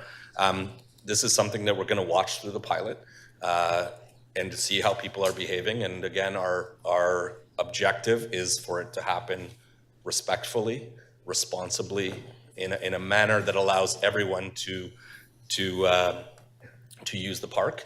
Many of the sites are close to TTC stations. I think that was part of the criteria, that it not encourage driving. And so we're trying to set up the pilot for success, to learn from it, and then to make decisions moving forward. Okay. So if I may, through the speaker, if I could add, sorry, Councillor. I think Mr. Grant spoke very nicely to the way in which the parks were chosen, trying to limit, risks and to take into consideration health risks, access to public transit, access to washrooms and water. And of course, the other important component that he spoke to has to do with the monitoring and the evaluation. That actually fundamentally is the role of a pilot. It gives the opportunity to actually assess, see what happens, and then make decisions armed and equipped with information. Okay, thank you for that additional information. Access to public transit, that's always good. However, given the issues we have with public transit as well, and now we're adding additional influence of alcohol, I'm not sure that that's a good mix right there. And then, maybe I can have a follow-up question on alcoholism. And isn't there a concern that maybe this could add to people who are maybe having issues in that area?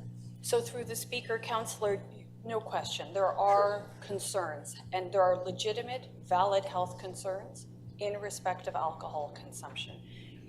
We know that alcohol consumption is associated with health harms.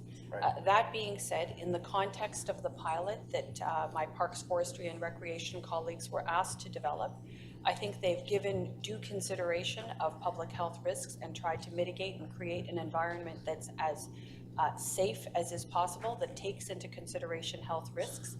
And the very nature of it being a pilot actually allows for monitoring and evaluation. And then finally, as we've heard from my colleagues, both from MLS and from PFNR, the experiences from other jurisdictions that have already embarked on these kinds of pilots have demonstrated that, they've had reasonable success. And obviously, we're going to be looking for that and hoping that we have a successful implementation as well. All right, thank you. How many enforcement officers do we have to enforce all of our parks? And by the way, how many parks do we have as of today? So, sorry, I've been asked this question before, so I know it. Yeah, I know. Sorry. Well, then the answer should be quick. Over 1,500 parks, and we have 31 bylaw officers that are responsible for parks and open space. Okay, so the point is, they're already very stretched. That's correct. Right. So, is there a plan to supplement that with maybe 31 more? During the pilot, there is no intent to add additional resources. We are going to see how it works over the first 2 months. And if the pilot moves forward to permanency, we are going to have to look seriously at resources and what's that right number and what is the associated funding that would be required from my colleagues at council. So we'll assess all that during this pilot project. Okay, I'll leave it at that. Thanks so much. Appreciate it. Thank you.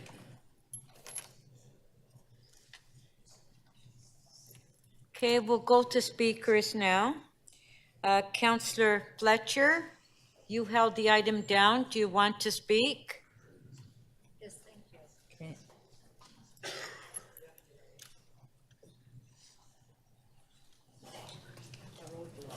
Councillor Fletcher to speak. Thank you, Speaker. I do have a motion. I'm just going to be adding a park today. I'm going to add McCleary Park.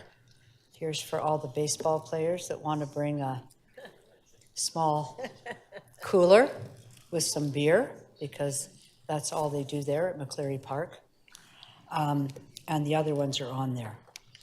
I guess today, one of the things that has surprised me the most, and perhaps I didn't notice it previously, or perhaps we're just getting that information previously, that Ms. Ramos has just given us, is that within the last 18 months, the province liberalized all of the rules for personal consumption of alcohol in parks.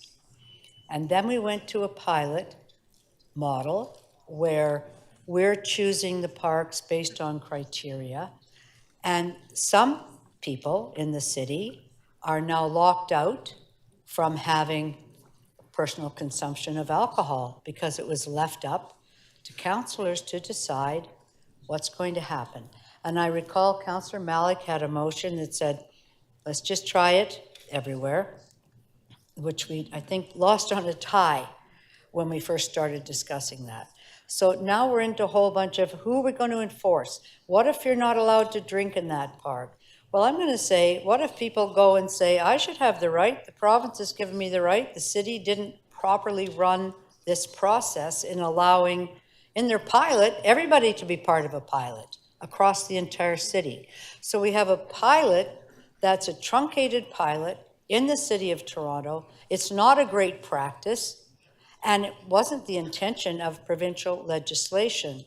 Now, I'm clear, you can't have keggers in parks, you can't have wild parties in parks, but just as during the pandemic, people held their baby shower in a park with a bottle of champagne, or they take a beer to the ball game, they take a beer to the soccer game, those things are getting the blessing.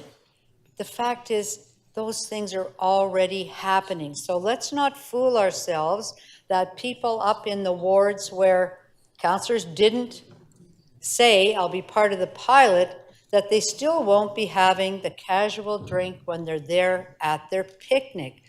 I just think we have a half-baked process.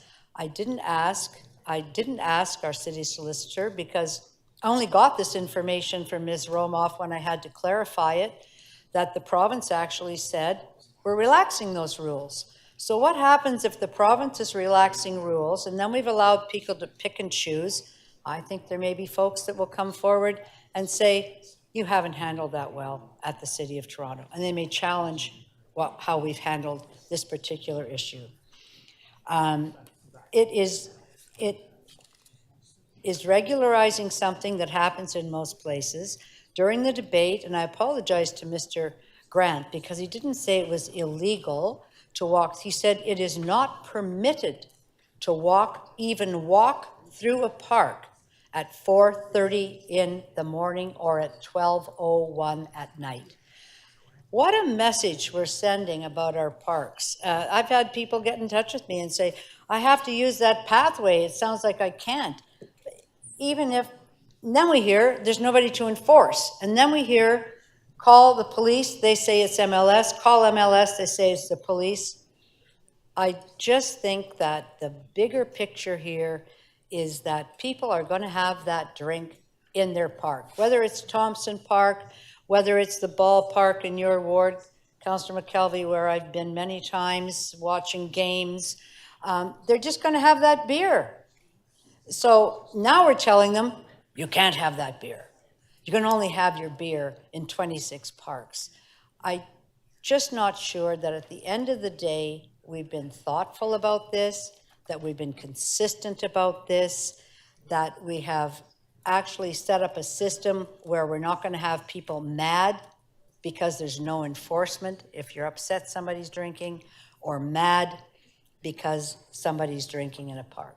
I also don't want huge signs everywhere, drink here, don't do this, don't do that. Let's get away from that approach, the Toronto approach of telling everybody over and over again what you can't do. Be reasonable. We'll watch these 26 parks. I'm pretty sure none of them will be out of bounds and nobody acting crazy in them and abusing their rights.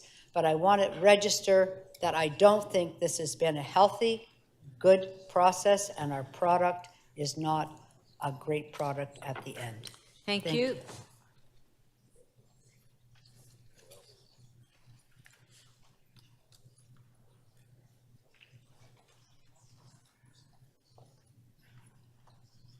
Councillor Matlow to speak.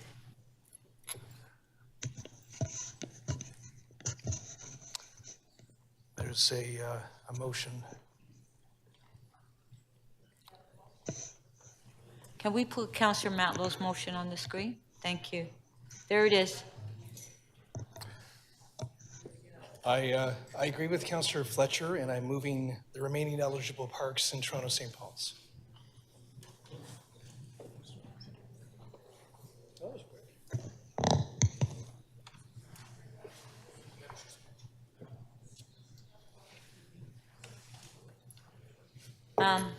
So you're just presenting your motion, Councillor Matt? Okay. All right. Councillor Holliday to speak. Thank you, Speaker. I'll present my motion as well. That City Council requests the General Manager, Parks, Forestry and Recreation to prepare a design for a no alcohol sign, which may be deployed upon request of a local councillor should a problem arise with alcohol consumption at locations outside the pilot. And indeed, Councillor Fletcher is right. There is drinking that goes on in city parks. That was snapped at Arengate Park, I don't know, a little earlier this month. A couple of beer cans under the tree. You know, something nice to find in the morning. I guess somebody can make 10 cents off that if they collect it. Members, it shouldn't be any surprise that I don't support this program. I know I've talked about it before, and I've talked about how in council we always have to weigh the pros and the cons, the risks and the rewards, the costs and the benefits. We should always understand what problem it is that we're trying to solve with what we're doing here. And I think back to the urban hens example. You know, for decades, you know, people kept a couple chickens here or there in their yard. They were enthusiasts for whatever reason they did it. But if there was a problem, we had a law and we said, you know, I'm sorry, you've got to get rid of them. You can't have them here. And the problem went away and the neighbors were happy. But then we got into this program of creating something and creating a whole architecture around it. And we ended up with more conflict. And ultimately that program is gone. And I never could figure out through that program what problem it was we were trying to solve or in what way we were better off because we did it. So, you know, I think a little bit about the job that we've got as council. We're supposed to be overseeing or the custodians of public assets. Those are the parks. And we have to think about the rules that govern them. We have to think about the people that use them and the risks and different things that happen. So if we open the door and we create an environment where there's alcohol that's consumed, we're the owners of those parks. I mean, we collectively, council on behalf of the citizens, administer this. And so if we're going to voluntarily introduce more risks and start to bear more responsibility, well, we're going to have to be ready to fund more bylaw officers. We're going to have to be ready to deal with the program as it de facto expands. Because, you know, I don't believe it for 1 second that it's a pilot. I mean, it is on paper, right? And in earnest respect for the staff. But you know what's going to happen the moment this is released. No one's going to read what the lists are. They're going to go to the nearest park and open up a beer. And, you know, they'll probably go to other places like Nathan Phillips Square and say, well, what's the difference? It's a park, it's a public space. What's the problem? Well, it's not part of the pilot, you know. And where will we head with that? We will head to something that I would just describe as more government, more things to deal with, more risk, more expansion over and over again. So I go back. What is it that we're trying to fix? And I'll caveat that to say, in a time of scarce resources, when we don't have enough capital dollars to execute on the projects that we've got going on in the city, and I can think of one project in one of the parks that was canceled in Ward 2 at Etobicoke Centre because we don't have the money, but council is just opening the door to something new here. Voluntarily, because the problem didn't exist before. And so Councillor Crisanti said, you know, why are you doing this? He pointed to the staff. I respectfully remind Councillor Crisanti that it was council that's doing this, and staff are doing as they've asked. So, Madam Speaker, I hope folks will support my motion. It's a very simple ask on behalf of the councillors that have concerns about the expansion of this program, the de facto expansion of this program. But I will leave with those comments, though, that I don't think that we are moving ahead with this. I think we're just adding a whole lot of extra cost and expense and larger government for a problem that isn't totally clear in what we're trying to solve. Thank you. Thank you. Councillor Cole, I believe that you just want to make, yeah. Linjan, we got a cake for you. Bring in the cake. Where is it? Okay. Okay, wait, thank I gotta you. get the cake. Thank you, Councillor. All right, now, Councillor, I believe that Councillor Burnside, you have a question to Councillor No, I'm okay. I Holiday my on the name. motion? No? No, I'm okay. No? Okay. All right.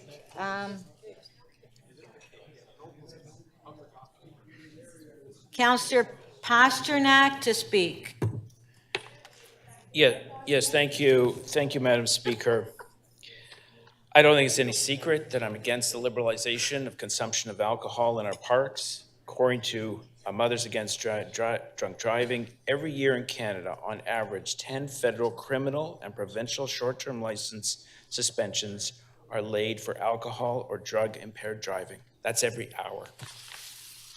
While having a drink in a public park is enticing, the liberalization of alcohol in our parks is a high-risk venture that is more likely than not to lead to negative outcomes.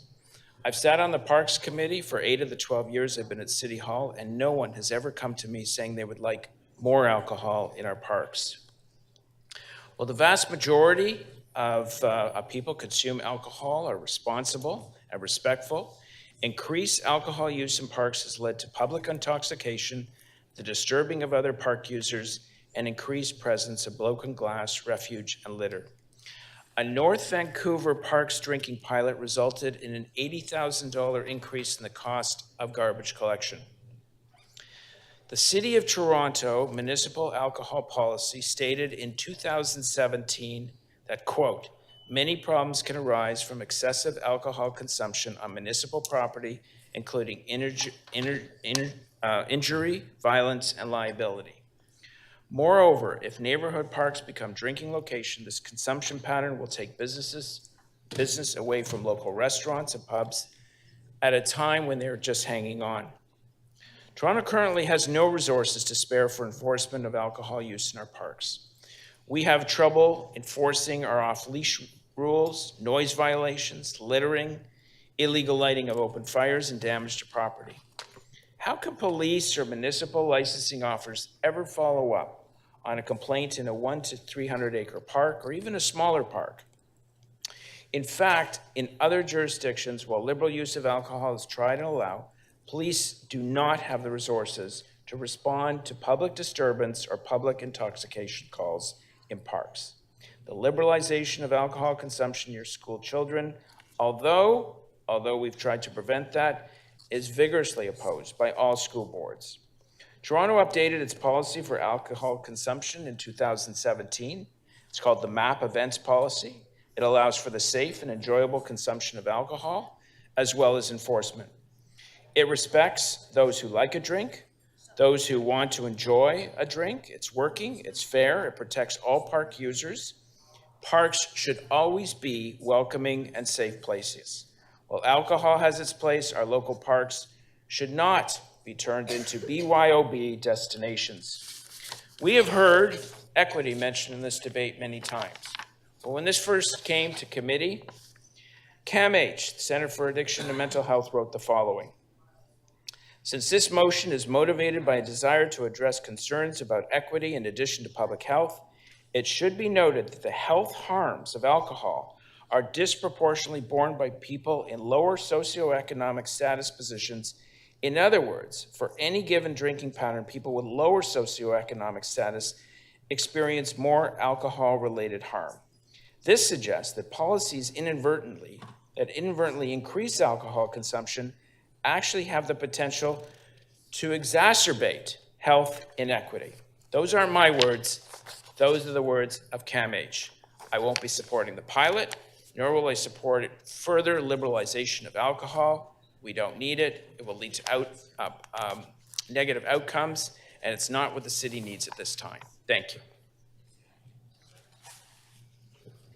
Okay, apparently the cake is here. Councillor Cole brought it to me like, I guess I'm supposed to cut it? I don't know. It's there and it's Italian, so it's good. Okay, our next speaker is Councillor Burnside to speak. Yeah, thank you, Madam Speaker. I guess I have a question, and it is, who obeys the current laws that we have prohibiting alcohol in parks? Well, it's the people who don't and won't likely cause problems. This is really an academic discussion. It's a lot of smoke and mirrors, and in many ways, it's just, once again, council operating in a bubble. What this discussion has exposed is the fact that we make a lot of rules, we don't enforce them, we don't have the power to enforce them, we ask staff things to do that they can't do because they don't have the bodies, and then we try to convince them to say, oh, well, they can do it when really they can't. You know, I think we just need to be honest here. What we should be doing, we don't, you know, we want to regulate alcohol, but it's okay to ingest all sorts of substances in some of our parks, like Barbara Hall Park, for instance, party all night long, cause disturbances, vandalize, and do all those things, and somehow that's okay in Etobicoke, or that's okay in Scarborough. You know, we have this weird fixation with alcohol consumption of law-abiding citizens. If we really care about law and order and peace and not causing disturbance, why don't we focus on that? Why don't we say, hey, our efforts, the few staff we have, which aren't adequate enough, what was it, 1,500 parks, 31 staff, 24 active duty MLS members, why don't we enforce bad behavior, the things that actually impact people's lives? Not someone having a beer. Well, we already know that this past year, I think the year ago, it was two infractions, currently 0 infractions. Let's not play the game. We're not enforcing a law. You don't enforce a law, it's not really a law to mention. Okay, so this is just a lot of posturing, in my opinion, not to criticize anybody, but just the whole concept of all of our alcohol laws that are now more convoluted and confusing, which will cause more problems than they solve. Yes, I will support the pilot, but ultimately, I think we need to take more of a leadership role and say, let's enforce bad behavior in our parks. Let's enforce causing disturbances, vandalism, and other things, and let people have a beer or a glass of wine and leave law-abiding citizens alone. Thank you.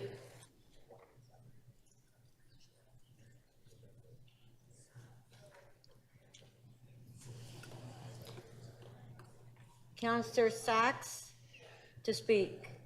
Thank you. I'm rising to speak in support of the motion. Certainly, we know that ingestion of various substances can have bad effects, and Toronto has a long history of trying to control what people ingest. But what I'm hearing from the young people in my community is that the current rules are unfair. People like me who have a home with private outdoor space can drink in their private outdoor space by themselves, with their friends, whenever they like. But more than half of the people in my ward do not have private outdoor space. And that's particularly true for the young, for the new arrivals, for people who are living often in very small condos. And the only place they can go is public parks.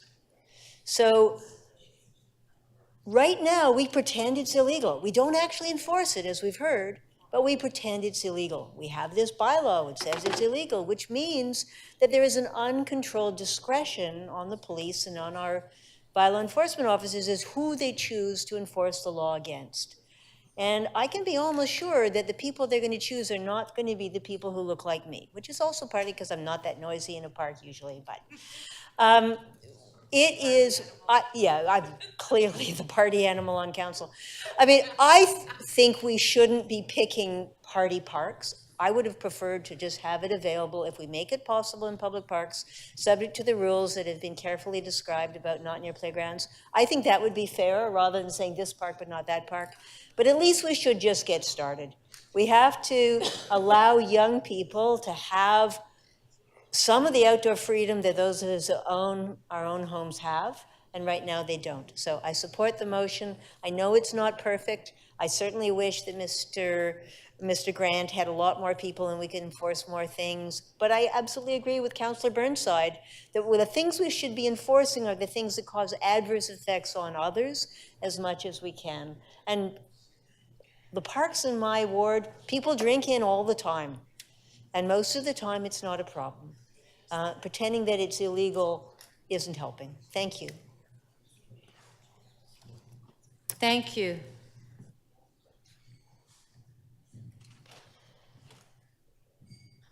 Councillor Carroll to speak. Thanks, Madam Speaker. So here we are. We finally got here. We're in our third summer of talking about this. We're in the summer that we promised to deal with it.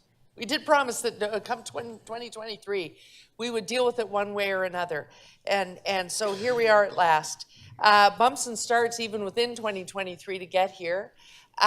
We knew that we'd be late. With thanks to the General Manager of Parks letting me know in March, if you wait until your May committee meeting to do this, we can't do anything in the summer of 2023.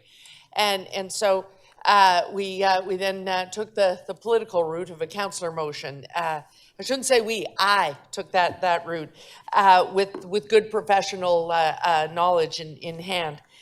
And as I said this morning, I'm so grateful to council members who sat down and heard staff out. Ms. Rodriguez and her team did a really good review of parks to look at. If we're coming to your ward, how will we do that? We presented them with the real challenge. Many of us in North York have the problem of the history of planning and design.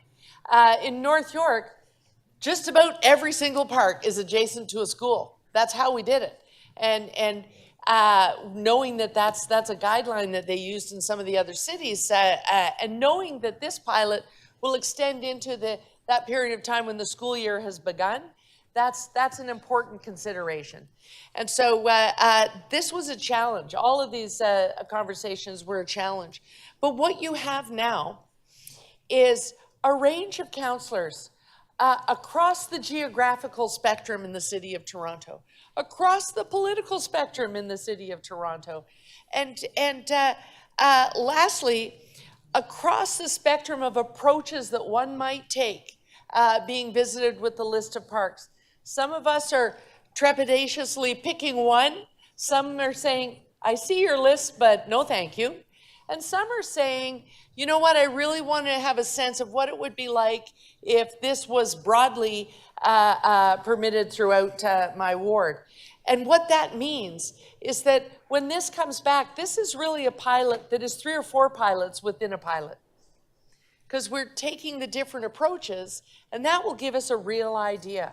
Do we want to be very restrictive and just pick some destination banner places in the city of Toronto when we get to a point where we say we can do this, but we'll be restrictive?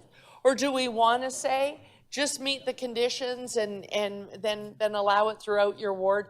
We'll have the data to know what's advisable and a professional opinion on it coming back from our staff. So where we've ended up, I know that people were very concerned with this starting with a member motion. That's on me. I was just trying to meet timing. I know that people are nervous about this. Who would have been nervous about it in any case? Because it's just their own personal beliefs. I know that. But what I can't ignore, Madam Speaker, is that this request kept coming from the community year after year after year. If we think back to the first motion Councillor Matlow moved, he didn't pick it out of thin air. It's just response to feedback. That's all that is. People were asking, why can't we take a bottle of wine? We have no backyard and it's COVID. It started with community feedback, but once that conversation begins, even post-COVID, that conversation is likely to continue. Like so many things during that pandemic, a conversation began and it just keeps going and going. So it behooves us to have a look at it, to explore it, and we're doing it in the Toronto way. Pilot programs are us. We're going to find out, and then there will be a community discussion out of the final report. So I want to thank those that are approaching it.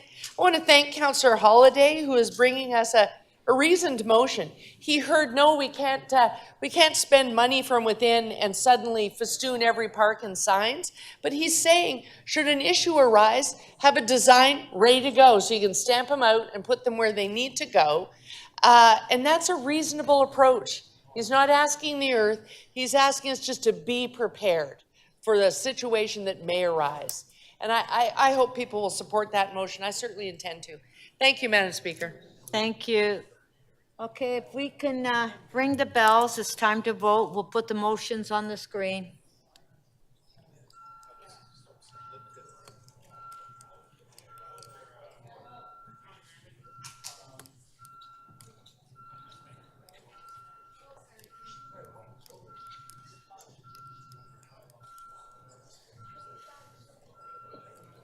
Oh, you're so sweet. Thank you.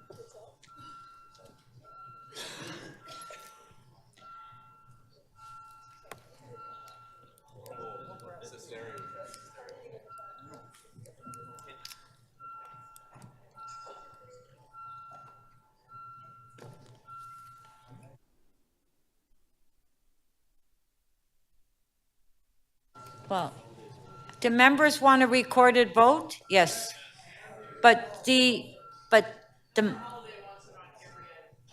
Okay, Councillor Holiday is asking for recorded vote on every item, all the motions. Okay, the first motion is by Councillor Fletcher.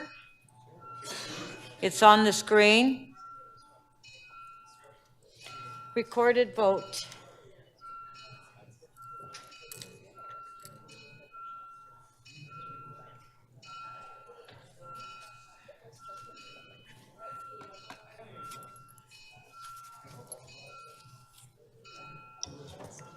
Councillor Fletcher, please.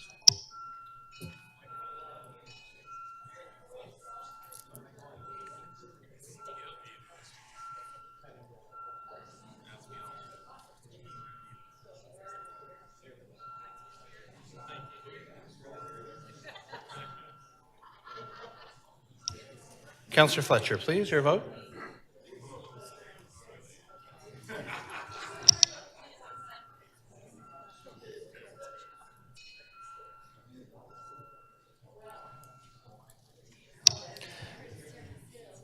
Councillor Cole, how do you vote, sir?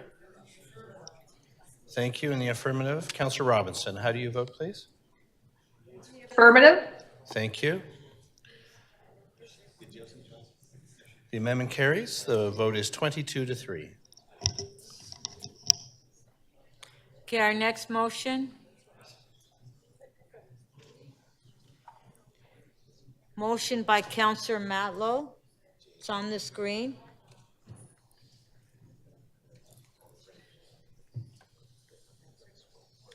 Recorded vote.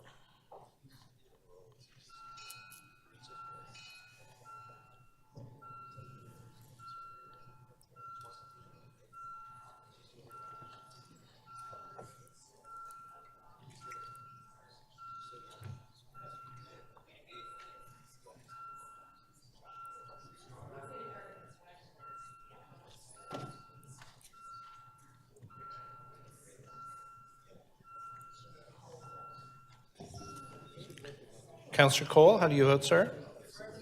In the affirmative. Thank you. Councillor Robinson, please. How do you vote? In the affirmative. Thank you. Speaker, motion 2 carries. The vote is 22-3. Okay, next motion.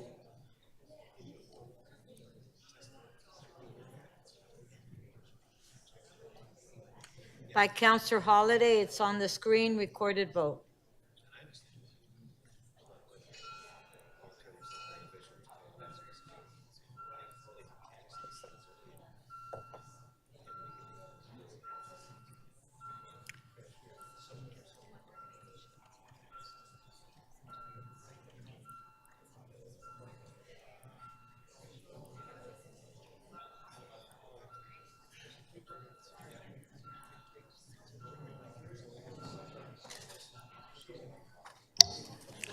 Councillor Cole, please, how do you vote?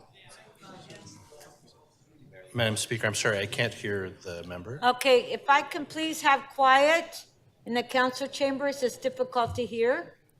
Okay, Councillor Cole?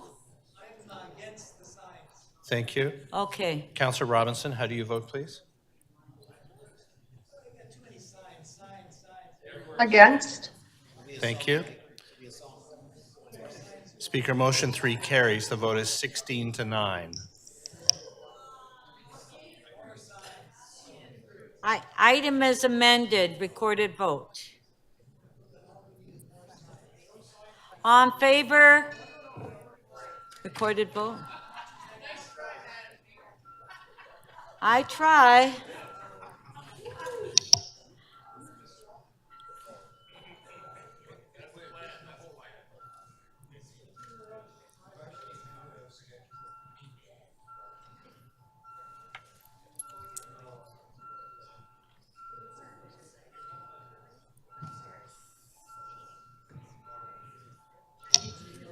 Councillor Robinson, how do you vote, please? For. Thank you. Councillor Cole, how do you vote, sir? Thank you. Speaker, the item as amended carries. The vote is 21-4. Thank you. Okay, it's my understanding by Councillor Perks, he held down the Board of Health HL 5.4. He's informed me that he's ready to release it, but he just wants to make a few comments. No, I want to Councillor ask a couple Perks? questions of the medical Oh, officer. sorry, you want questions to staff? Okay, go Yes. ahead. So to Dr. Davila, this is the service agreements awarded and executed. In there are some service agreements for community-run clinics providing sexual health services. Could you tell me a little bit about what those organizations do? Yes, so through the speaker, we have a number of sexual health clinics that provide sexual health services. Let's try again. So through the speaker, there are a number of clinics throughout the city that provide sexual health services through which we purchase that service. And they are incredibly important. Some of them serve very unique communities, and they expand effectively the reach of Toronto Public Health, and were absolutely crucial, particularly during the pandemic when we couldn't run quite the same services because of the COVID response. And so some of these clinics reach communities who wouldn't otherwise be reached to provide a whole range of sexual health services. Is that correct? So through the speaker, that's absolutely correct. These effectively expand our reach and get sexual health services to populations that might not otherwise come and use our services or use other health services offered through hospitals or other clinics. And many of these relationships go back quite a number of years. There's work, for example, at Hassle Free that has been groundbreaking. So through the speaker, that's absolutely correct. So it is, I just don't want to put words in your mouth, but this is the kind of thing that Toronto Public Health and the City of Toronto should absolutely be funding to make sure we have the best coverage we can in the City of Toronto and its diverse populations for sexual health.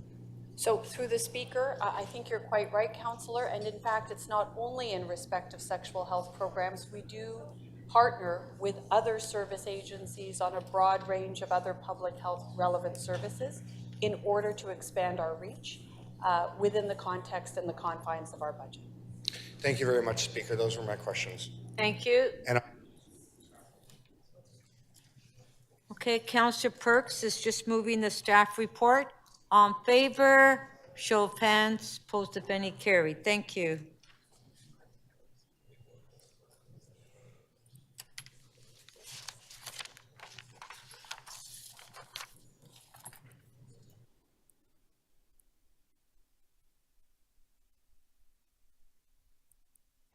Okay, the next item is Infrastructure and Environment Committee, IE 5.1, two-stroke engine small equipment.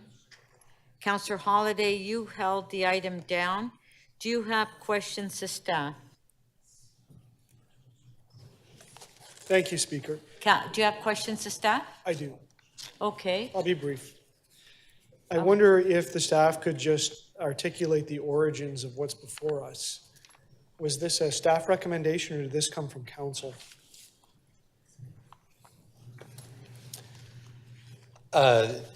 So we were requested through a member's motion, Right. a member's motion to bring forward a review of whether council should pursue a ban on two-stroke engines. We did the work, we looked at the evidence associated with that, and we brought a report to Infrastructure and Environment Committee. So you found a path, a potential path for council to exercise this authority over the equipment in the city. That's right. We identified that if council would like to proceed, that we would recommend to be done on a precautionary principle. Back in the Transform TO plan, and this is going back a little while ago, there was an appendix, and I think there was an assessment by the Toronto Public Service on this notion of banning two-stroke equipment. Could you summarize or encapsulate what that said, and very briefly remind council what that advice was? So from a climate perspective, in Transform TO, we did look at two-stroke engines and their contribution to emissions, greenhouse gas emissions. We identified that we anticipate they would be relatively small relative to other types of equipment within the city for GHGs. Right. In other words, so if I've got a trimmer or something, you know, I might burn a liter of mixed fuel a year servicing my lawn. So, you know, there's not a lot of emissions based on all of the total emissions in the city. That's correct. We don't know what the community emissions are, but we did look at emissions in the corporate emissions for the city. We found that type of equipment's around 0.2% of our overall emissions. I'm sorry, how much? 0.2%, and that's within the category that also includes riding mowers and other engines which are not two-stroke or actually four-stroke. Did we go any further in analysis to look at the practicality of implementing such a ban, or what the ultimate outcome would be? And if I may go so far as to suggest that if the city was to ban this equipment, many people might sell that in the aftermarket, they might throw it into the garbage and create landfill, and then they'd have to go acquire new equipment, which would be manufactured and maybe run on batteries or conventional fuel. Can we weigh all that out about what this churn would cost the environment? As it relates to this report, we did not look into kind of that level of detail. We looked at kind of the evidence in terms of why to undertake a ban as part of, if this was to move forward and council was to support pursuing a ban, we would look at implementation, the how of that, what type of programs would support that to happen in an environmentally responsible way, but that would be our next step of work. Would it be a fair or a logical assumption that, you know, there is value or there is environmental cost, maybe it's a better way to put it, in disposing of equipment which is still within its life cycle, or simply selling that equipment and redeploying it in, say, the 905, where there is no ban. And so all you're doing is really churning this equipment, moving it somewhere else, and replacing it with another brand new product. Through the speaker, while I couldn't quantify what that impact would be, any type of consumption, additional consumption, does typically include some level of embedded greenhouse gas emissions or other environmental impacts. And what could a parallel be, right? If we were to suddenly ban gasoline-powered automobiles, it's not like they'd all be sunk into the junkyard graveyard. They'd be sold on the aftermarket and still be producing fumes, and we just get everybody to buy a whole bunch of new cars. Through the speaker, I think that is possible. With the work will be done to look at that. I know the federal government, for example, on vehicles is looking at that, and we would look at as part of implementation of what that transition would look like. Okay, thank you very much. Thank you.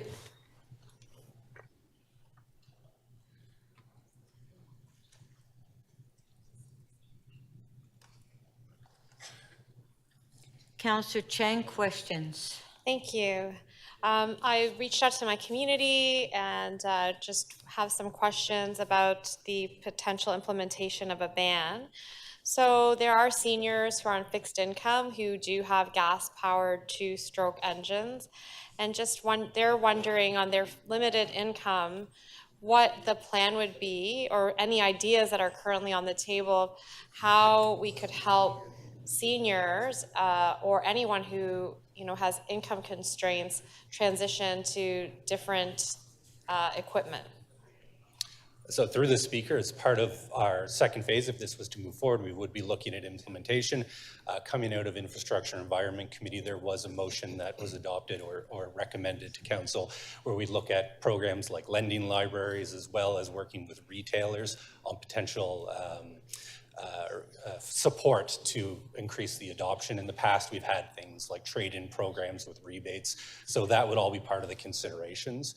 And we'd also look at that transition and how that would work, looking at the various impacts that would have both from a resident as well as a commercial perspective, and provide advice on how impacts could be mitigated within the context of moving forward with a ban as directed. Great, thank you. And I'm wondering, is there any documentation on the effectiveness of electric equipment in comparison to their gas two-stroke engine counterparts?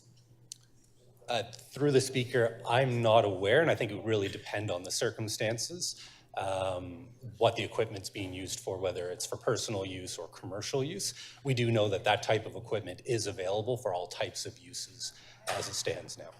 So will this study also, the next step, include consideration of the effectiveness, especially for companies that use such equipment for their livelihoods, that if we're forcing them into another stream of equipment, that it actually can do the job just as well and easily as what is currently available through the two-stroke engines?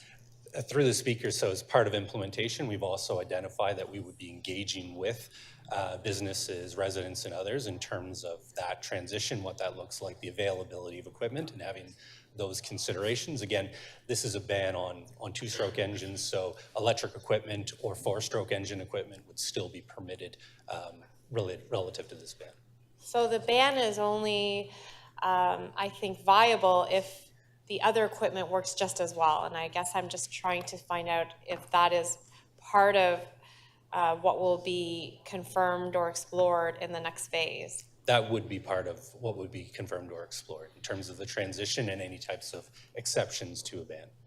And are gas-powered generators included in this ban consideration? Through the speaker, this includes looking at two-stroke engines, so we would review the various types of equipment. So it's very general. We haven't identified what specific, but we would look at if there are any exceptions. But it could include, I suppose, gas-powered generators if they existed in the two-stroke form. One challenge that we've encountered in the city is we've banned loud mufflers, the post-market mufflers, but they're still legal to buy. And so they're still being installed, and we have considerable challenge in enforcing that. Do you foresee similar challenges in this regard? Because we're not going to have the legal right to stop companies from selling this equipment. And so how are we going to ensure that we can actually enforce this when we're currently, it's very hard, almost impossible to enforce the noisy muffler situation that so many residents are struggling with? So thank you for the question. Just to clarify, the mufflers that's a provincial ban. We do regulate noise and we do look at aftermarket. What we have done in that instance is work with licensed garages that are municipally licensed by us, and we have educated them about the rules, and it's not in their best interest to be selling aftermarket mufflers. With leaf blowers, this will be a challenge moving forward. Again, it's a challenge that we will take on and work with and educate people on what they can use and what they can't, and within the prescribed phase-in or phase-out timelines. Great, thank you so much. Doesn't light up.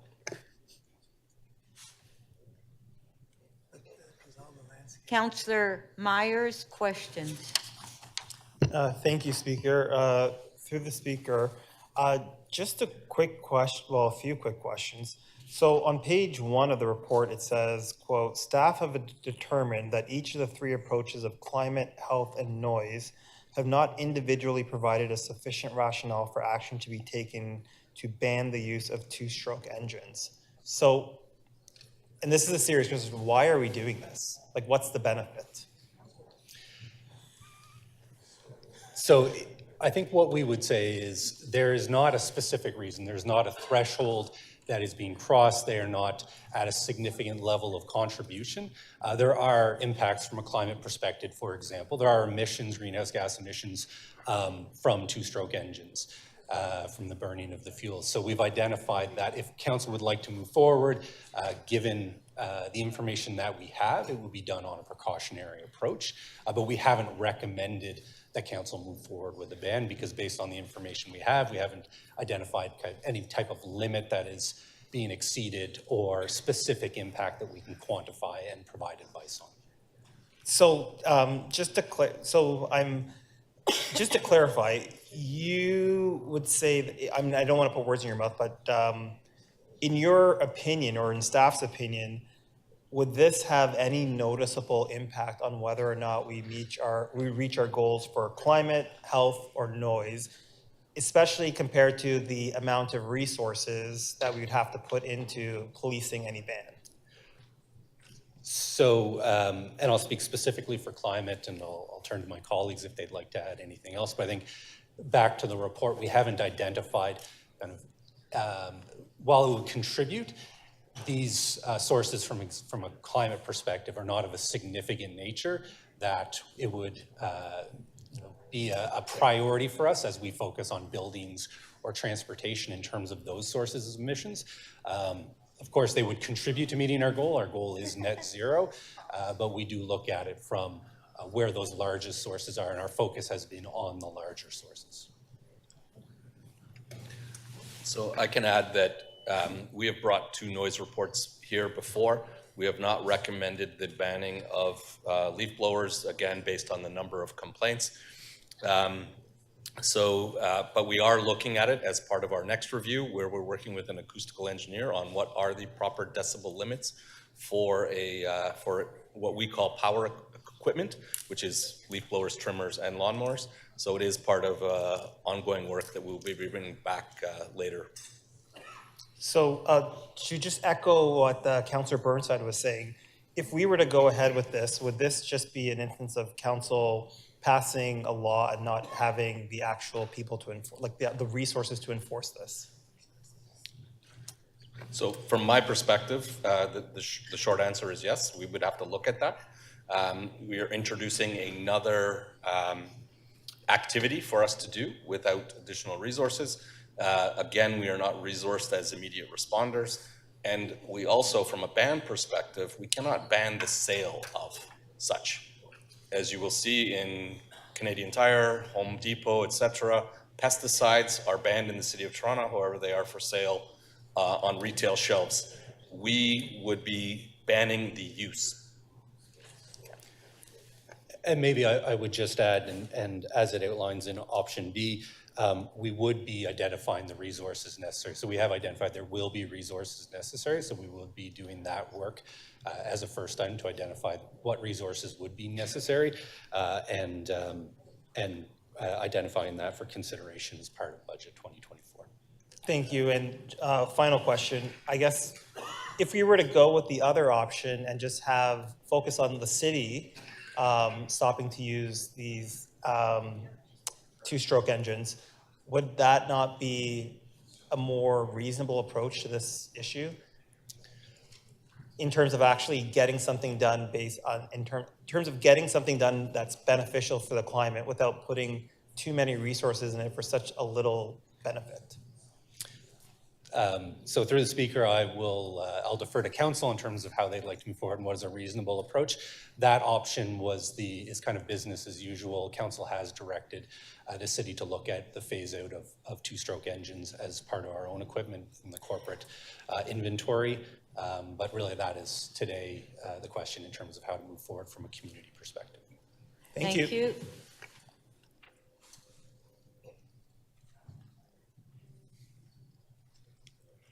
Councillor Sachs, questions? Yes, thank you. So, Mr. Nolan, we are in a climate crisis, and in the net zero plan of 2021, Council resolved to move ahead with banning two-stroke engines, correct? Council did indicate their support for banning two-stroke engines. This report asked the question or would confirmation of why we're doing that, which is important if there was to be a challenge as to the ban of two-stroke engines. This identifies the why. So we're not proposing a ban tomorrow that would require anybody to throw out working equipment. We're proposing a phase-out process so that we would stop the city having new gas-fired equipment come in, correct? That's right. We would move forward with developing an implementation plan and bring back a report on what that transition would look like. Right. And you're going to tell us what an appropriate time frame would be and whether it needs to be different for individuals and businesses and so on. That's correct. And we would engage with residents and businesses as part of development of that plan. And as you already told Councillor Cheng, part of this is a process to make equipment, low-emission equipment, available, for example, to seniors who are lending library and so on. Now, one of the, in order to get to net zero by 2040, isn't it true that essentially every piece of fossil fuel burning equipment in the city will have to be taken out of service by 2040? For any equipment that isn't out of service, that will then require an offset to meet our net zero targets. But essentially our goal is to work to eliminate equipment or the sources of emissions with offsets being kind of the last resort, and that's what we brought forward to council back in April. Right. And the longer we wait, the longer we allow new gas-powered equipment to be purchased and used, the bigger the problem will be as we get closer and closer to 2040, and we may be forced into forcing people to throw out working equipment if we keep buying new equipment as we get closer to 2040. Isn't that right? That's right, and as per our carbon budget, really it is around total emissions to the atmosphere of greenhouse gases over the period between now and 2040 that we're trying to stay within a limit of. And now, in terms of the cost to people, the purchase cost of electric equipment is higher, but the operating cost is much lower. Isn't that right? I don't have that specific data, but if there's similarities between other forms of electric equipment, that's what we find, especially as it relates to those that use gasoline or other fossil fuels of that nature. Right. Now, other cities have already moved ahead to phase out two-stroke engines, cities like Sausalito, correct? That's correct. And so we don't have to invent the wheel here. Now, the specific feature of two-stroke engines, as I understand it, is that when they burn gasoline, they eject part of that fuel directly into the air, and therefore they release toxic air contaminants, correct? That's right. And with two-stroke engines, two things. One, they don't have the same type of emissions control devices that might find in other larger engines. So as you say, there's more of that, kind of those contaminants that enter the air directly without being captured through emissions control, so not greenhouse gas emissions. The other thing is that because it's the mixing of fuel, it burns actual oil, and that has a higher level. It's, for lack of a better way to say it, dirtier than gasoline, so you have that additional challenge associated with air contaminants. Right, so phasing out the gas-fired engines would mean cleaner air, less noise, and less climate pollution, correct? That's correct. We've identified that there are impacts from these. The report doesn't say there is no impacts. We just haven't identified the specific thresholds or limits that would lead us to recommend specifically for that rationale to phase out, but there are impacts related to all of these, or there are emissions and other considerations related to all areas. And that's precisely why you've recommended that we take a precautionary approach. Isn't that exactly what the precautionary principle is for? Is if we don't have sufficient quantitative evidence of harm, but we know there is harm, the precautionary principle says it is time to act, correct? That's right, and that's why we included the option that had a precautionary principle. Right. One question for Mr. Grant. Mr. Grant, you're saying that you didn't get enough complaints about leaf blowers. If you get more complaints, will that increase the likelihood of you including it in your noise bylaw? So thank you for the question. I was just clarifying that over the last 5 years, we average around 50 complaints per year.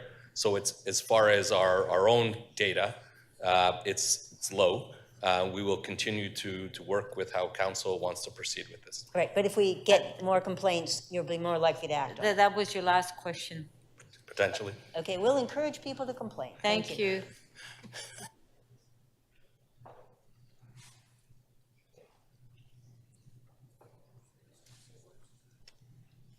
Deputy Mayor McKelvey, questions? Thank you, Madam Speaker. Just as part of your consultation and the work to come back, will you also be looking at supply chain? Through the speaker, yes, we would be looking at supply chain. We'd be engaging again with residents, businesses, retailers, and others to ensure that there are enough equipment to replace that equipment that would be banned. Okay, just because, I mean, for example, electric vehicles right now, like most of them are like 2-year waiting lists. So we have supply chain problems with a lot of things electrical. So I just want to make sure that's part of the consideration. Thank you. Thank you.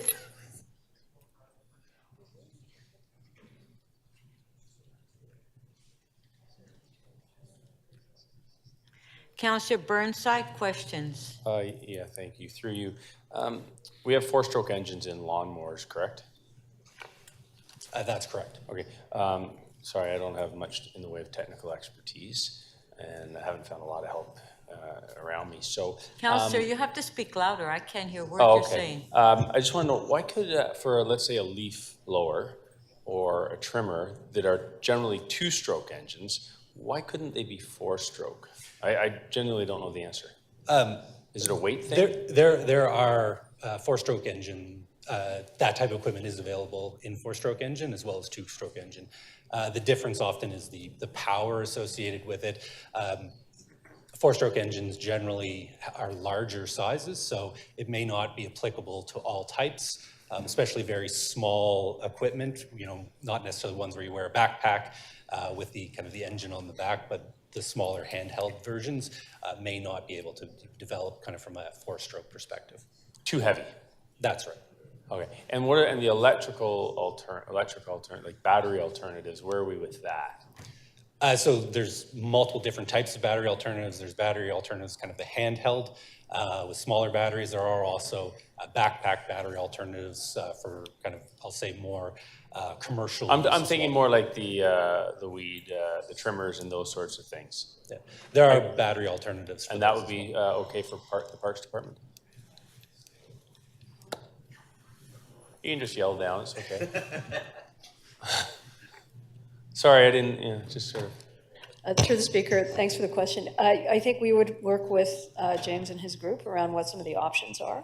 But through the discussion, things like leaf blowers, chainsaws, all of these things, we know are currently available with some battery options. It's just a matter of putting the appropriate infrastructure in place so that we have enough batteries, enough chargers, and we have the appropriate equipment to be able to operate at the same level that we are. So as an example, if we can be out in the field for 7 hours, we would need the types of chargers to allow us to continue to do that. But that, I believe, is part of the report and a part of the report back and implementation plan. So you're okay with it? Yeah, we're certainly okay with being part of a transition plan and looking at all the options, for sure. Thank you. Thank you. Okay, that's at the end for the questions. Now we'll go to speakers. And Councillor Holiday, you held the item down. Do you want to speak? Okay, Councillor Holiday, to speak. I'd just like to present my motion. It's a simple one to receive the item.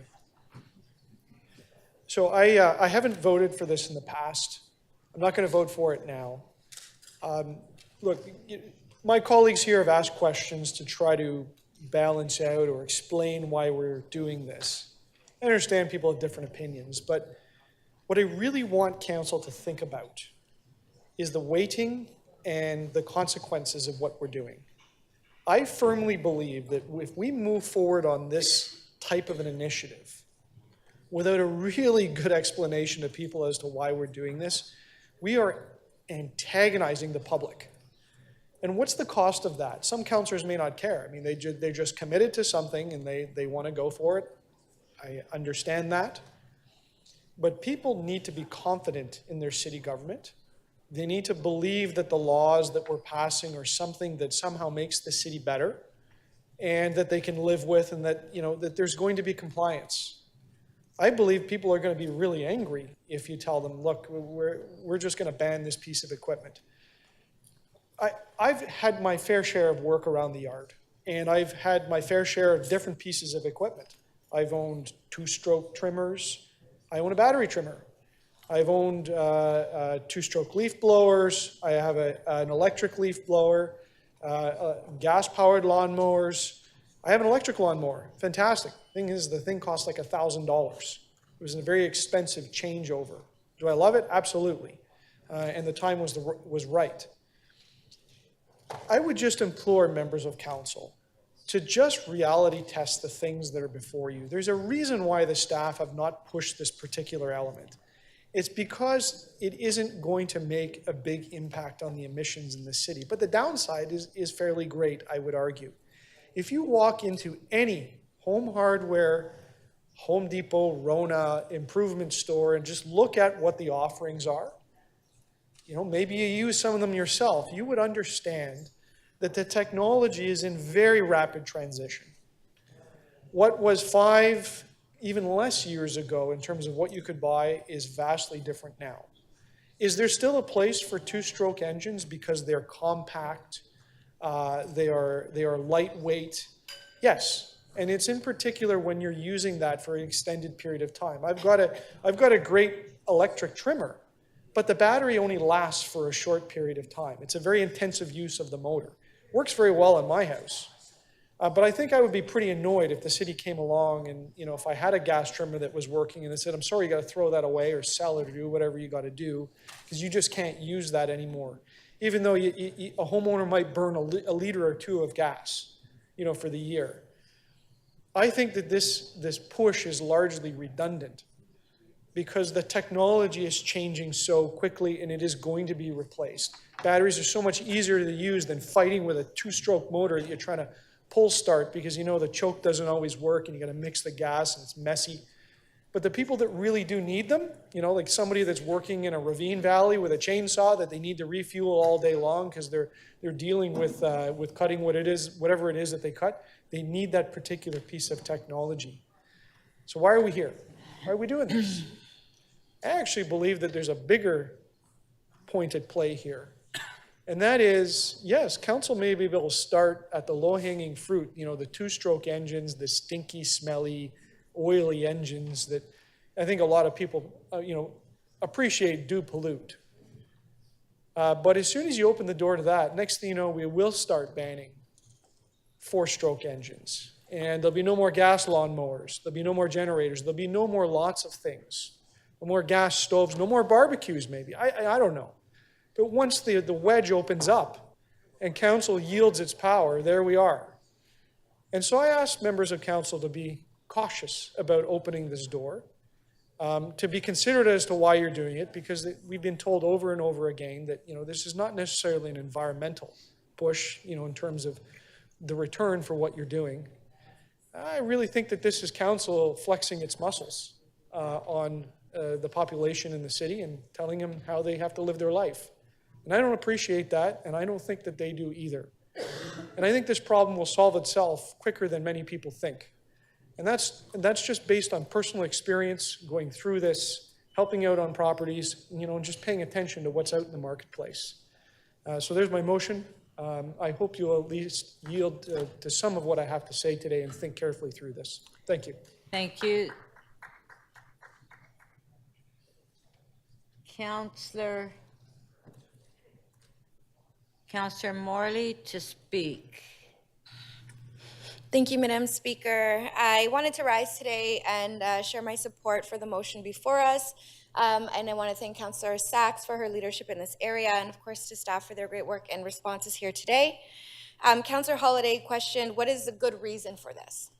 I'll remind my colleague we're in the midst of a climate crisis. We spent most of our morning talking about the refugees that are arriving to our city. And a lot of the reason that more and more refugees are fleeing their native countries is because of climate change. We do not have the luxury of waiting to do the right thing.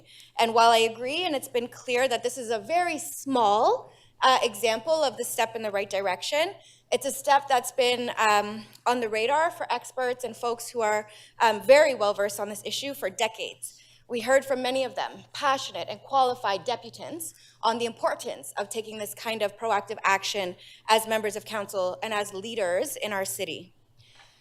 I think we need to not only consider the convenience and the current use of existing residents, but what are we setting our children up for? Is it success? Is it for clean air? Is it for sustainable uses based on electricity, which I think is a direction we need to, and if we're responsible, we'll continue to walk in. My colleague also mentioned the rapid change in technology. It's one of the reasons why members of IEC were comfortable at this stage in supporting this motion and this potential ban, because there is there has been significant advancement in the technology that's available, so folks have alternatives, and we don't expect this to be phased out right away. There's always a curve. Change takes time, but we need to set the expectation and be clear about taking action that supports our bigger picture goals, including our Vision Zero. I think we need to also remember that everything is connected. So as we're chipping away at the big climate stuff, we need to continue to chip away at the small stuff. And I think the time for bold and proactive action in this area is yesterday. So let's get on with it. Thank you, colleagues. Thank you.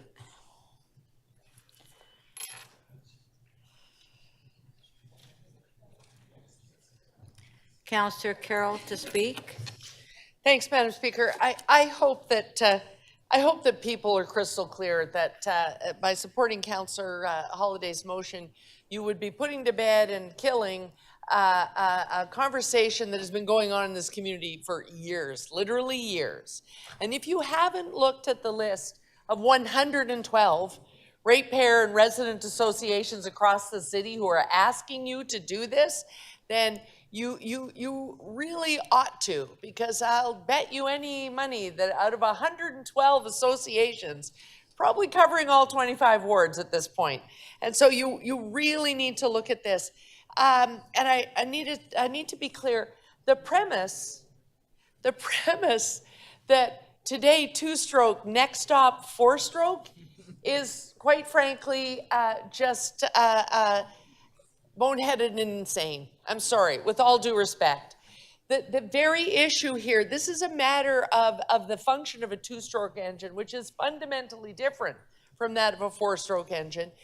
We're talking about actual unburnt fuel just coming out through the exhaust, which is why a two-stroke engine has pollutants that are about equivalent to 30 four-stroke engine cars.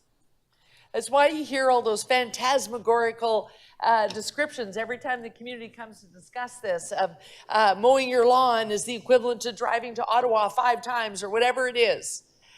There's a fundamental difference between your barbecue propane tank and the two-stroke lawnmower or leaf blower. There is a fundamental difference between the four-stroke engine in your car or your motorbike or whatever it is, which, by the way, aren't allowed to be two-stroke anymore. A lot of them, there's a lot of regulation around everything but garden equipment. That's why you don't see two-stroke engines being used much beyond garden equipment.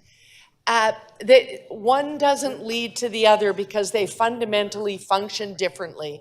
And that's why our activists are asking us to go down this road.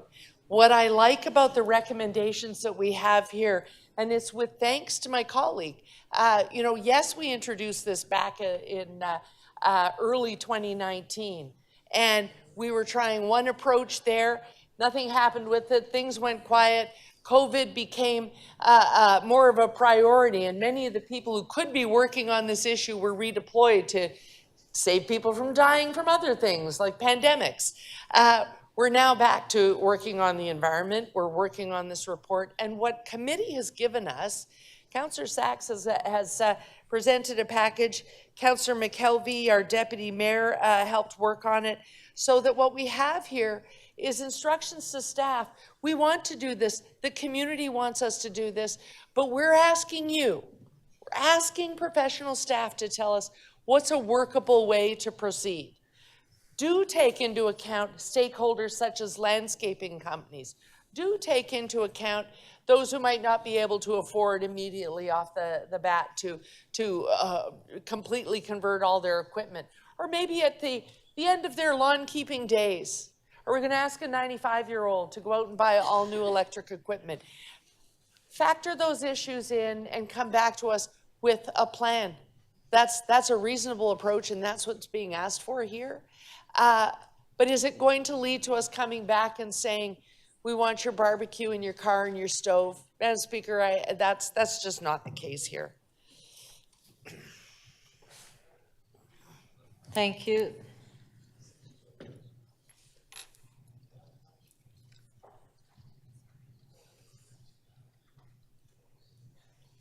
Councillor Sachs to speak. Yes, thank you, Madam Speaker. I am asking my colleagues to support this motion. As everybody knows, Council has a pattern of saying, yes, we're going to do something, and then a lot of the time nothing happens. And this is a case where we are in a climate emergency. You all noticed, I hope, the 2-year-olds toddling around the rotunda because they couldn't go outside because the air is too dangerous for their lungs. And that is true increasingly all over the world. We've got people suffering desperately from the climate crisis in every continent, in almost every country in one way or another. And so, yes, we have to see gas-fired equipment gradually disappearing. That's the only way we get to net zero. It's the only way we get to a livable future is if we stop burning fossil fuels. Now, there's reasons we've been using fossil fuels. They've been convenient. Yes, it is light and convenient to have a 2-stroke engine. And the fact that it pollutes the air or the water that it's in, and it pollutes the climate, and it makes it very, very difficult for anybody nearby to sleep. Or if you heard the passionate evidence we heard at Infrastructure Environment Committee, anybody who's got a concussion, the pain caused by the incredible noise of these things, it has a huge toll on human health. So we do have to stop using fossil fuel equipment. And the first step is to, when you're in a hole and you need to get out of it, the first thing you have to do is stop digging. And every time that we encourage or support buying yet more equipment that burns fossil fuels that will have to go through its entire lifetime before we get anywhere, we are digging ourselves further into a hole that our children cannot get out of. Climate crisis is like being on an escalator towards a fire. Every year we wait, the cost gets greater, the damage gets greater, the suffering gets greater. We have huge things to do. This is a little thing to do, but at least for all of this equipment, better alternatives exist. Better alternatives have been available for years already. And even the companies recognize, and we've got companies, again, as we heard as Infrastructure Environment, who are advertising to their competitive benefit because they don't use gas-fired equipment, because they don't make it unpleasant to be around. It's cleaner, it's quieter, it doesn't smell, it doesn't make people sick. So this is a small thing for us to do. Is it all going to be about enforcement? No, it's not going to be all about enforcement. It's about leadership. It's about showing the way. It's about giving clear signals. What we hear about climate communication constantly is that leaders don't give clear signals. And if we turn this down, if we just shelve this again and do nothing, after all the work that's been done for years, then we're giving the signal to people that, the climate crisis isn't real. If it's convenient for you to keep burning fossil fuels, go ahead, and we're all going to pretend that there aren't going to be any consequences. But the consequences are here already. So what we owe to every young person is to be taking it seriously. is to be giving clear signals, and this is just one. We're going to have to do a lot more than this. But this is a very small thing. It's something that we can do, and will we be the only ones? No, other cities will follow in the same way that other cities followed Hudson, Quebec, when they first stepped forward and say, you know, allowing the cosmetic use of pesticides when it's bad for our kids' health is a stupid idea. It's a convenient way to kill dandelions, but it's not a fair trade. And when they started it, they started a movement that spread right across the country. And we need to move ahead with this. We have a leadership role. We have a leadership responsibility. We've heard from staff that they can work with this. The transition will take time. It won't be as fast, I'm sure, as I would. We know just in the last month, we've added graphic images to the future of enforcement. Now we have alcohol in parks. And with this, potentially in the future, we're going to have two-stroke engines. So I think there needs to be a larger discussion, not at this moment in time, but what is our regulating capacity? How do we choose priorities? And I always like to say that every yes is a no. So every time we say yes to one more thing we're going to enforce, ultimately, because of our capacity, we're saying no to something else. So I support the beginning of a journey of learning more about how we can phase out something that is detrimental to the planet and to fellow neighbors. But at the same time, I have a sober perspective on our ability to enforce anything. And I think that moving forward, every time we're asking for new bylaws, signs, mail, parks, we have to look at our enforcement capacity, and maybe we need to think about how we develop a formula to calculate what our realistic need is for enforcement officers based on how many bylaws we're passing every council. So let's have a sober look at that, because otherwise everything we do kind of becomes a moot point. For example, we know electric scooters are illegal, and I see them everywhere. Nobody's enforcing that. So it's a question that I will raise as a rhetorical question, and I hope that it's a conversation that we can have with concrete parameters in the future. Thank you. Thank you. Okay, if we can ring the bells and put the motion on the screen.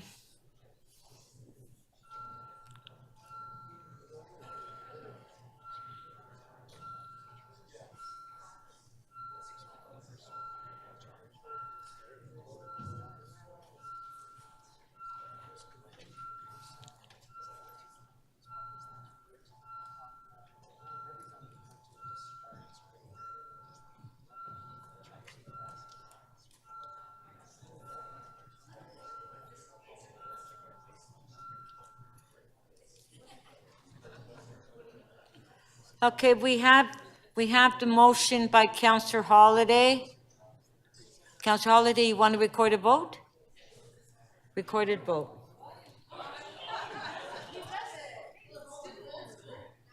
Oh, all in favor? Oh, Councillor Morley has asked for a recorded vote.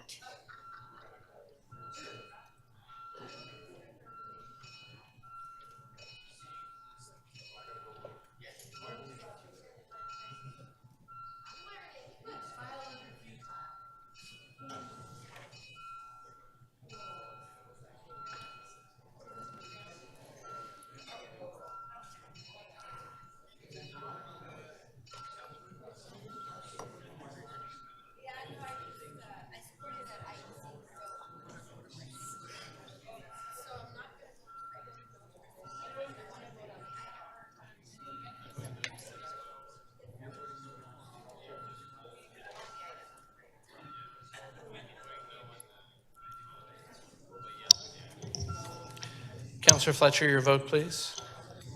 Councillor Crisanti, your vote, please.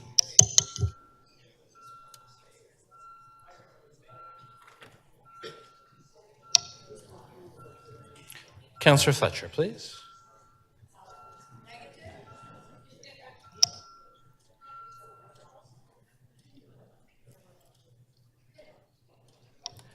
Councillor Cole, how do you vote, please?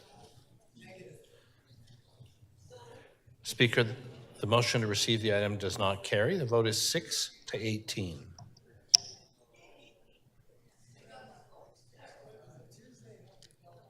Okay, on the item, recorded vote on the item.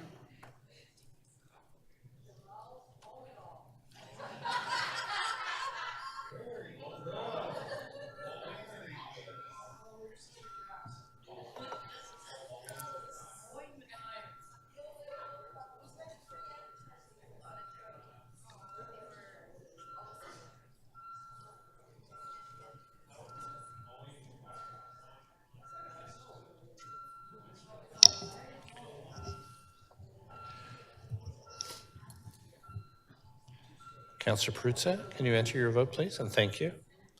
Councillor Fletcher, how do you vote, please? How do you vote? Thank you. Councillor Cole, please, how do you vote? Thank you. The item is carried. The vote is 18 to 6.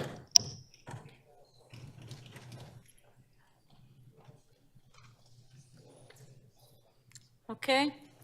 Our next item is IE 6.5, planning for an e-scooter pilot. It's here without recommendation.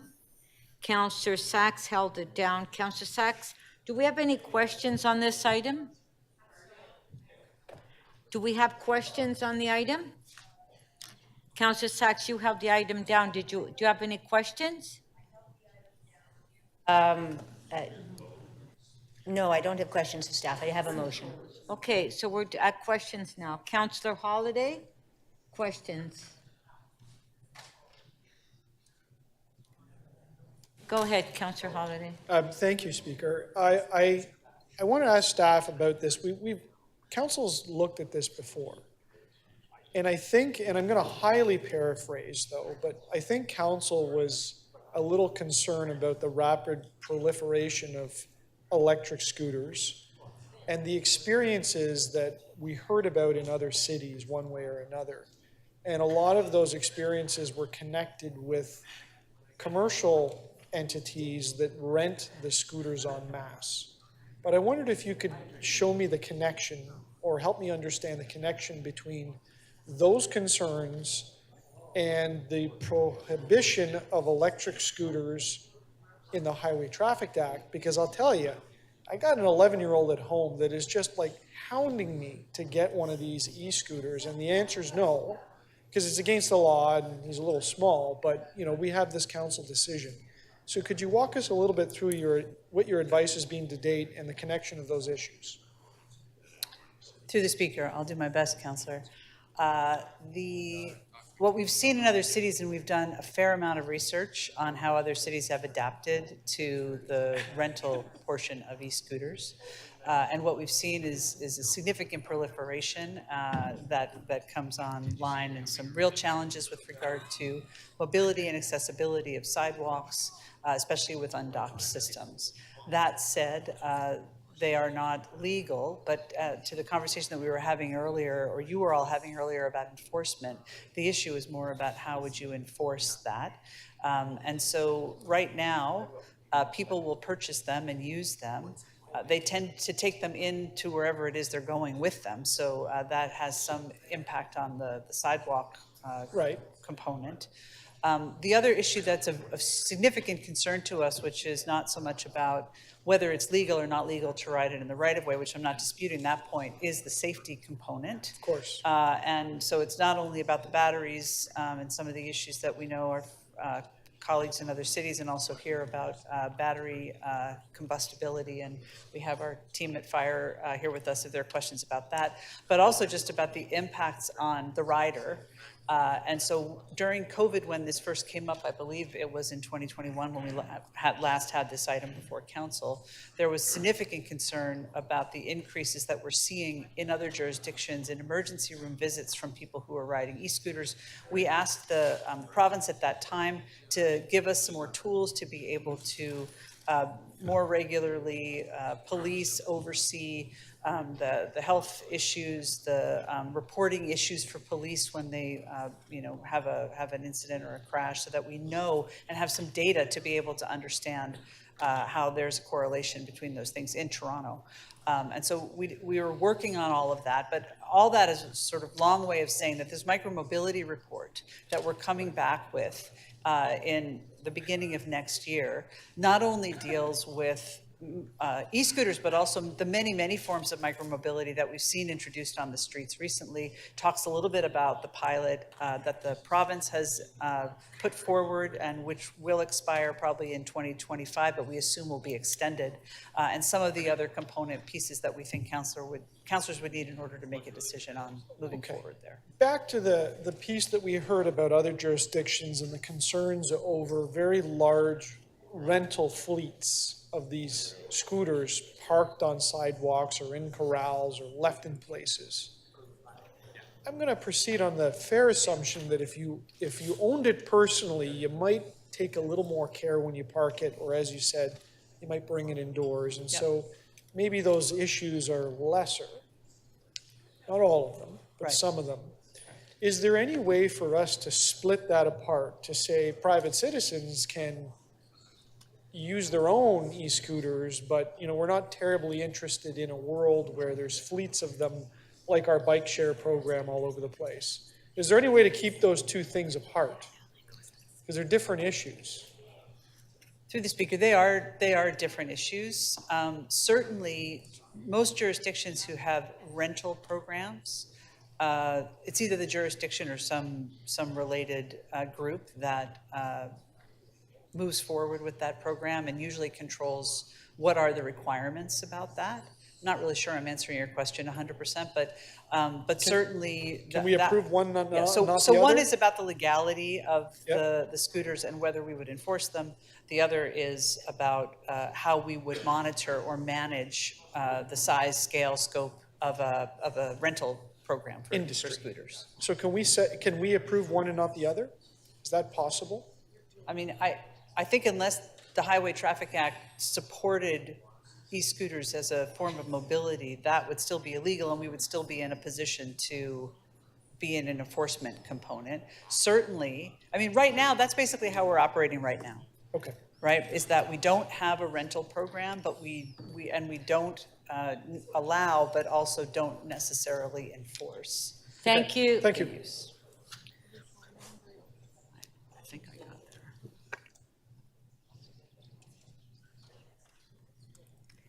Councillor Moyes, questions? Thank you, Madam Speaker. Through you, I mean, a few of my questions were already answered, but there is one or two more I'd like to ask staff. So will Toronto Parking Authority be consulted regarding the public education campaign for safer active transportation? What role will they play? Through the speaker, we can certainly do that, and part of this micromobility report will be to do consultation more broadly, and we can work with the Toronto Parking Authority on that as well. You mentioned safety in response to Councillor Holiday. So in regards to your report, are you going to talk about these mobility scooters being off the sidewalk? Will people be able to have to wear helmets? Like, how far do you think this report will go that you're planning to bring forth? So we've actually addressed a lot of the issues around safety, crashes and impact, risk and liability in the previous report that we brought forward. I think it would be useful for us. We'll certainly refresh that information. And if there's anything specific that you would like us to dive into, we're happy to do that as well. We also have a pretty significant set of consultations that we're going to be doing with the accessibility community as well, who are very keen on being involved in discussions about this issue. Just one final question. Are there any other groups that you would speak to, seniors and others that may be impacted? We have a long list of people who are interested in being involved in consultations, including seniors, people with disabilities, active transportation advocates. The list is quite significant. Local businesses, we've had lots of engagement by resident groups and also some BIAs as well, especially in the downtown. So we will continue down the path, and that's why we're happy to have a little bit of time to put this comprehensive micromobility report together before we come back to council with any kind of next steps. Thank you. That's my questions. Thank you.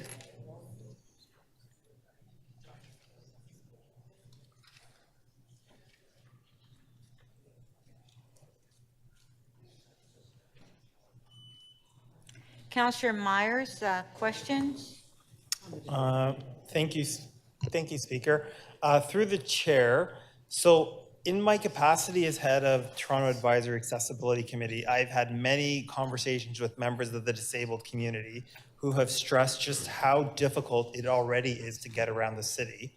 And one question really from David Lepofsky, who's blind, really stuck out to me. You know, we're doing this pilot, and he said, you know, pilot to do what? What exactly are we hoping to get out of this? Through the speaker, so right now there's not a pilot on the table. That would be, if we were going to come forward with any kind of a recommendation for a pilot, it would be something that would be as part of this broader micromobility report. We've been in pretty close conversations with the Accessibility Advisory Committee, but also with David himself about the many, many issues that we also underscored and see not only here in Toronto, but we see them in other cities as well. So certainly the pilot, if we were to move forward with the pilot, we would have many more sort of parameters around that we would bring back in second quarter. And could you just, what's the purpose of a pilot generally? Generally, we use pilots to test ideas sort of in real time and space, and then collect a lot of data, work with community members and stakeholders involved in the issue to get their feedback, often to make tweaks in real time so that we can get feedback and make an adjustment in the field to see if things are going to work better. And then it also definitely informs our design on the go forward. So in the summary, it says pretty clearly that, you know, e-scooters pose serious risks to pedestrians, especially people with disabilities, particularly if they parked on the sidewalk, and they have often been operated without insurance. Then it goes on to say the city has no resources available to devote to enforcement of e-scooter compliance. So again, how would we even do this pilot successfully if we don't have the resources to do the enforcement would actually help us create the laws to have this, you know, roll out on a citywide scale? Through the speaker, that would absolutely be a consideration, Councillor. I mean, we brought this report not too long ago, and we've been asked to revisit a pilot, and so we are looking more broadly at micromobility and in that space, and so we'll be coming back with those recommendations in the first quarter of 2024 after we do a fair amount of consultation and think through some of the questions you've asked here today. And you and I have met about other issues, about the difficulties of people with disabilities trying to navigate the city. Could you just elaborate on that more generally, of like what people with disabilities, particularly people who are blind, go through on a daily basis just trying to live in Toronto? Through the speaker, I mean, I don't have lived experience there. Certainly as somebody in transportation who's trying to help support people navigate through the city, we definitely hear from and talk to people and get experiences from people about navigating uneven surfaces, about navigating construction zones, about their challenges, you know, getting around in inclement weather, especially related to winter. So we have pretty heightened sense of the concerns that people have, especially regarding accessibility to the TTC, which a lot of people use, and so being able to walk or wheel to a TTC stop and having that path be clear, eliminating debris, you know, which may not be a significant issue for some users, but it certainly is an issue for small gauge wheels like you might find on a wheelchair. And so certainly we're sensitive to those issues, but the real experts, the city's Toronto Accessibility Advisory Committee are the real experts, and we tend to go to them regularly when these issues come forward so we can get feedback and help to shape our recommendations on the go forward. And, you know, to follow up on that, the last time this went before TAC was pretty adamant that this should be banned because due to issues of personal safety, i.e. if someone was to collide with someone who is blind, elderly, a person with a disability, it could cause serious and or fatal injuries. That's correct. And this is not hypothetical. This does happen on a quite regular basis in Toronto currently. It is very difficult to navigate, especially when it is, some of these equipment don't have a lot of noise that go along with them. And so it can be even more challenging for people to navigate sidewalks, bike lanes, and crossing at intersections. When some people use hearing to be able to gauge where, the direction of travel and traffic, et cetera. So we have heard those concerns, and we are quite receptive to those concerns. And I think the other thing that is challenging from our perspective, that's quite unique to Toronto from other cities that we've examined, is our in-road streetcar tracks, especially in the downtown, which can pose a real challenge. Thank you very much. Thank you.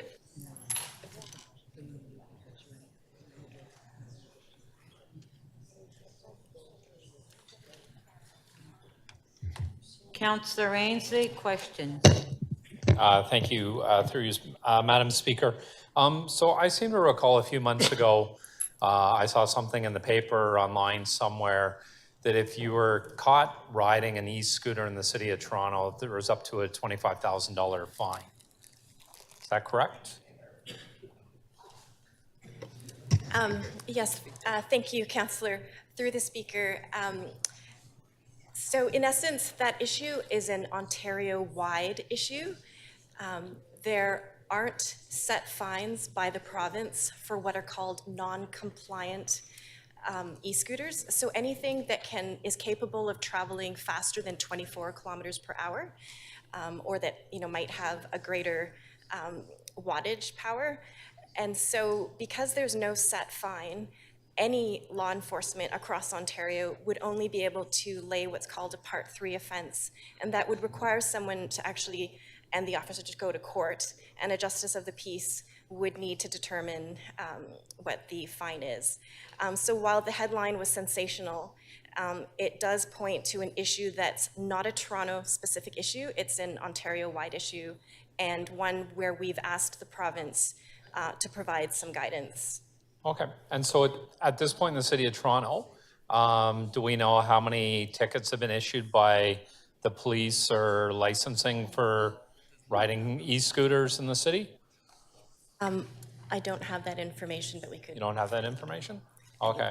I would say it's probably not a priority. And through the Speaker, to Councillor Ainsley, one of the things that I mentioned in my response previously was that we had asked and are continuing to work with the province on trying to get more information from the forms that the officers use when they are recording the incidents in a crash, so that we can further determine what the vehicle was, vehicle type, and that's something that we'll also talk about in the micromobility report, because some jurisdictions have had good success in working with hospital intake on trying to find out and determine what the vehicle type was, because sometimes it's recorded as a motorcycle and it's, you know, a powered Okay, scooter. because I asked that because, so for myself that has a 17-year-old son that's like, e-scooter, that's the cool thing to ride.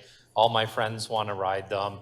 And I'm like, well, if you could be hit with that amount of fine, you're not riding an e-scooter.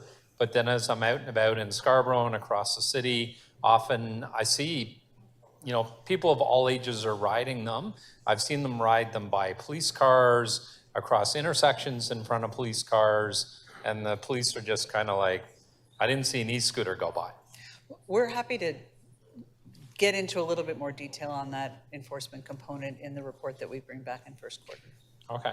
that would And be I'm trying to, how do you envision getting ahead of e-scooters when it comes to micromobility? Because I look at e-scooters, I can buy them at Canadian Tire, Lowe's, Home Hardware, Amazon. People are riding them. I've heard concerns from the disability community, but there was also an article in the Toronto Star last weekend. It was a full section on micro-mobility, and it was e-scooters, e-bikes, you know, how can you get around the city easier than public transportation and drive in your vehicle? But you can buy them. The media seems to be promoting them. And it kind of reminds me of, I forget the fire pit that you can buy that are illegal to use, but I can go and buy one in Canadian Tire. So I'm trying to figure out how, if we don't have some type of pilot project or figure out how to deal with them, how we get ahead of it.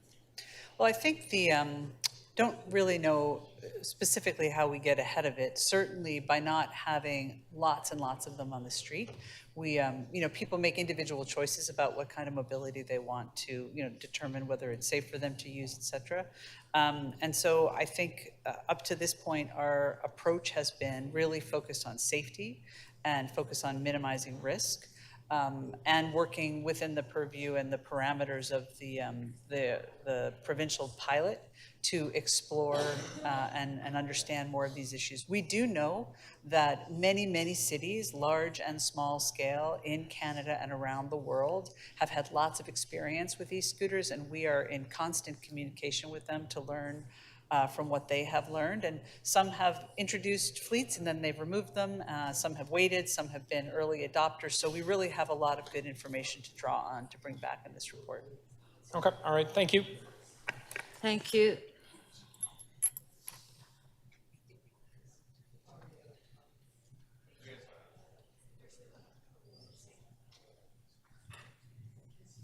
Councillor Bravo, questions? Through the speaker to the General Manager, Transportation Services.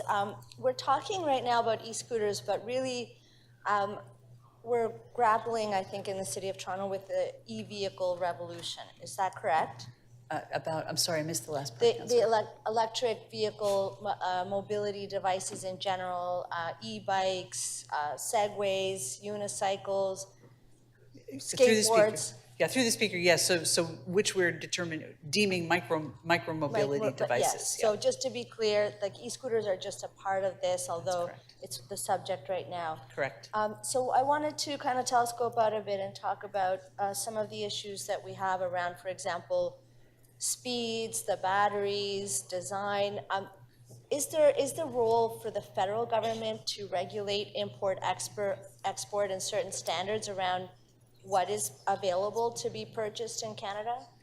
Yes, so Transport Canada could play a role in helping with that. We've actually been in touch with both federal and provincial partners, not only to talk about speed regulation, but also just about the design and the scale. How big should the wheels be? What is the the other design components that we feel could really increase or at least benefit safety? So certainly there's a role to play there. That's great. And will that be part of your study to kind of focus on the import, export, the manufacturing, the design piece? To the best of our ability, we will certainly liaise with them. We did cover off a little bit of that in the previous report that we did, so we'll update some of that information as well. And because, for example, in terms of e-scooters, we're talking about speeds that not only are harmful to others, but also even to the person riding them. So there's a it's an anticipated harm because we know by design they are very dangerous, right? So in terms of the classification of mobility, like micro-mobility vehicles as vehicles, that is provincial legislation, correct? Yes. Okay. So it feels to me like we really do need to have a municipal perspective from sort of a harm reduction point of view, because we have federal and provincial areas of jurisdiction that are putting vehicles on our sidewalks and on our roads, but we don't necessarily, by regulating them one by one or initiating a program to deliver them, we're not really getting the full picture of the problem. Is that correct? Or the challenge?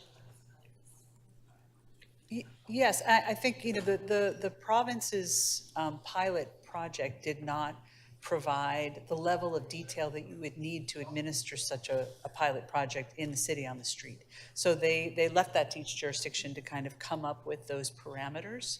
And so we've been heavily focused on safety, risk reduction, harm reduction for drivers, as well as looking at how something like e-scooters and a pilot could be successful.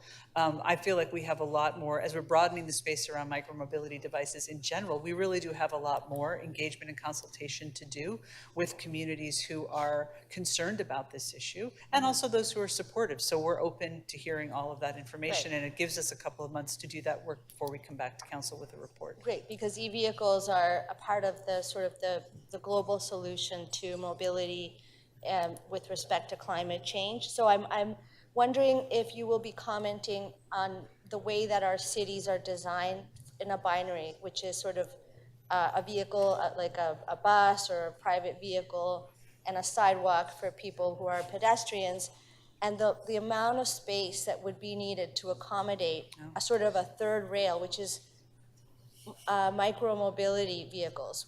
What kind of space do we need to apportion on our roadways to be able to safely operate what is a growing trend and is economical for some people? It allows them to gain access to subway stations that they wouldn't actually have otherwise. I think, Councillor, what we would be prepared to do for the report in 2024 is to just look at the experience of other cities, and certainly we've looked at how micromobility devices are compatible with cycling, because there's a lot of concern and frustration about that as well. Certainly concern and frustration about use on sidewalks, and what the impacts are also in the street, and what other jurisdictions have done to try to accommodate them in a way that makes some sense. So we're happy to bring some of that back as well. And would that include the reapportioning of like roadway use as needed? I mean, I think when we do a look at complete streets improvements, anytime we do a street improvement reconstruction, certainly we look at how to apportion the road. And as you know and have experienced, those can be very dynamic conversations. Thank you. So. Thank you. Thank you.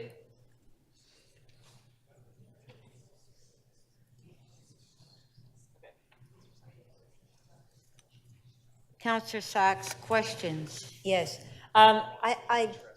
Great questions from Councillor Bravo, but I have a couple of questions about Ottawa.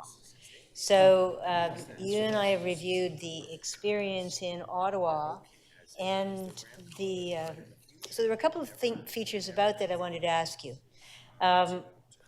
One was we heard at Infrastructure and Environment Committee that there are already more than 40,000 electric kick scooters in Toronto, and we don't have any effective way of keeping them off the sidewalk, do we?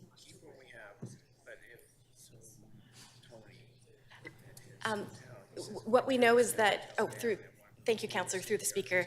What we do know that it's important to have protected bike lanes adjacent to a sidewalk, and that's, enables people to not be tempted to use the sidewalk. So taking a systems approach, it's not just about enforcement, it's about the infrastructure, whether that infrastructure might have potholes or debris, whether there's someone illegally parked blocking that bike lane. And so there are a number of factors, and I think it would be part of the study to take a holistic approach about reducing and mitigating illegal sidewalk riding. Well, I certainly, as everybody knows here, I'm a strong supporter in more bike lanes, and maybe we should actually fix the potholes in the bike lanes. But what we're seeing, and certainly what I see all over my ward, is people riding scooters on the sidewalk, even right beside the bike lanes. So we can't rely on people not to be jerks. We can't rely on people to stay off the sidewalk if we just say, please stay off the sidewalk. Through the speaker, I think that's the same for most things. Yeah, that's right? true. Is that we can't really rely, we can rely on most people. I'm optimistic that way. We can rely on most people if we design the infrastructure correctly to use it correctly, but convenience often weighs out on people's consideration of other people using the right of way. So these are certainly concerns and challenges. And I know that Ottawa, to your point about Ottawa, has tried some new technologies. Right. Other So- cities have. So I wanted to ask you about that. Yeah. So Ottawa in 2021 allowed dumb scooters, and they had a lot of conflicts with them being ridden on the sidewalk. And they had a resolution from their Accessibility Advisory Committee to stop the pilot. But in 2022, they changed the technology. They insisted that the scooters have sidewalk prevention technology, and then their Accessibility Advisory Committee supported the pilot. So wouldn't we have a better chance of keeping scooters off the sidewalk if they were equipped with the same technology that Ottawa is using? It's not perfect, but wouldn't it be better?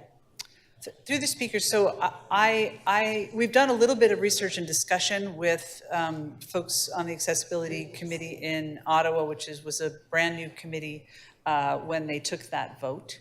And I think we're very interested to hear how things progress and stay in touch with that committee to get their perspective and their feedback. They've tried a couple of new aspects in addition to geofencing to keep scooters where they're supposed to be, including some AI technology. And we'll certainly review that with interest. I don't think it's a complete solution. I'm not saying it's a complete solution, but that technology, if you build the technology into the scooter, don't we have a better chance of keeping scooter riders off the sidewalk? That's what we'll be looking to other jurisdictions to help inform as we come forward with this strategy. I think our concerns remain and will continue to remain safety. They will continue to be about safety. Well, I absolutely agree that we have a shared interest in safety, Absolutely. both for the riders, but especially sidewalk safety. And so in any event, you are going to review whether this technology gives us a better way of protecting sidewalk safety than just asking people not to be jerks. Yes. Okay, thank you. Yes. Thank you, Councillor. Thank you.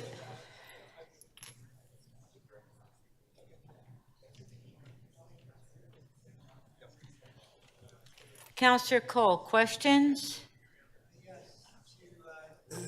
Director of Transportation, Ms. Gray. Are you aware that in Paris, France, they just overwhelmingly voted to ban e-scooters because of all the accidents, people getting killed? Have you looked at that study? Through the speaker, yes, we are aware of that, and we have looked at that. We've looked at London, who opted not to have a pilot. Oh, London has a pilot. We've looked at New York. We've looked at many, many other cities, some of whom have introduced a pilot and pulled it back out again, some of who have introduced additional measures, but we're very familiar with the Paris example, yes. So Paris was one of the pioneers in allowing these scooters, wasn't it? Yes. So after having these scooters go freely into the streets of Paris, 90% of the Parisians who voted in the poll voted to remove these scooters after these years of having them all over the roads of Paris. That's my understanding. Yes, Councillor Cole. And what's the reason why they were so soundly removed or rejected? My understanding, what we've learned from not only Paris but other jurisdictions, is there's many, many reasons, including where they traveled, the fact that they were dockless and therefore on the sidewalk, and people would ride them and kind of drop them where they left, and they would impact people's ability to use the sidewalk, access businesses. Speed is an issue. They're fast, and so again, significant injuries have resulted, and including fatalities as well. So lots of issues. Yeah, so anyways, I know people talk about Ottawa and that they're now trying them, but if you look at a major city like Paris, they've done the real pilot project there, and they've said no way.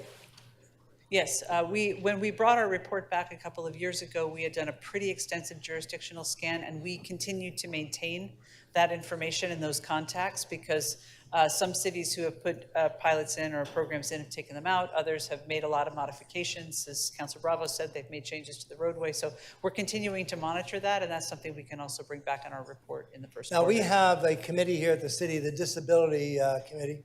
Correct. What is their position on this use of these e-scooters? They do not support the use of e-scooters or a pilot. Okay, thank you. Thank you.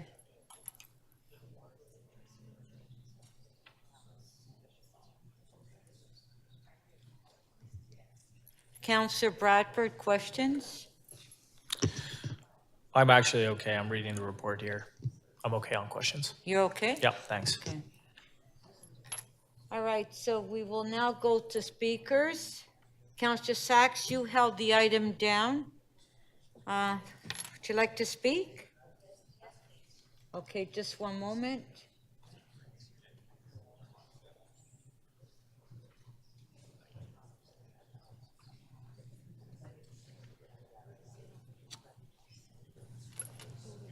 Okay, Councillor Sachs? Yes, I have a motion. The clerk can put it up. In a nutshell, I've spent a lot of time talking with many stakeholders and with staff over the last few weeks about where we go from here. And I've agreed with staff that, as expressed by Ms. Gray, that it makes sense to fold this into the micromobility report that's coming. As we saw in the Toronto Star this weekend, there's just so many different ways of people getting around. 1 wheel, 2 wheels, 4 wheels, everything but wings, it seems. And we do need to have a broader conversation, not only how do we accommodate all these different kinds of vehicles on the road, and I certainly agree with Councillor Bravo that we need a third space. What we've been calling bike lanes are increasingly accommodating all kinds of different people on all kinds of different devices. But anything that's motorized and goes faster than a person can walk with an adult on it doesn't belong on the sidewalk. So we do need to make more of those third spaces. But also, I think there is an important role for a publicly run pilot, specifically because of the experience of Ottawa. And what they've shown is that the privately owned ones, I mean, Mr. Holiday is right, they don't get left lying around on the sidewalk, so they're not trip hazards, but they get ridden on the sidewalk. And they get ridden on the sidewalk at speed. And we also see more and more companies now renting the dumb scooters. And so having the Toronto Parking Authority, which we know is a trusted partner and has a mandate for expanding electric mobility across the city, having them run a pilot where they use the best available technology to ensure sidewalk safety and to make sure these things don't get left around seems safer to me than just sitting back and letting the privately owned ones that don't have the technology explode over the city. And I see them a lot downtown. I hear from Councillor Carroll that they're growing even faster in the suburbs. We've heard from 2 of our councillors, their kids are pushing for them, and I guess we'll see pictures soon. So we have a situation where there is a huge public demand for ways of getting around that don't get caught in congestion, aren't expensive, don't require them to muss their clothes or exert themselves, and can be folded up and taken on the TTC. So if we don't do something to make sure that we have smart scooters, I think we're just going to have a lot of dumb scooters. But in any event, my motion is let's leave this to staff. They understand the issues. They've dealt with it before. They're talking to all the right people, and we'll hear whether or not there's an appetite to do a pilot, and maybe it'll be scooters, and maybe it'll be this new Sarret, and maybe it'll be something else. But at least we need to have a careful review. Otherwise, we're just going to be left behind with the explosion of the private dumb ones. So thanks very much. Did my motion ever show up? Yes, it's up. Good. Thank you.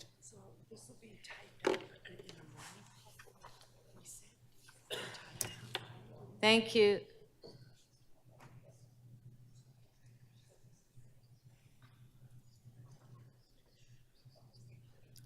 Deputy Mayor McKelvey to speak. Thank you, Madam Speaker. I just want to move the recommendations that are in the supporting supplemental report that city staff prepared. At committee, we referred all the recs to transportation staff and asked them to come back with something. So this is what's before us. It's taking this and merging it into the broader micro-mobility strategy that the city is developing with a report back in the new year. So I'd like to thank them for working on that. And I'd like to thank Councillor Sachs for being passionate about the issue.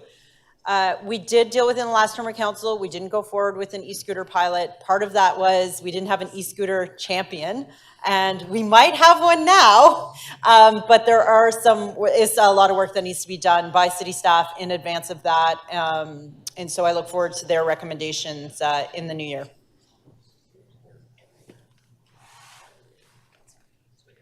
Thank you.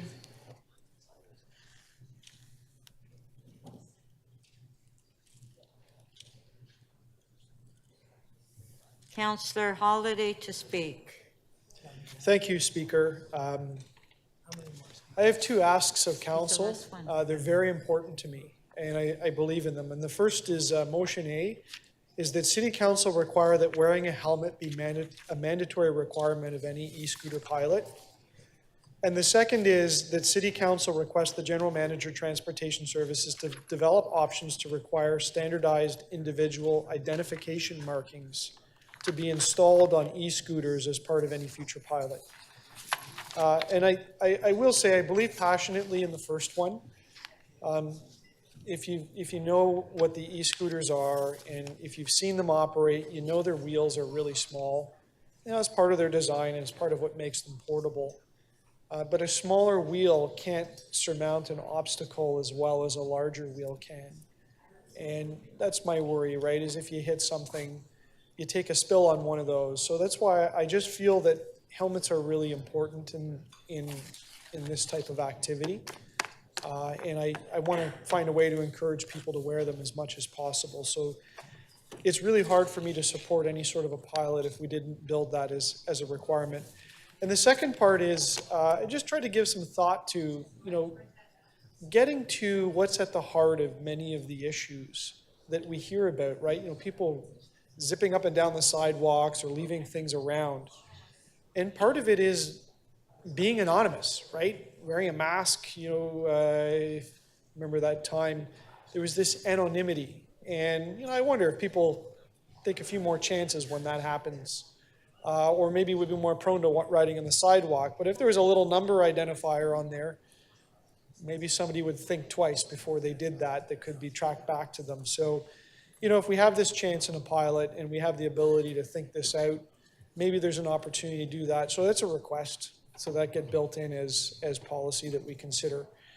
Other than that, I do recognize I have been pretty cautious about e-scooters. I thank you, Speaker. I see that I have a question. Thank you. Yes, you do have a question, Councillor Perks. 3 minutes clarification of the motion. Thank you. In looking at your motion and looking at Councillor Sax's motion, I'm wondering if it would make more sense to ask the micro-mobility report that we're having investigate whether having helmets as part of the pilot would make sense. Is that something you would consider doing? So there's a little nuance in there in what you asked. My intention is not a standalone report or to add more work to staff. I envision these motions being considered in that policy development process. But there is one thing that you said, and that is to consider making a helmet mandatory. I think we should say that it is mandatory right up front. And I understand that is a big statement, but I think it is a really important one. I don't want to leave it to chance in the report as a maybe. So if I'm looking at the way that Councillor Sachs worded her motion, she says, report on whether we should do a pilot with the following conditions. One was insurance. Would you consider wording your motion in a way that did that? The only reason I ask is I'm not sure it's within our authority to require the wearing of helmets, or if we would have to take additional steps in order to give Mr. Grant and the Toronto Police Service the ability to stop a cyclist, which I'm not clear you can do if they're on the road, because if I remember, only the police can stop somebody who's in a moving vehicle on the road. So I think there are a couple of jurisdictional and practical questions about how that I would need to understand before I could support your motion. So I understand your point here, but I think if you want support for it, it might make more sense to ask staff to give us advice on how to implement it. So again, with that in mind, would you consider changing the wording of your motion, directing staff to include this in their study on micromobility? I think, Councillor Perks, it depends on the wording, and but I cannot support something where there isn't assurance that a helmet is mandatory. And if there's problems at getting to that point, then I don't want to go down that path. Okay. It's that simple. I'll come talk to you about it. All right. Thank you.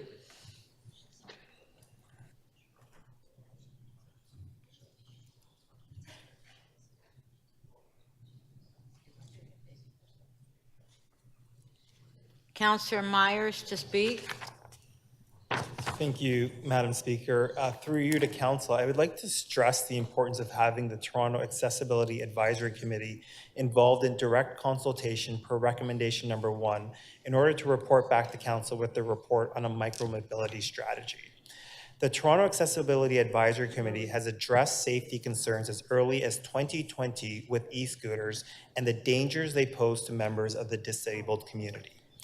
There have been many reported injuries and near injuries of those who use various mobility devices to navigate the city, as well as those who have vision impairments and are unable to see e-scooters or hear them, given that they don't have horns or bells.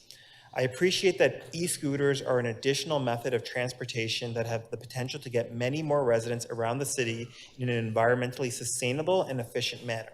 However, I believe that we as council have a responsibility to ensure that we are looking at a complete picture when it comes to e-scooters.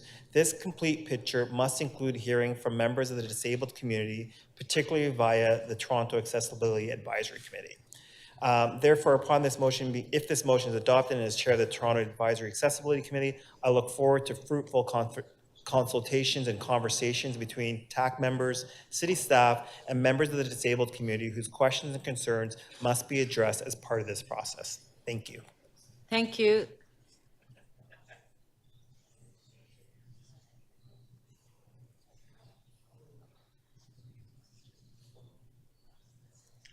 Councillor Cole to speak. Yeah, thank you, Madam Chair. You know, it was quite clear and emphatic committee when we heard from members of the Toronto's accessibility community and disabled community. They are scared to death if we proceed in this direction. They call these silent killers. And one of the deputants said, please don't make us guinea pigs.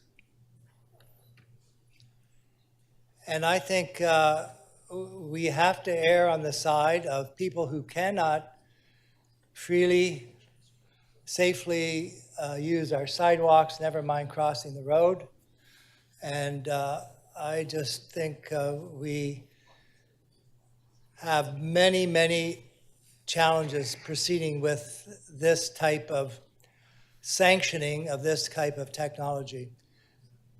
It's obvious that it's out there. It's a great moneymaker. People are making great profits with these devices of all kinds. Remember years ago, Councillor Peruzza, remember he used to be on those, what do they call them? They had no handlebars, nothing. I can't remember even the names of them, but they were supposed to be everywhere. But then they found out there were so many accidents occurring with those miracle mobility devices that you hardly ever see them anymore. I can't remember the name of them. Maybe Councillor Burnside remembers, but he doesn't either. Okay, so and we heard from David Lepofsky. He was emphatic. Don't do it. Don't go there. And then now we're saying, well, we'll let the parking authority operate a pilot project. Well, how is the parking authority going to do any enforcement of these people speeding up and down sidewalks, speeding through parks, whatever it is? Who's going to enforce these scooters? And then the claim is, well, we'll put on this technology whereby we'll put in these virtual walls on the sidewalks. They can't get to them. Who's going to monitor? Is it Mr. Carlton Grant that's going to be given this job too? I'm sure he wants it. He's got nothing else to do, so he wants to also be the police enforcement officer for scooters now. We don't have, I know there was a big spread in one of the major dailies here saying how fantastic this was. This is going to solve all of our TTC problems, and it's going to make mobility cheaper and everything. In the whole article, I don't think they mentioned the impact on people that have visual impairment or are in wheelchairs or the elderly. I know even a friend of my wife's 2 months ago got hit by one of these things in Vancouver. Broke her hip, broke part of her femur or something, or her leg. She's in a rehab hospital right now. That just happened 2 months ago because I mentioned it to my wife in talking. So these are the real consequences of these devices because you don't know they're coming. And the tendency is for people to speed on them. And the tendency is for them to use sidewalks. So let's get the cycling network done, get that done first. That's got its challenges. So let's at least do one thing at a time right. So maybe if we get the cycling network all over the city, let's proceed with other devices, these magical carpet rides we're going to put all over the city of Toronto and risk the, the safety of people who are asking us as councillors to say no to going ahead with these devices. As great as they may sound or whatever, they're not a panacea. They're not going to solve all of our transportation problems, and they're going to put people at risk. Thank you, Councillor Cole. Thank you. Councillor Moyes to speak. Thank you, Madam Speaker, and through you, e-scooters and micromobility devices are here to stay. I mean, they're all over the downtown. I think 1 in 5 people, I think, in the city actually have one of these devices. So they're not going away anytime soon. The best thing that we can do is to regulate them. And I do support this pilot project. But one of the things we haven't talked about is recreation versus employment. Because right now, if you look around, there's DoorDash, there's Uber Eats, and other organizations that are using this tool to get around the city quickly for employment purposes. And I saw that, in Councillor Sachs's motion here, amendment, it talks about liability insurance. And again, why are we not looking at the onus of the insurance? Why is it the individual and not the company? We also know that people that actually are using these devices for employment are people who are already on the periphery, have 2 or 3 jobs to feed their family, to pay their rent, and to put food on the table. Again, we're saying we need to use a lens of equity and fairness. Why is it always on the individual rather than actually the bigger system itself? And why do we let the Ubers and the DoorDashes and those others get away with such things? But yet, again, the onus is on the individual. So I feel that, and for a lot of people, is the only way to travel because they don't have a vehicle. They may not have access to TTC for whatever reason may be. If they're in Scarborough, for example, we know that TTC is not always accessible. So again, they use these devices to get around. So I think when we look at this, I hope, is looked about in a holistic way, using a lens of equity when we actually decide how we manage this. And I do hope the recommendations take that into account when the report's brought forth. Thank you. Thank you. Okay, if we can ring the bells and put the motions on the screen.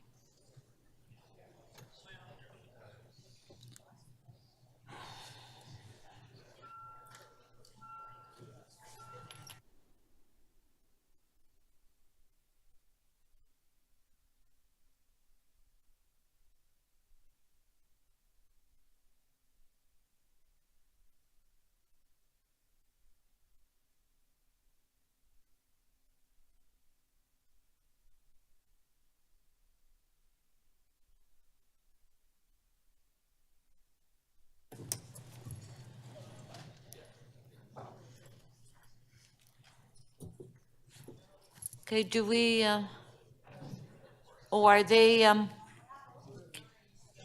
yeah, that's fine.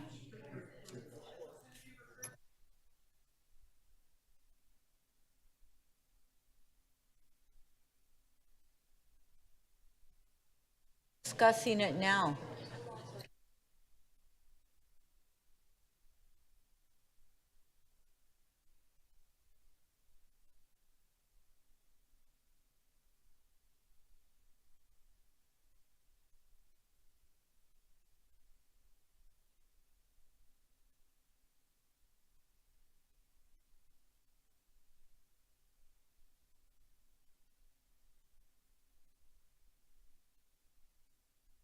If you can just give us 1 second.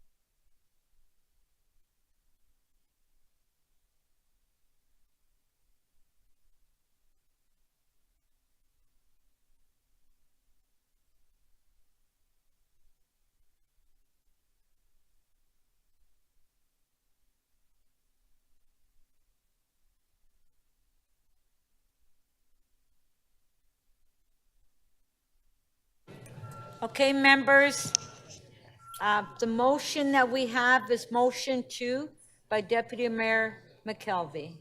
It's on the screen. All in favor, show of hands. Opposed, if any, carried. Councillor Cole, you want a recorded vote? Recorded vote.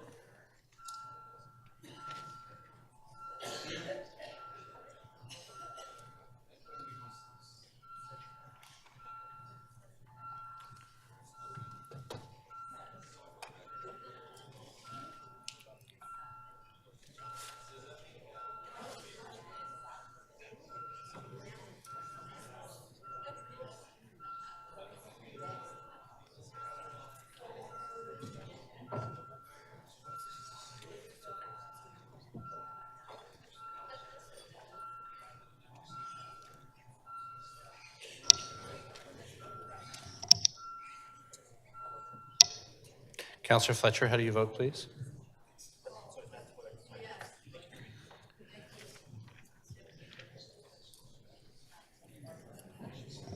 Motion 2, Speaker carries 21-2.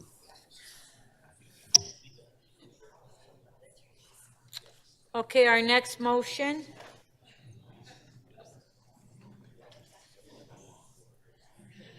It's on the screen by Councillor Sachs.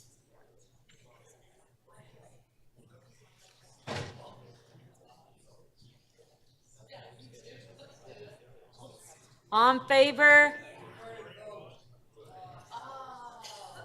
Recorded vote. What was that, mandatory?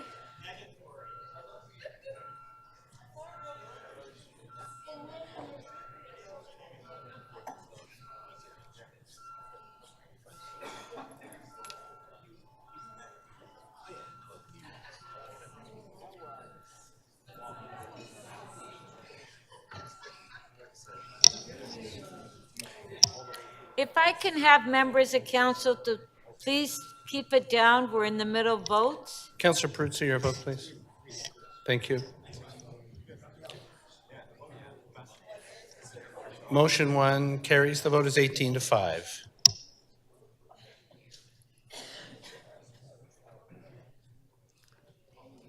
Okay, our next motion.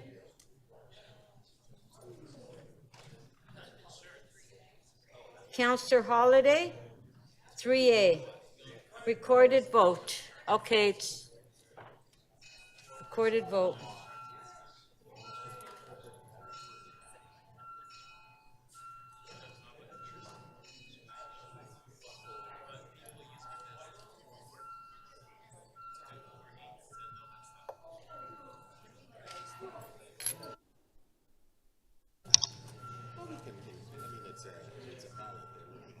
Councillor Thompson and Councillor Peruzza, please.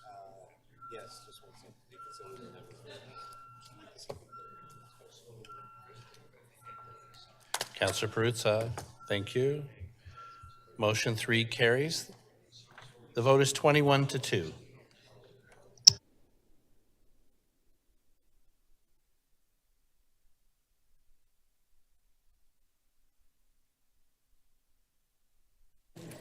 Okay, our next motion is Councillor Holiday, 3B.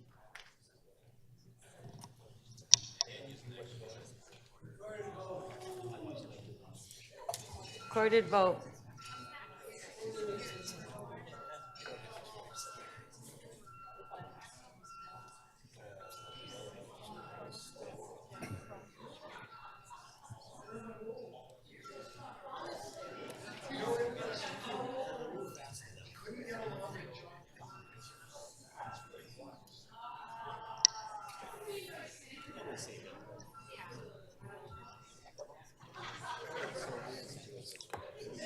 Motion 3B carries. The vote is 18-5. Okay, that's the item. Okay, yeah, we'll try to. Deputy Mayor McKelvey, I know that you wanted to. Thank you, Madam reorder Speaker. I the just order wanted to paper. reorder the order paper, confirming nobody needed to talk to Hydro on 6.1, in which case we can deal with it now. And nobody had said they did, so we didn't have to wait for them to come. So we can pull that off and deal with it today. Yeah. Great. I think I needed 2/3, right? But we have the other, the 6.19 as well. Nobody had questions for Hydro. Oh, okay. Okay, so on 6.1, all in favor of releasing, reordering the order paper? Yeah, we're dealing it now. Yes. No, you're. 6.1, EX 6.1. Okay? Is everyone okay with that? On favor? Carried. Okay.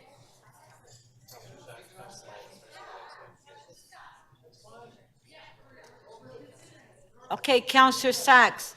Hello. Okay. Councillor Sachs, this is your item. Do you have questions of staff? Okay. I'm Councillor not sure who Sachs. to ask. I guess to this city solicitor, is there any obstacle to us asking our boards, agencies, boards, and commissions to include a link to Transform TO in their executive compensation? Microphone's working. Oh, is it? Okay. Through you, Madam Speaker, provided this would be in addition to the guidelines themselves, I don't have a concern. Okay. Or that it would be a guideline itself that would be separate from the ones that are before council. Right. So the motion that I worked out with Kate Yes, Bessel, that's correct. that's acceptable. I'm comfortable with the motion that you've worked out, yes. Okay. Thank you very much. That's my question. Thank you.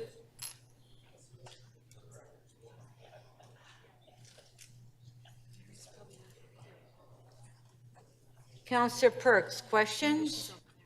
Yes, thank you. To the city manager, just a couple of maybe three questions to establish the background here. So one of the recommendations you have is that we remove a condition that we put onto Toronto Hydro prior to them hiring new staff. And you're recommending that we delete that condition, correct? Through the speaker, correct. Okay. And the reason, or when council debated this, our concern was that at the time, Toronto Hydro was not adopting compensation and hiring practices that met with standards that we were encouraging all of our agencies, boards, and commissions to adopt, correct? Through the speaker, correct. Okay. My understanding is we've just received some correspondence which has been appended to this, where Toronto Hydro has indicated their intention to develop policies that largely conform to what you're recommending. Is that correct? Through the speaker, yes. And in fact, they've indicated that already they see a great alignment with what they have, and they will continue to implement towards the full guidelines and provide me that information by the first part of next year. And so they've agreed that they will forward correspondence to you, which you can share with council, so that we all can be, clear in our minds that the original problem, which was bringing some of their policies closer to ours, will have been dealt with. Through the speaker, correct. And that was a key part of our report, is that there needs to be a reporting, through me to allow us to understand what people are doing, as opposed to just having these one-off conversations. So you'll be clear, not only with Hydro, but other boards and agencies and corporations, that they are complying in general with these guidelines, and if they're not, why they may not be. Okay, so in your mind, you're comfortable that that correspondence meets the intention of the original council decision? Through the speaker, I am. Okay, thank you.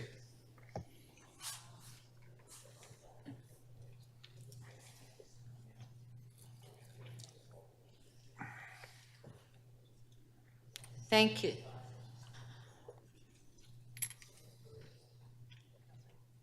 Okay. Councillor Sachs, did you want to speak on it?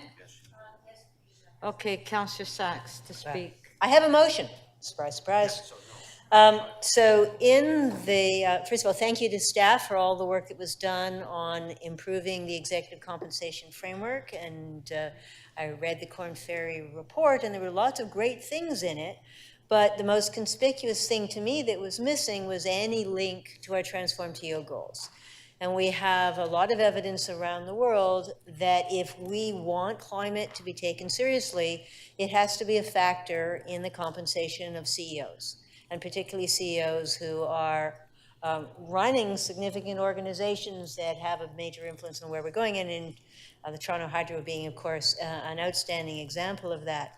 So I have been working with staff and with the city solicitor over the last several days, and communicating with Hydro to see, to develop the motion that you have in front of you, which is to add to the guideline, which is a guideline and a principle and approved by the city solicitor, a request to each of those boards of directors to include our Transform TO goals as factors in the compensation of the CEO. We've seen this have a major impact. It's the Caisse de Dépôt is one of the most outstanding examples in Canada, where it did have an immediate and very significant impact on the performance of the organization. And I anticipate, we had an interesting article by Corporate Knights in the last month or so, also showing how around the world, including the compensation of the CEO, tying that to our climate plan, makes a big difference on how they behave. So we weren't doing that under Corn Ferry. We should do that. It's part of how we achieve our Transform TO goals. So I am asking your support to add this to our principles of compensation. Thank you. Whoops. Thank you. We do have a question for you. Councillor Holiday, 3 minutes clarification of the motion. Thank you, Speaker. It is clarification, and it's kind of like figuring out what the third wheel is here. So I threw you to the councillor if she could explain. I got the wording up here. It asks to have the agencies and corporations review how to incorporate the objectives of Transform TO into goal setting and measurements of performance of chief executive officers. I got that. And to review the chief executive officer's total compensation, and then report back to the city manager in the first quarter. You're right. Could you just understand what that means? Well, this is exactly how I drafted it. What it was, and we should amend it. What it was meant to say was review how to incorporate Transform TO into the goal setting and measurement of the performance of the chief executive officer, and to include that in evaluating their compensation. So thank you for catching that. The translation between me and clerks didn't quite work. That's So, clear, I appreciate it. So if we can amend that so that it says how to incorporate the objectives of Transform TO into goal setting measurements of performance of the chief executive officers, and to make that a factor in the chief executive officer's total compensation. So if we can make, how do we make that change? Oh, stand it down and we'll fix it. Thank you, we'll fix it. We'll stand it down, deal with it, I don't know. So we'll stand it down? Okay, Councillor Sachs, do you want to revise your motion then? Okay, did you want to come to yeah, if you can approach the table. In the meantime, there's members' motions that have come forward that we want to introduce. So if we can just go through the list, so we can put them on the agenda for tomorrow. Okay. Councillor Perks. Yes. What?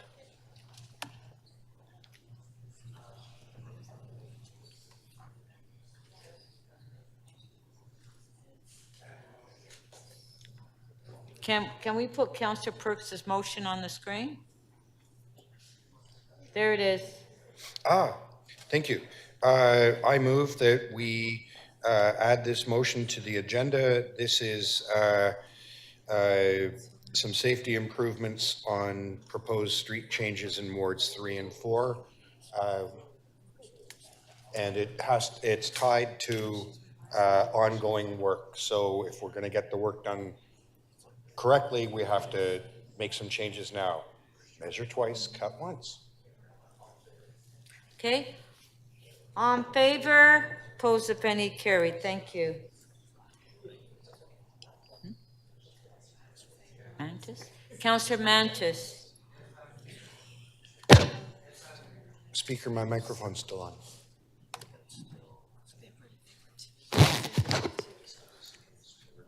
Yes, Madam Speaker. I guess that works now.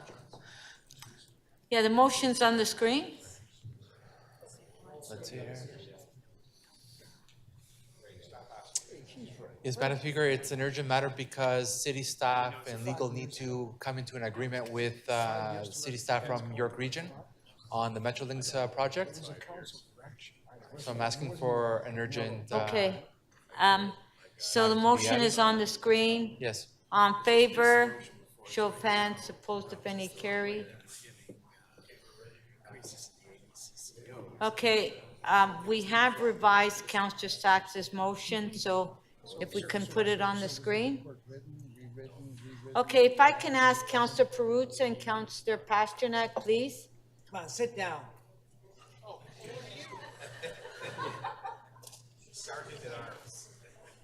Okay, it's hard to hear.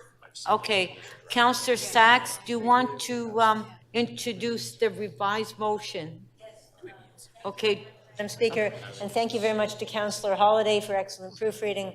Yes, so it now says what I thought I had said, which is that asking the boards of directors of our agencies, boards and commissions, corporations to review how to incorporate Transform TO into the goal-setting performance standards and the compensation of CEOs. Okay, so we have the amendment by Councillor Sachs on the screen. On favor, show of hands, opposed if any, carried. Item is amended. On favor, show of hands, carried. Thank you. At this time, Councillor Perruzza, please, it's hard for me to hear. I can do a quick release if you're ready for those. Yes. So what I'm going to ask at this time, because of the time, let's try to do quick releases.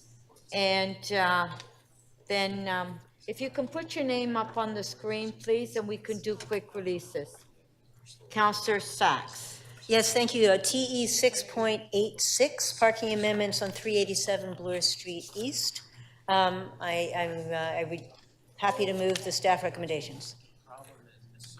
Okay, so you're releasing T 6.9, 145 St. George Street? No. Which one? 6.86.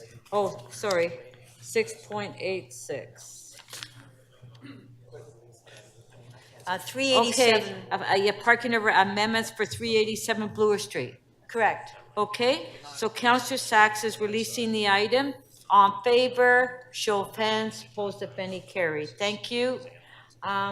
Councillor Moyes, I understand that you have a number of them that you want to release. I do, Madam Speaker. Bear with me. Item 6.19, TE 6.19. Okay, just one sec. Okay, on T 6.19. That's correct. Okay, 550 Adelaide. That's correct. Okay, Councillor Moyes is releasing. On favor, show of hands, opposed if any, carried. Okay, your next one. TE 6.20, 401 Dundas Street East. Okay, T 6.20, 401 Dundas Street. Councillor Moyes is releasing. On favor, show of hands. Sorry, I know Pardon? staff has made some amendments on them. I think you have those amendments. Oh, sorry. Okay, sorry. They do have amendments, so yes, with amendments. My apologies.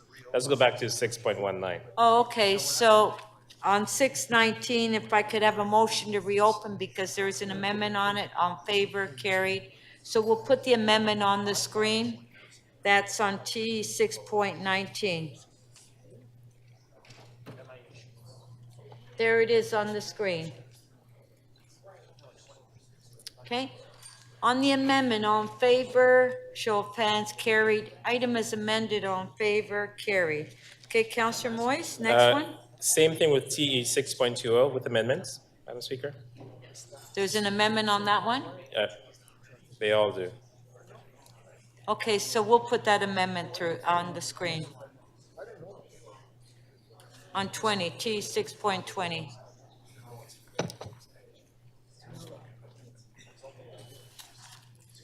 There it is on the screen, the amendment by Councillor Moyes on T 6.20. On favor on the amendment, carried. Item is amended, on favor, carried. Thank you. Item 6.22, 88 Isabella Street, as amended. Sorry, I didn't hear that one. 6.22 Okay, T 62288 Isabella. with amendment.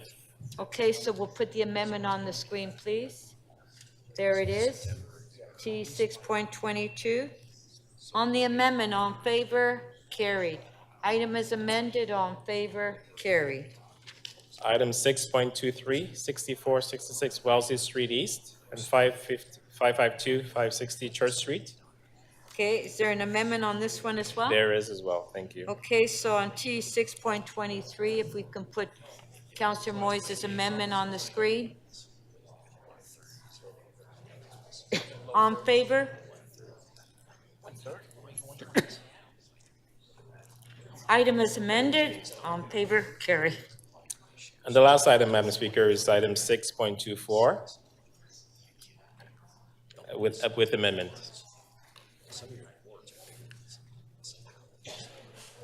$6.24.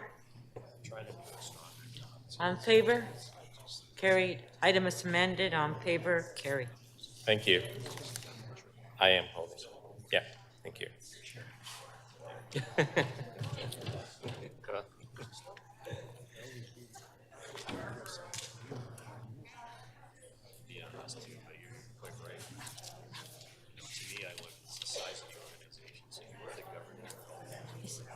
Is that it? Yeah?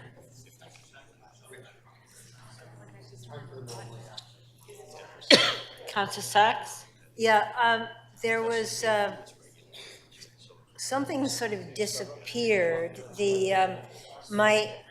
Councillor Fletcher held an item for me relating to Bloor Street, and she released the hold to me, but it doesn't seem to have got transferred to me. So I have an amendment to make, oh no, it's still there, CC 8.8. So that can be a quick release. I have an amendment. So we can do that now if that's convenient. Thank you.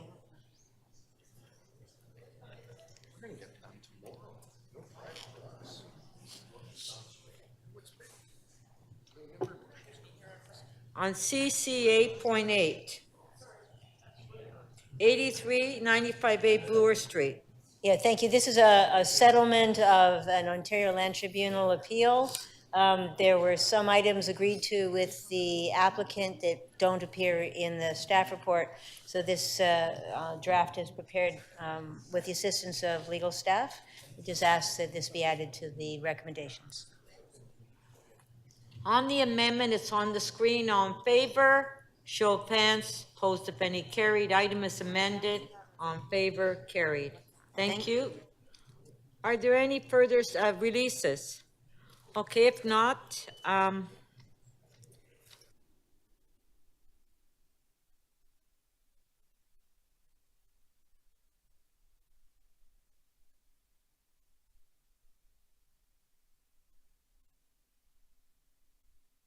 okay, PH 5.1, Councillor Bradford, you held the item down. Do you have any questions? Councillor Bradford? Do I have to do it right now? I know I wanted to, but I don't think it's quick. We're going for questions. Do we have any questions? So, Madam Speaker, I don't actually have any questions on this. Okay. But I know that Councillor Holiday does. I'm not sure Okay. if he's ready to do that, but Okay, Councillor Holiday has, and then Councillor Matlow. So Councillor Holiday? Thank you, Speaker. I'll do my best on my questions. questions, but to be honest, with the pace of this, I don't have my amendments ready, but I'll start with the questions. Through you to the Chief Planner, this is an OPA which proposes delegation of authority. Is that correct? Through the Speaker, that's correct. The official plan amendment before you sets the policy, and then we would come back individually about utilizing the policy in any individual circumstance. The only one we're proposing in this report is the lifting of an H. Correct, but that's a separate, if I understand this, council is adopting a policy, which is like a framework, and then within the recommendations is a separate actual delegation on one of the planks of the framework. That's correct. Okay. Can you tell me what I think it's is it 3 areas or 4? Forgive me, I don't have it open in front of me, that the OPA suggests delegating on? There are, through the Speaker, there are 4 areas that the Planning Act would allow council to delegate to city staff. So we're proposing an official plan policy, and the areas include the removal of a holding symbol. Right. The temporary use bylaw, the adoption of a temporary use bylaw, amendments to bring a zoning bylaw not subject to the bylaw into the main bylaw, which is a rather technical process. 569/2013, And then right? finally, housekeeping or technical bylaws. We do those about a couple times a year just to do cleanup on the zoning bylaw. Okay, so just on the holding symbol, that's presently before us, the delegation. Is it a fair understanding that those reports are generally not controversial as they come through council? Because when the holding symbol is placed, there are very explicit conditions that must be met in order to trigger a staff report back to lift the symbol. Yes, that's through the Speaker, that's fair to say. In an application where we rezone a property, we sometimes put an H on that property because there may be a condition that needs to be fulfilled. Let's say it's about servicing. Later on, an applicant will come back, file an application, produce the correct reports, staff sign off, and we come back and we lift the H. The Okay, so I want to really focus on is on the temporary use bylaw. my understanding is that the OPA before us sets up a framework that council could in the future delegate the ability for staff to implement a temporary, or to, I don't know, approve, I guess, a temporary use bylaw. Is that, do I understand that correctly? Yes, through the speaker, that is correct. It would allow you to do that, although we would first have to come back and seek that specific municipal code authority from you. Right.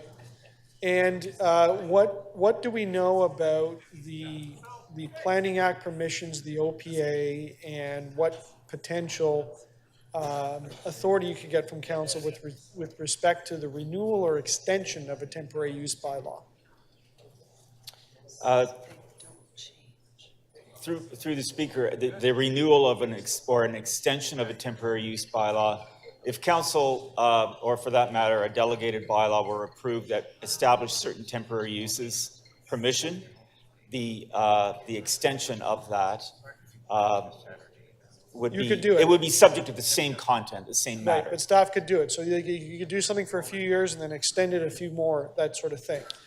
I'm just mindful of my time. What changes with respect to public notice? And this is at the heart of my questions here. I'm somewhat concerned with the holding, but also especially concerned with the temporary use bylaw. Right now, I think all of that goes through a full notice process. What could this OPA mean with respect to letting people know and understand about these sorts of changes? So the OPA that's before you would allow staff to consider alternative methods of notice for a temporary use bylaw. Can you tell me what that means, though? Have they been developed yet? They haven't been fully developed. No, so through the speaker, we haven't developed those alternative methods of notice yet, and we would probably undertake further consultation to develop those alternative methods. So the OPA is fairly wide open with respect to the ability to implement a temporary use bylaw, to extend the temporary use bylaw, and with respect to the minimum notice requirements, save in effect that we haven't given you that delegation yet. We're not, through the speaker, we're not asking for that permission right now. We don't have a proposal in front of you to ask you for that. But why is it in the OPA? I think we're just we're just trying to be efficient and setting up a platform, a framework that allows council to make some of these decisions in the future. Fair enough. Thank you very much. Thank you.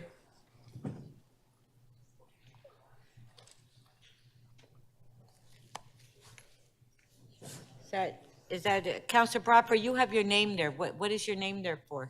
Councillor Bradford? You held it. You don't have to. Okay, so Councillor Holiday, if you want to have this item completed before we recess tonight, Councillor Holiday, do you want to speak? Okay, so.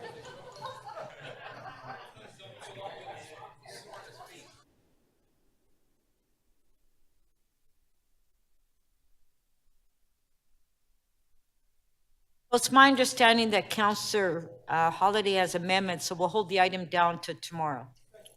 Thank you. Okay, members, we have one more member's motion to introduce. Councillor Moyes. What am I doing?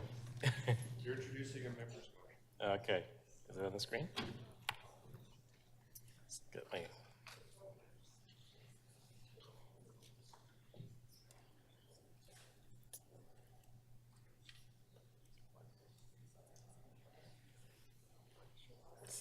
Not on my screen, Madam Speaker. The screen? Okay, well, it's not on mine. Let me get my glasses then. That Councillor Moyes be permitted to add to the agenda of today's meeting an urgent motion without notice concerning accommodation the 2023 Just for Laughs Streets Festival, a reason for urgency. This matter is time sensitive and urgent as City Council proves it's required to waive the fees that would otherwise be required under the City of Toronto Municipal Code. Its next regular meeting in October is not until after Just for Laughs event this year. Okay, all in favor for introduction? Carried. Does anybody have any more quick releases that we can do before we recess to tomorrow? Any? No? Okay, so may I have a motion to who? Oh, Councillor Fletcher, you have a release? Okay.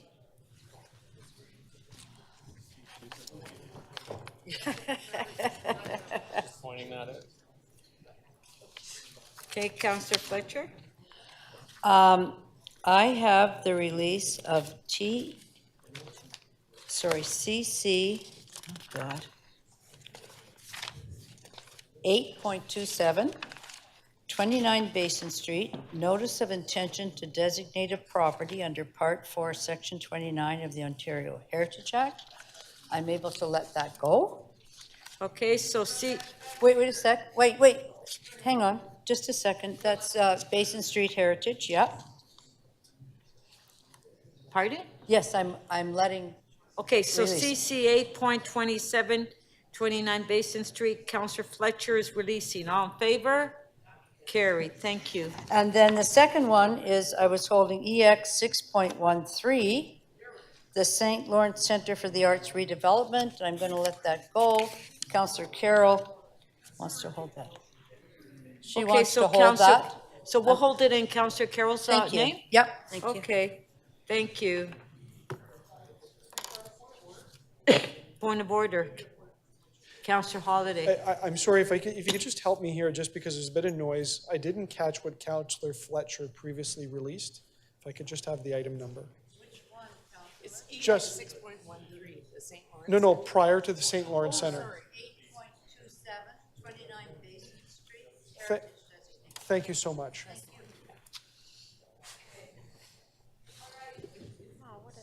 Okay, members, may I have a motion to introduce a confirmatory bill? Mayor Chow, would you like to read that? Sure. It's on the screen. Would you like me to move it? Yes. Okay.